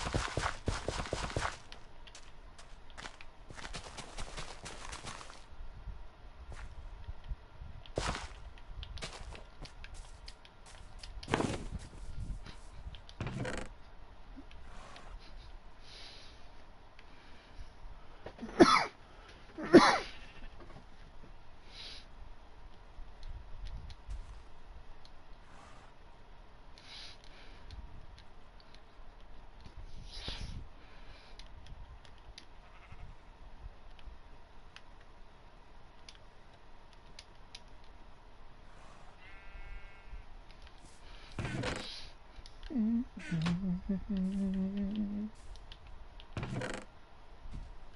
got to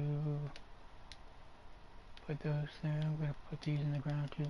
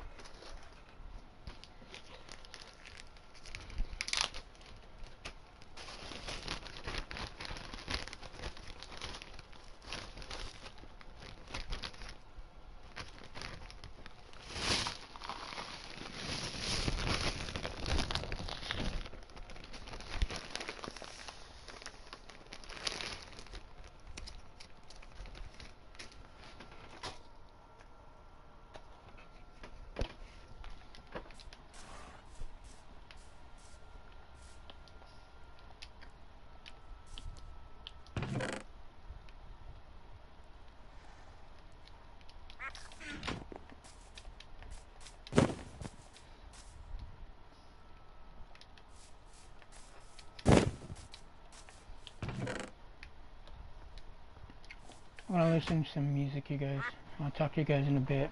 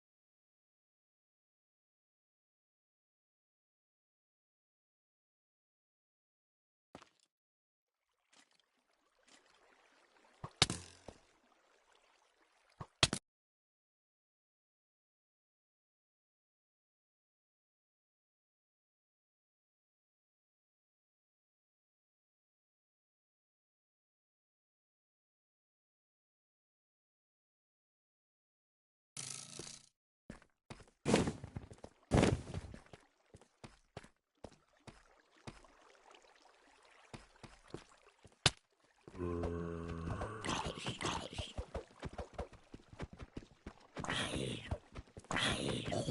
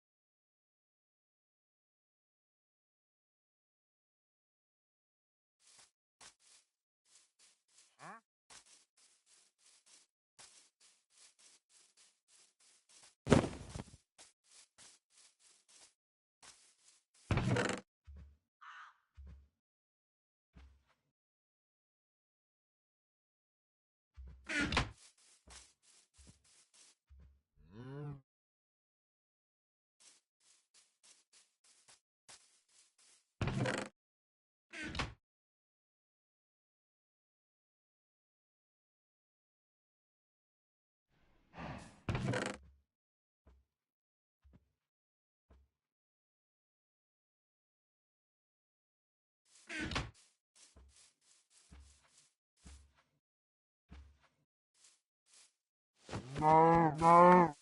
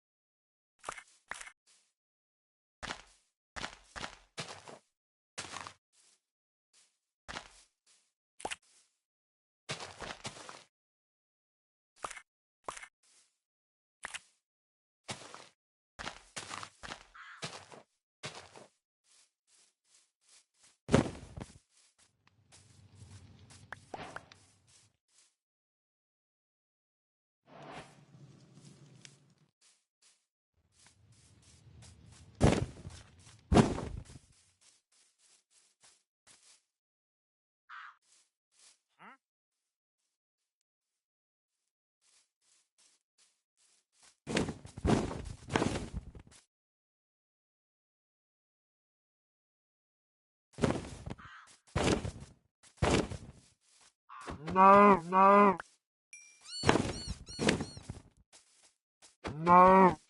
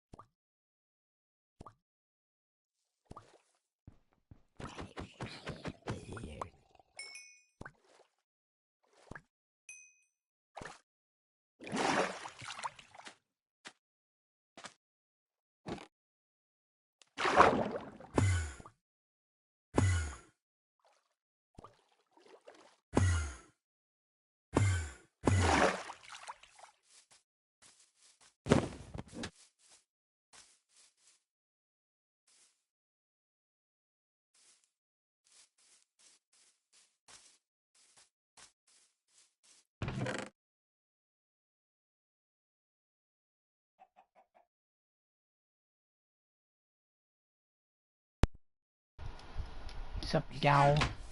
We wanna deal with you. We wanna show you love, but it won't take long.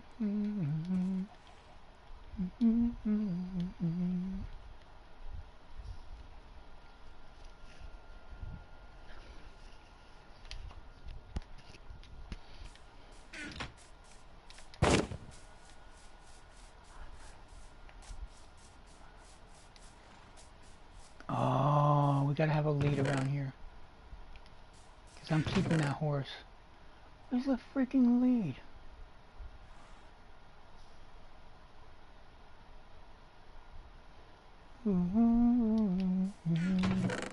My sweet Lord, hallelujah, my Lord.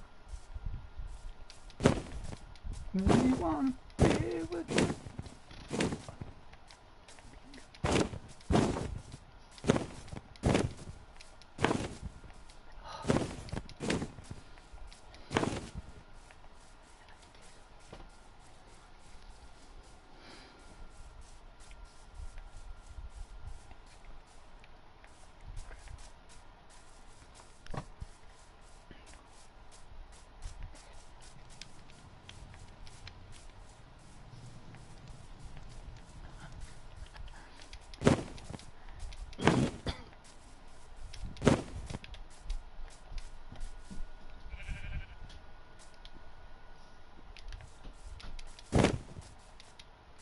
You know what, we're gonna have to make a, oh fuck, we're gonna have to make a sheep.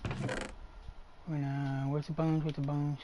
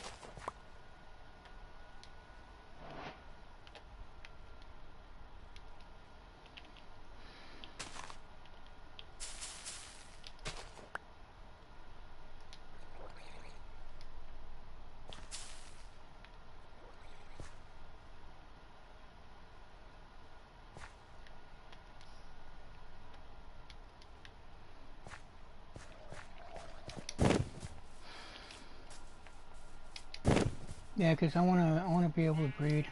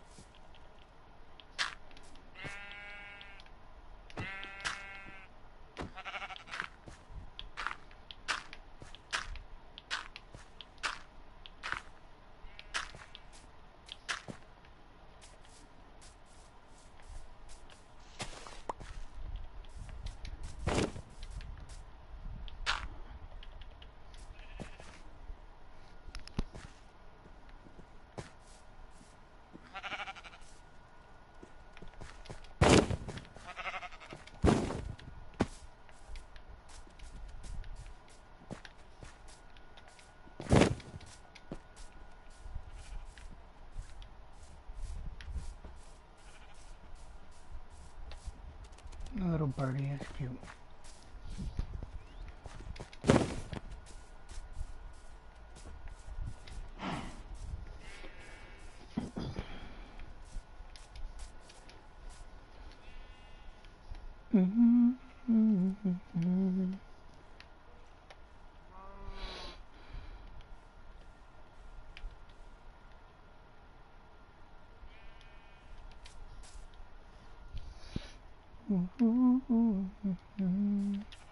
My sweet Lord, hallelujah.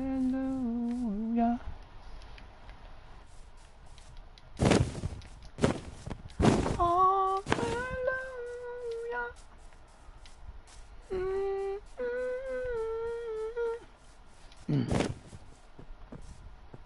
Oh, we're gonna have to place you guys.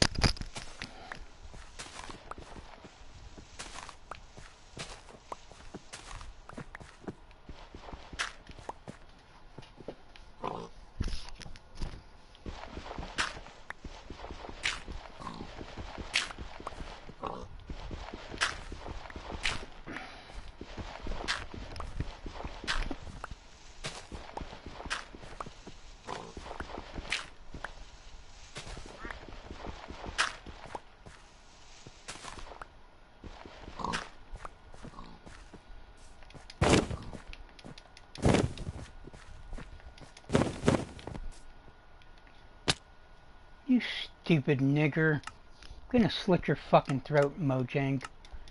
Faggots. Swear to God, I'm gonna kill these cocksuckers. Cut their heads clean the fuck off. Goddamn niggers.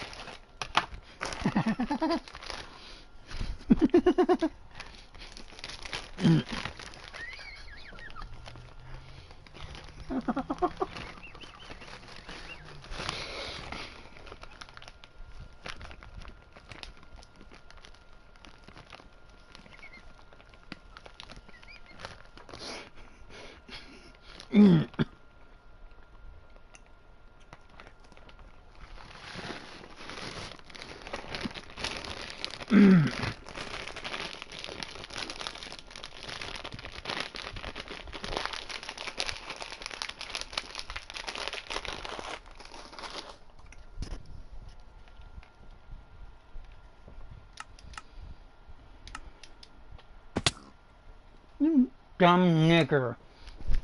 I'm gonna cut your goddamn throat.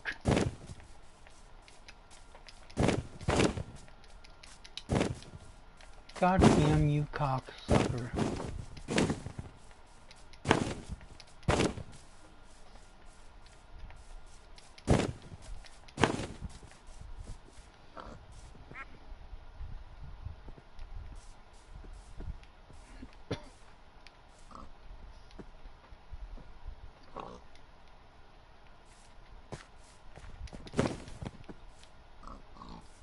How the fuck?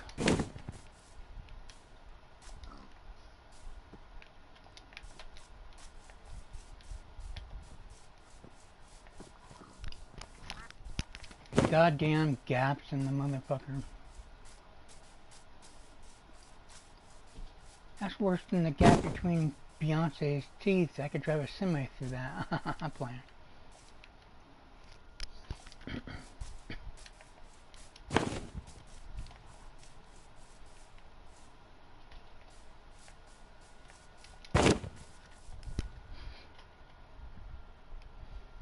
Can't wait to see what they got cooking up next.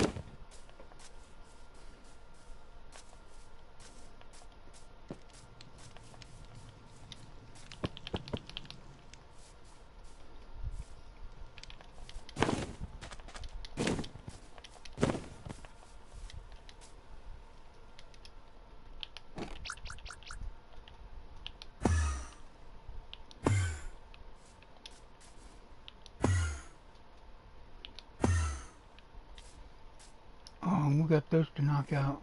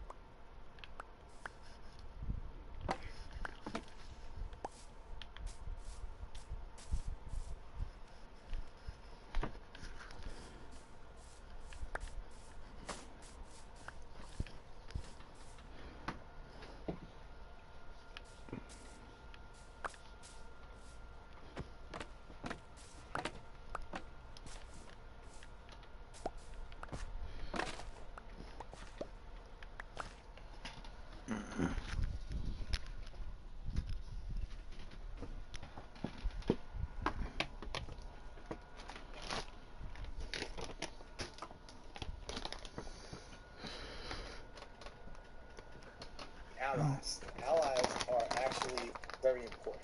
There's two mechanics that are going to be Hold on, y'all. very cool. Scouts.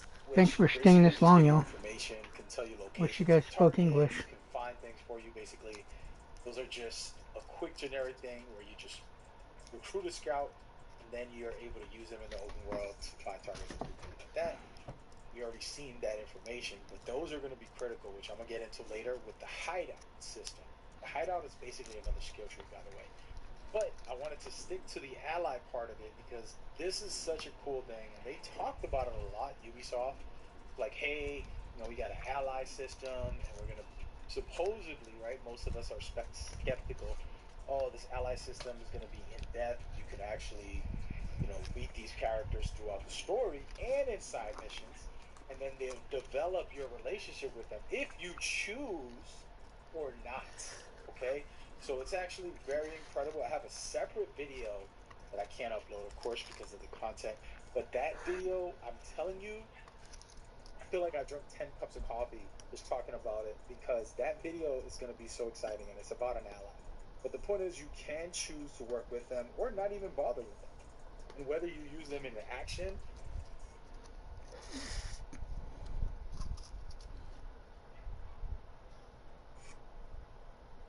but we kind of have to make our own content, right? So, yeah, again, the update.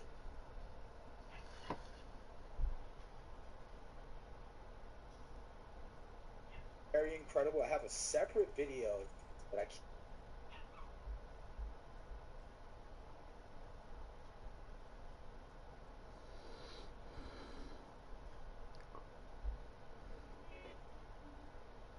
On the day after Thanksgiving in 1998, a police Hold on. And then there's another miracle. The night that Mary said to Joe, Joe, I'm pregnant. And Joe went, holy mother of God. And she went, you're right. Oh, Jesus Christ. What a great name, Joe. That is so much better than Shmuel. Way to go. I love you, Joe. Wait, hold on a minute, Mary. Hold on a minute. So I'm the stepfather of God's kid? Yeah. So I can't discipline him. I can't go, you've done wrong, because the kid will look at me and say, you're not my real dad. What are you doing, Mary? How did it happen? Oh, it's immaculate, Joe. Oh, it better be, Mary. It better be immaculate. I'm sorry I'm transforming Joe into Ralph Cramden. But it seemed to be kind of appropriate because up to that point, all the names in the Bible are very Jewish. You have Noah, Moses, Zebedee, and then you get Mary and Joe. We're just a hyphenate away from Mary Jean and Joe Bob. We could have had Jim Bob, the son of God. Praise to him, Jim Bob.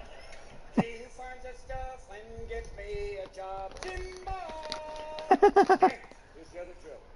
Jesus was an only child because, thank God, who would want to be Jerry, the brother of Christ? That's a tough gig. Come on, Jerry, we're going to the beach. Oh, great, Mom. Yeah, Jesus is going to walk on the water, feed everybody, heal them, and get a whole bunch of disciples. I'll sit there with a rash and sand in my ass. Great day for me. He ends up in a bar at the age of 30 going, yeah, I'm Jerry Christ. Whoop-de-doo. Yeah, I healed somebody. Here, Spot. Come on, boy, heal. Yeah, look at that. Yeah, my brother. Yeah, Jesus, he's a carpenter. I'm a plumber. You do the math. I healed somebody. Here, Spot. Come on, boy, heal. Yeah, I healed somebody. Here, Spot. Come on, boy, heal. Yeah, look at that. Yeah, my brother. Yeah, Jesus, he's a carpenter. I'm a plumber. You do the math. And people say to me, they say, Jesus wasn't Jewish. I said, of course he was Jewish. 30 years old, single, living at home with his parents. Come on. Working in his father's business. His mother thought he was God's gift. He's Jewish. Give it up. It's an old tradition. And if he was Jewish and many of his disciples were Jewish, for the Last Supper, would they have not have gone out for Chinese? I think so. Welcome to Yahweh. Hold on. One moment. No service, no sandal. Okay, you come in now. Hold on. You had 12. All I got is 2 tables of 6 right now. They're not together. Wait a minute. Hold on. I got one big table by the window, but you all have to face this way. All right. Hold on. You are glowing, so I guess we won't need the lamp. That's very nice. And you just turned a Szechuan chicken into a live chicken. You're very good. And it's said that night that Jesus turned to his disciples and said, one of you shall betray me. This is hilarious. Peter said, is it me, Jesus? And Jesus said, no, it is not you, Peter. One of you shall betray me. And Peter said, is it me, Jesus? And Jesus said, no, it is not you, Peter. And Simon said, is it me, Jesus? And Jesus turned to Simon and said, no, it is not you, Simon. And Judas said, is it me, Jesus? And Jesus turned to him and went, is it me, Jesus? Thus you see 2 traditions beginning, Jewish sarcasm and Gentile humor, together, born at that main moment. And the next day the miracle occurred, crucifixion, resurrection, and he rose again from the dead. And if he sees his shadow, another 2,000 years of guilt. Yes. And here's for me the one big question. How do you get crucifixion, resurrection, and then chocolate bunnies, colored eggs? How do you do that one? Even kids are going, rabbits don't lay eggs. What is this? And you don't want a kid biting the head off a chocolate Jesus. That's not good. You don't want a little cream-filled cross going, no, you don't want that. And you don't want to be putting raspberry jam in the grass going, we're looking for Jesus, kids, come on. Because what are we trying to do? You're trying to keep them involved. That's why we have the saints, all the saints that did all those amazing things to keep you. Oh, when those saints, they're all there to keep your action up. And then we're starting to lose them. Like St. Christopher. Chris, sorry, babe, dashboard sales are down. The medals aren't selling very well. Drop the kid off your back. Pick up your stuff. You're out of here, baby. Thank you. We're going to have St. Prada, Our Lady of Accessories. Come on. But I want to say, like Mother Teresa, oh, she's the one who said you can do no great things, only small things with great love. And Pat Robertson said she's not a real Christian. Why, Pat? Because she doesn't have a tax shelter and a university? Give it up, baby. Mother Teresa never had a line of products. She never had her own perfume. Compassion by Mother Teresa. I smell because I care. Compassion. Gandhi never had Gandhi jeans. Whether you're simply not eating or telling the English to get the fuck out. Gandhi jeans.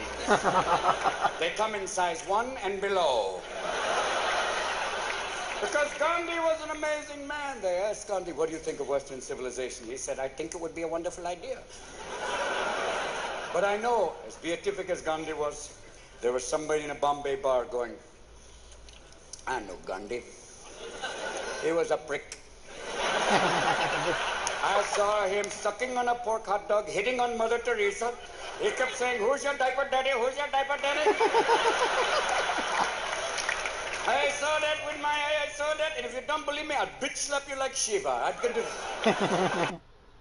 That guy's, that's my favorite comedian.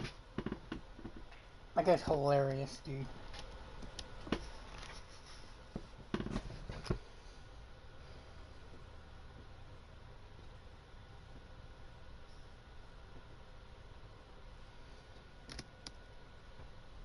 Hold on, I'll be right back.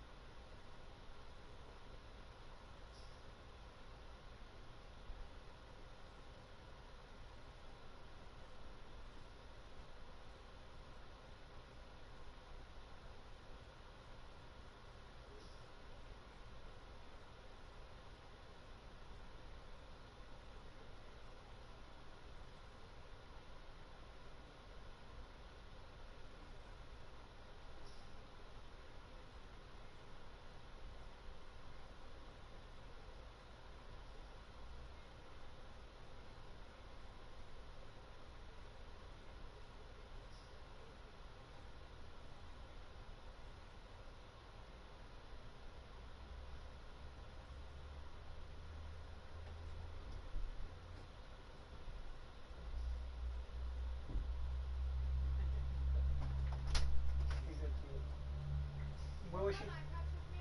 Huh? Not it'll be a little while, but what'd she do that you're like, stop it? Oh.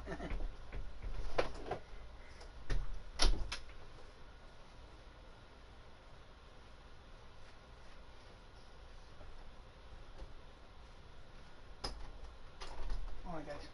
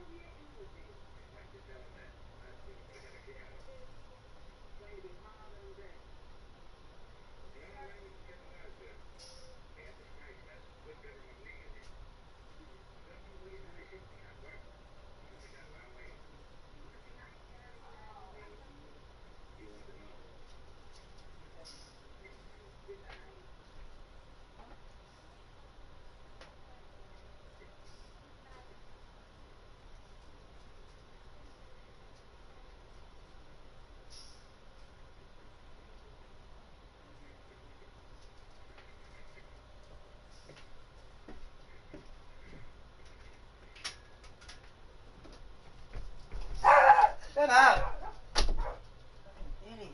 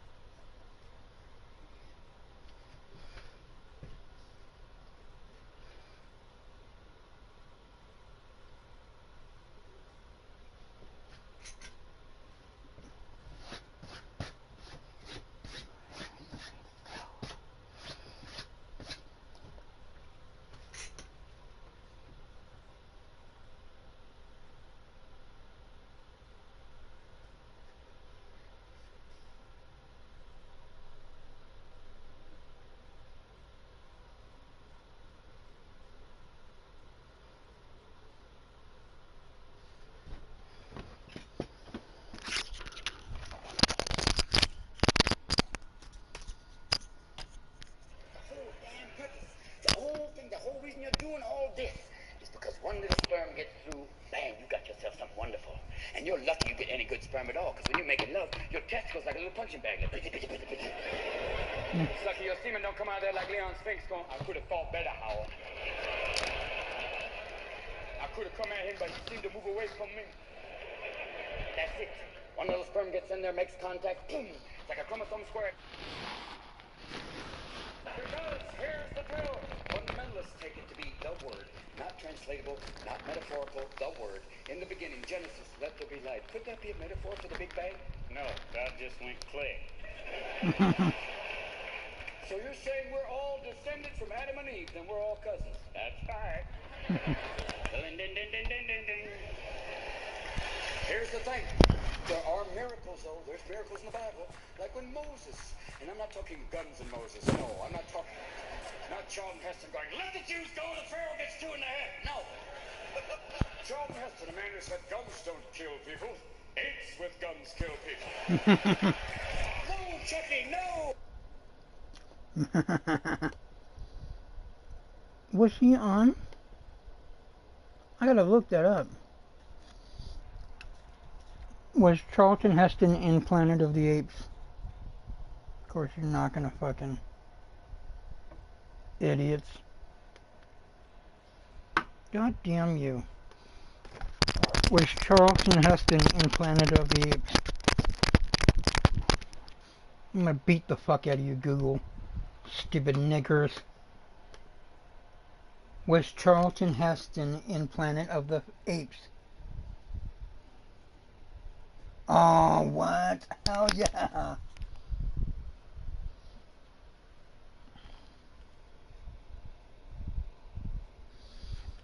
Oh, hell yeah.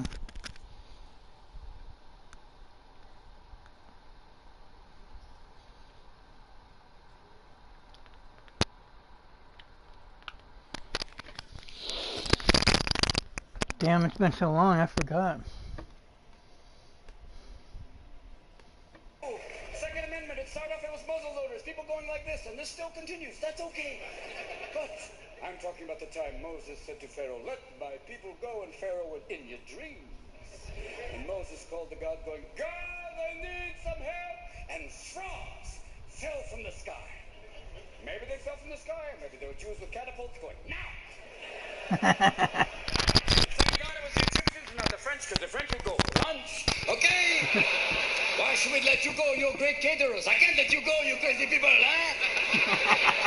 But frogs fell from the sky. At that point, I'd be going, "Get your shit now!" Frogs. I said, "Wait a minute. That's what we should do. That's what we should drop on Afghanistan. Not bombs, not food. Fucking frogs. Frogs, lizards, hamsters, gerbils, shit they haven't seen. And if you want to get people out of caves, a shitload of New York rats. Oh, baby. You know. New York rats will be going, "Hey, come on, raid." I eat pussy, literally. Bring it on!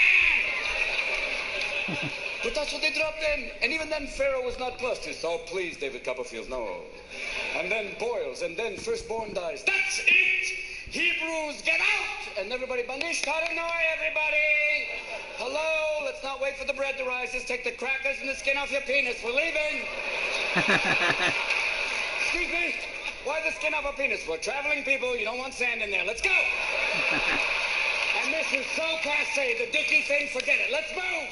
We're going through the desert, and then they get the 10 Commandments, which be adjusted by certain presidents. That happens later. And they get to the Red Sea there, the sea. And they go, "What now, Mr. Magic? What do we do now? We're going to walk on the frogs' backs. Frogs' backs. Thank you for watching me this far. Obviously, I did inhale. What do we do now, Mr. Big Shot? And he calls to God again, and the sea parts. And even the most doubting Jew is going, "You're good." Let's go, everybody. Come on, everybody. Let's move. Don't eat the shellfish. I'll tell you why later. Let's go. Where are we going? To Jerusalem to start years of struggle, and later to Miami to fuck up an election. Let's go.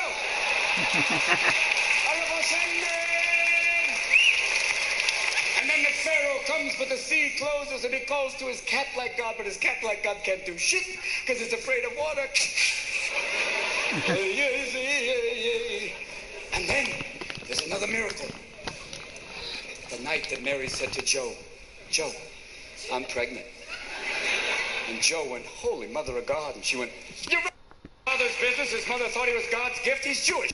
Turned to Simon and said, "No, it is not you, Simon."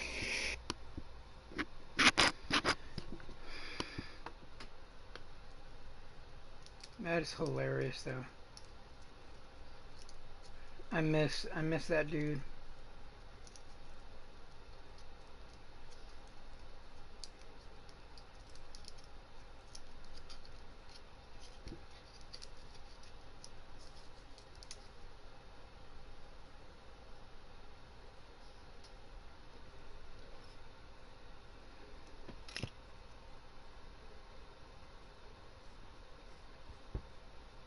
That's my thing. I don't think that he cares what happens to you. If he cared, he wouldn't make serial killers, which he does. He does make serial killers, and I'm sick of him pawning that off on the devil, because he also created the devil. That is also...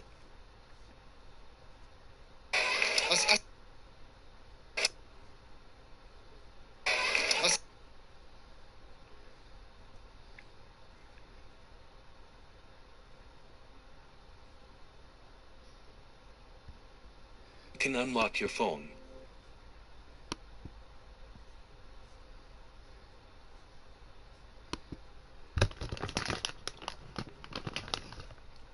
So his creation. So shouldn't he just handle that? I don't think he's like the most, chill dude.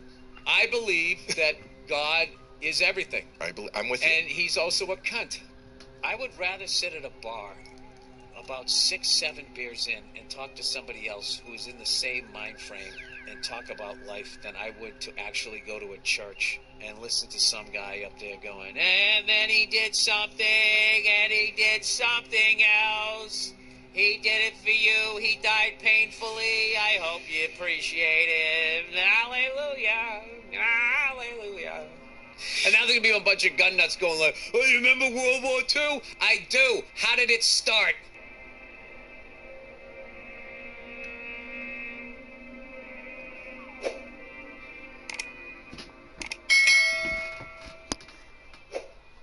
What do you make of all this news about the Pope retiring?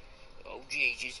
Personally, I'm not that religious and don't really care that much. Maybe if they elected a new Pope that was young, well, that was some young hot lady in her 20s, I would give a shit. What do you think, Bill? Is there more to the story that they're not telling us? Were his age and health issues the only reason he retired? Is the church covering anything up? Oh, come on, dude. Are they covering anything up? They fucking have been... Hi, Danny. What's the one base you'd never buy? Oh, this is going to be easy. The answer is anything V-shaped. Look at me struggle through this demo a few... So his creation. So shouldn't he just handle that? I don't think he's like the most, chill dude. I believe that God is everything. I'm with you. And he's also a cunt. I would rather sit at a bar. Everything I Own, 1972.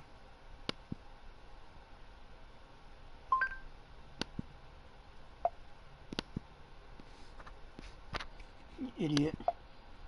Everything I Own, 1972. Psst.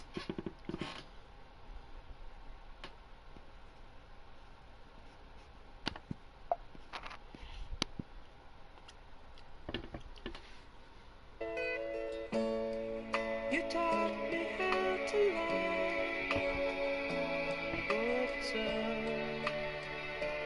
what it's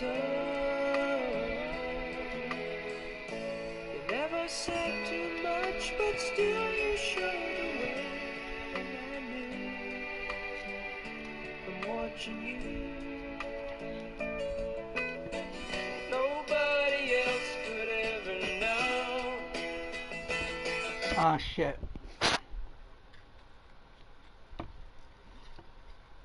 I don't want to get copyright strikes, so I forgot.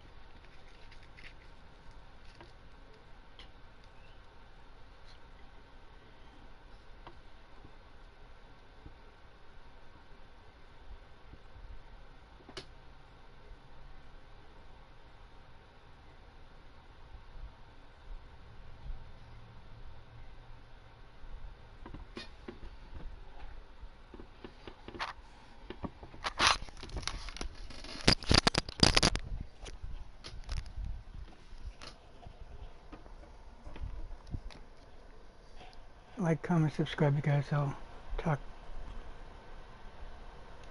to you in a bit. I'm gonna listen to some music while I play.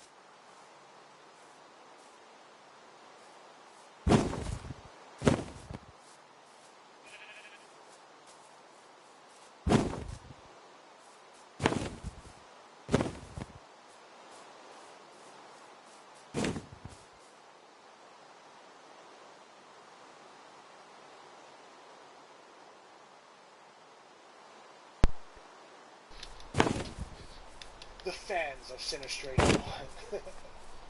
Happy birthday to Sinistration01. Yeah, I got 16 perfect games. Go that check I out got his over the channel. past year and a half, just for Subscribe to my channel though. And you can see the ones we did: Rayman, Indiana, Detroit, Spider-Man. I didn't see that one. I think there's more. I gotta get Spider-Man 2. I probably did it because I just did it in one. No. Huh. I don't remember seeing Spider-Man Miles Morales. Oh, the stories on that game were fucking cool. Those are all the ones I've 100% in the last year and a half. One of my favorite, absolute favorite platinums was Mind's Eye. Guys, this has a shot at being game of the century. So, if you have not played Mind's Eye, it's just going to blow you away with its creativity, its AI. It's got some of the most sophisticated AI that I've ever seen come out of an oven. And, you know, it's definitely check it out.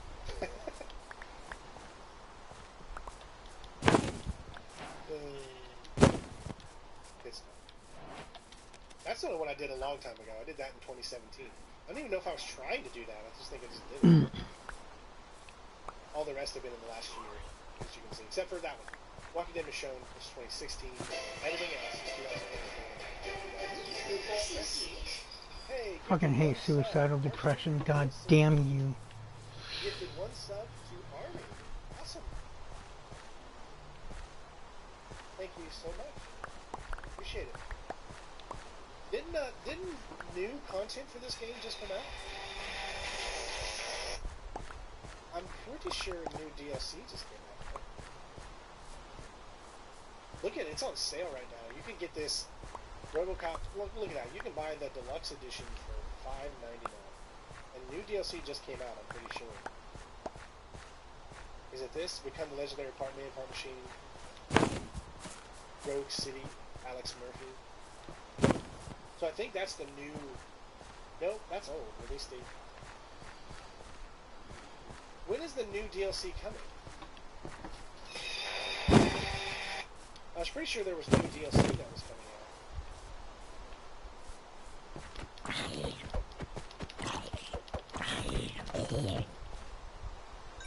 But I don't see it yet. I'm not really sure when that's coming. I don't like those parakeets and those birds because. Yeah. So okay. So again. Oh, you motherfuckers! Right arm is damaged. Where These are is some bitches. unfinished business? Let me see. Let me view all DLC. Why is that in my shop? I didn't put that in my shop.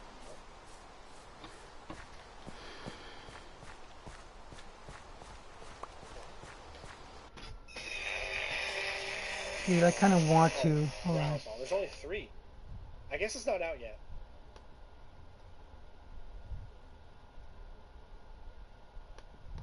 No, unfortunately there's no Superman game tied. It's so hard to do a Superman game because of how invulnerable he is, and the only way you can actually mess with him is via kryptonite. That's why it's so hard to make a good Superman film, because, like, it has to be kryptonite, or, you know, that's the only way you can really damage him in the comics and stuff like that. Yeah, I know that there's supposed to be unfinished business out. There it is right there. Where it's not showed up in here though. It's a standalone thing. Oh. Oh, here we go. Oh, it's a standalone 29. Oh. It came out today.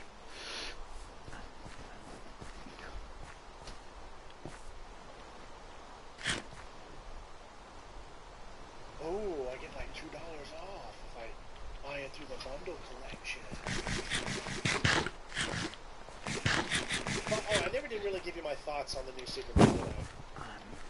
Well, I went and saw Superman in theaters. I saw it in, when was it? I saw it on Thursday. So let me give you my thoughts. I loved it. I thought it was a great Superman movie. I think James Gunn understands the happiness that Superman portrays. He gets it.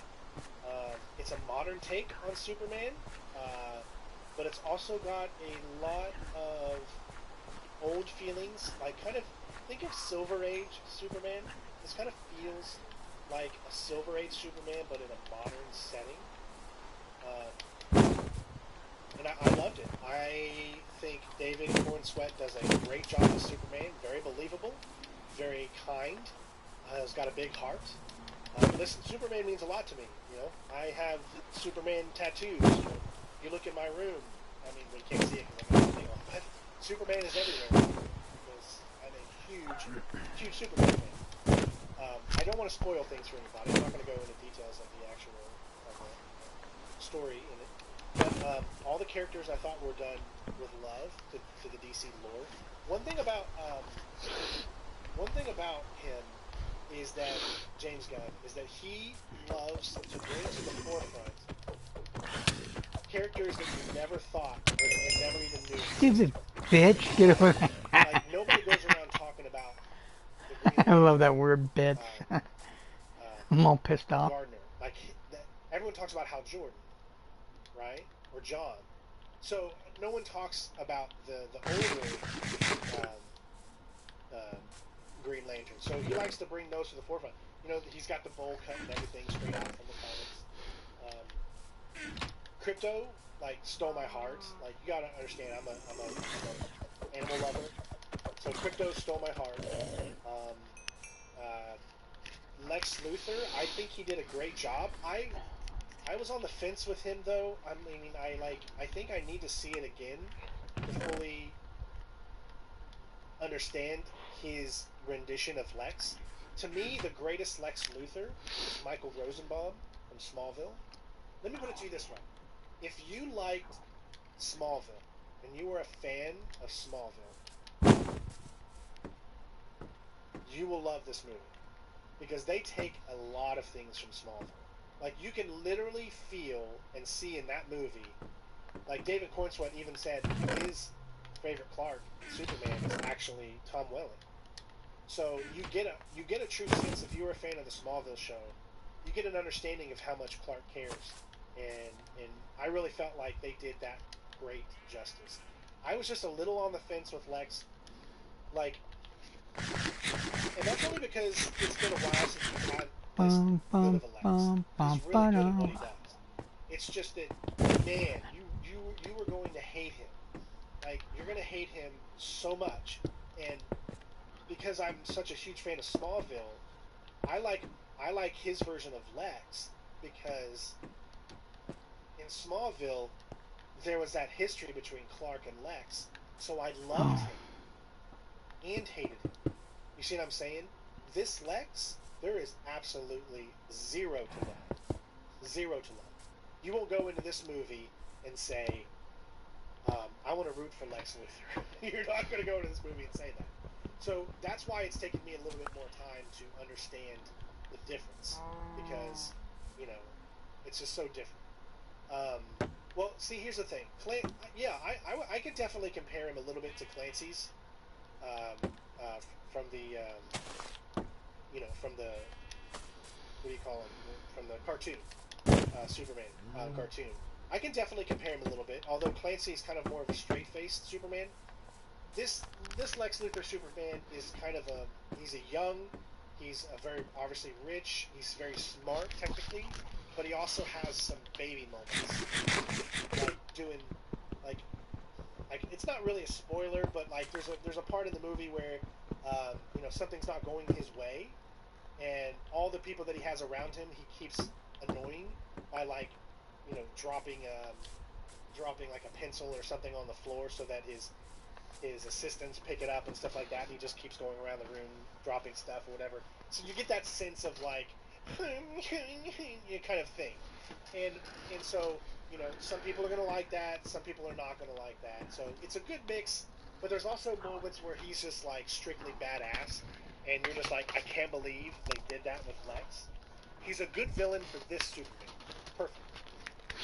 But my favorite Lex is still Michael Rosenbaum. My favorite Superman is... I can't even say that. just love them all. Every single person, actor that has portrayed Superman, I absolutely love. Every single one of them. I love Dean Cain's Superman. Like, because I love Lois and Clark. I love how silly and romantic it is, because I'm a romantic at heart. So I loved Lois and Clark, The Adventures of Superman.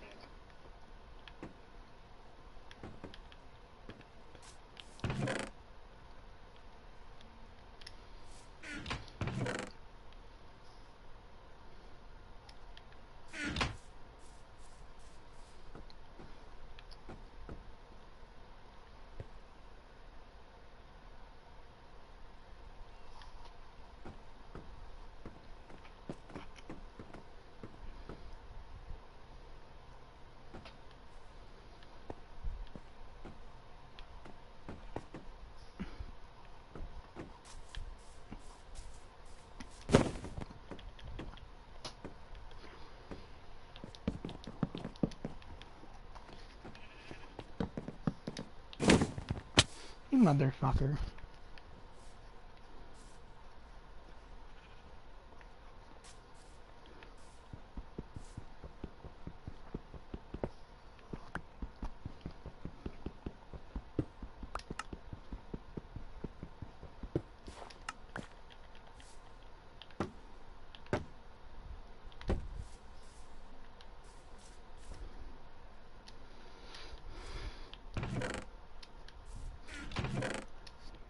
You know what I need to do? I need to do that green.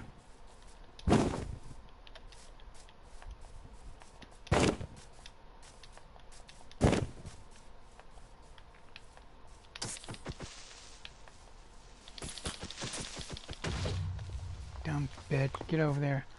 God damn it.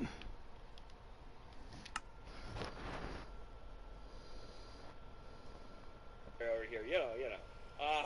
Anyway, no, I haven't tried the Australian monster.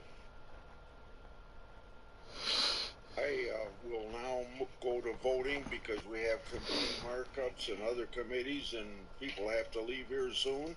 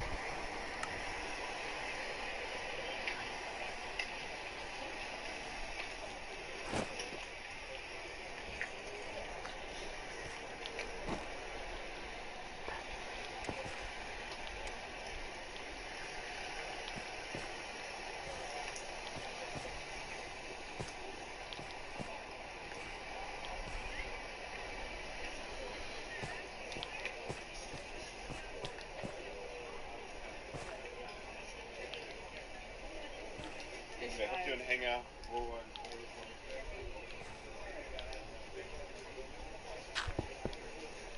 You motherfucker.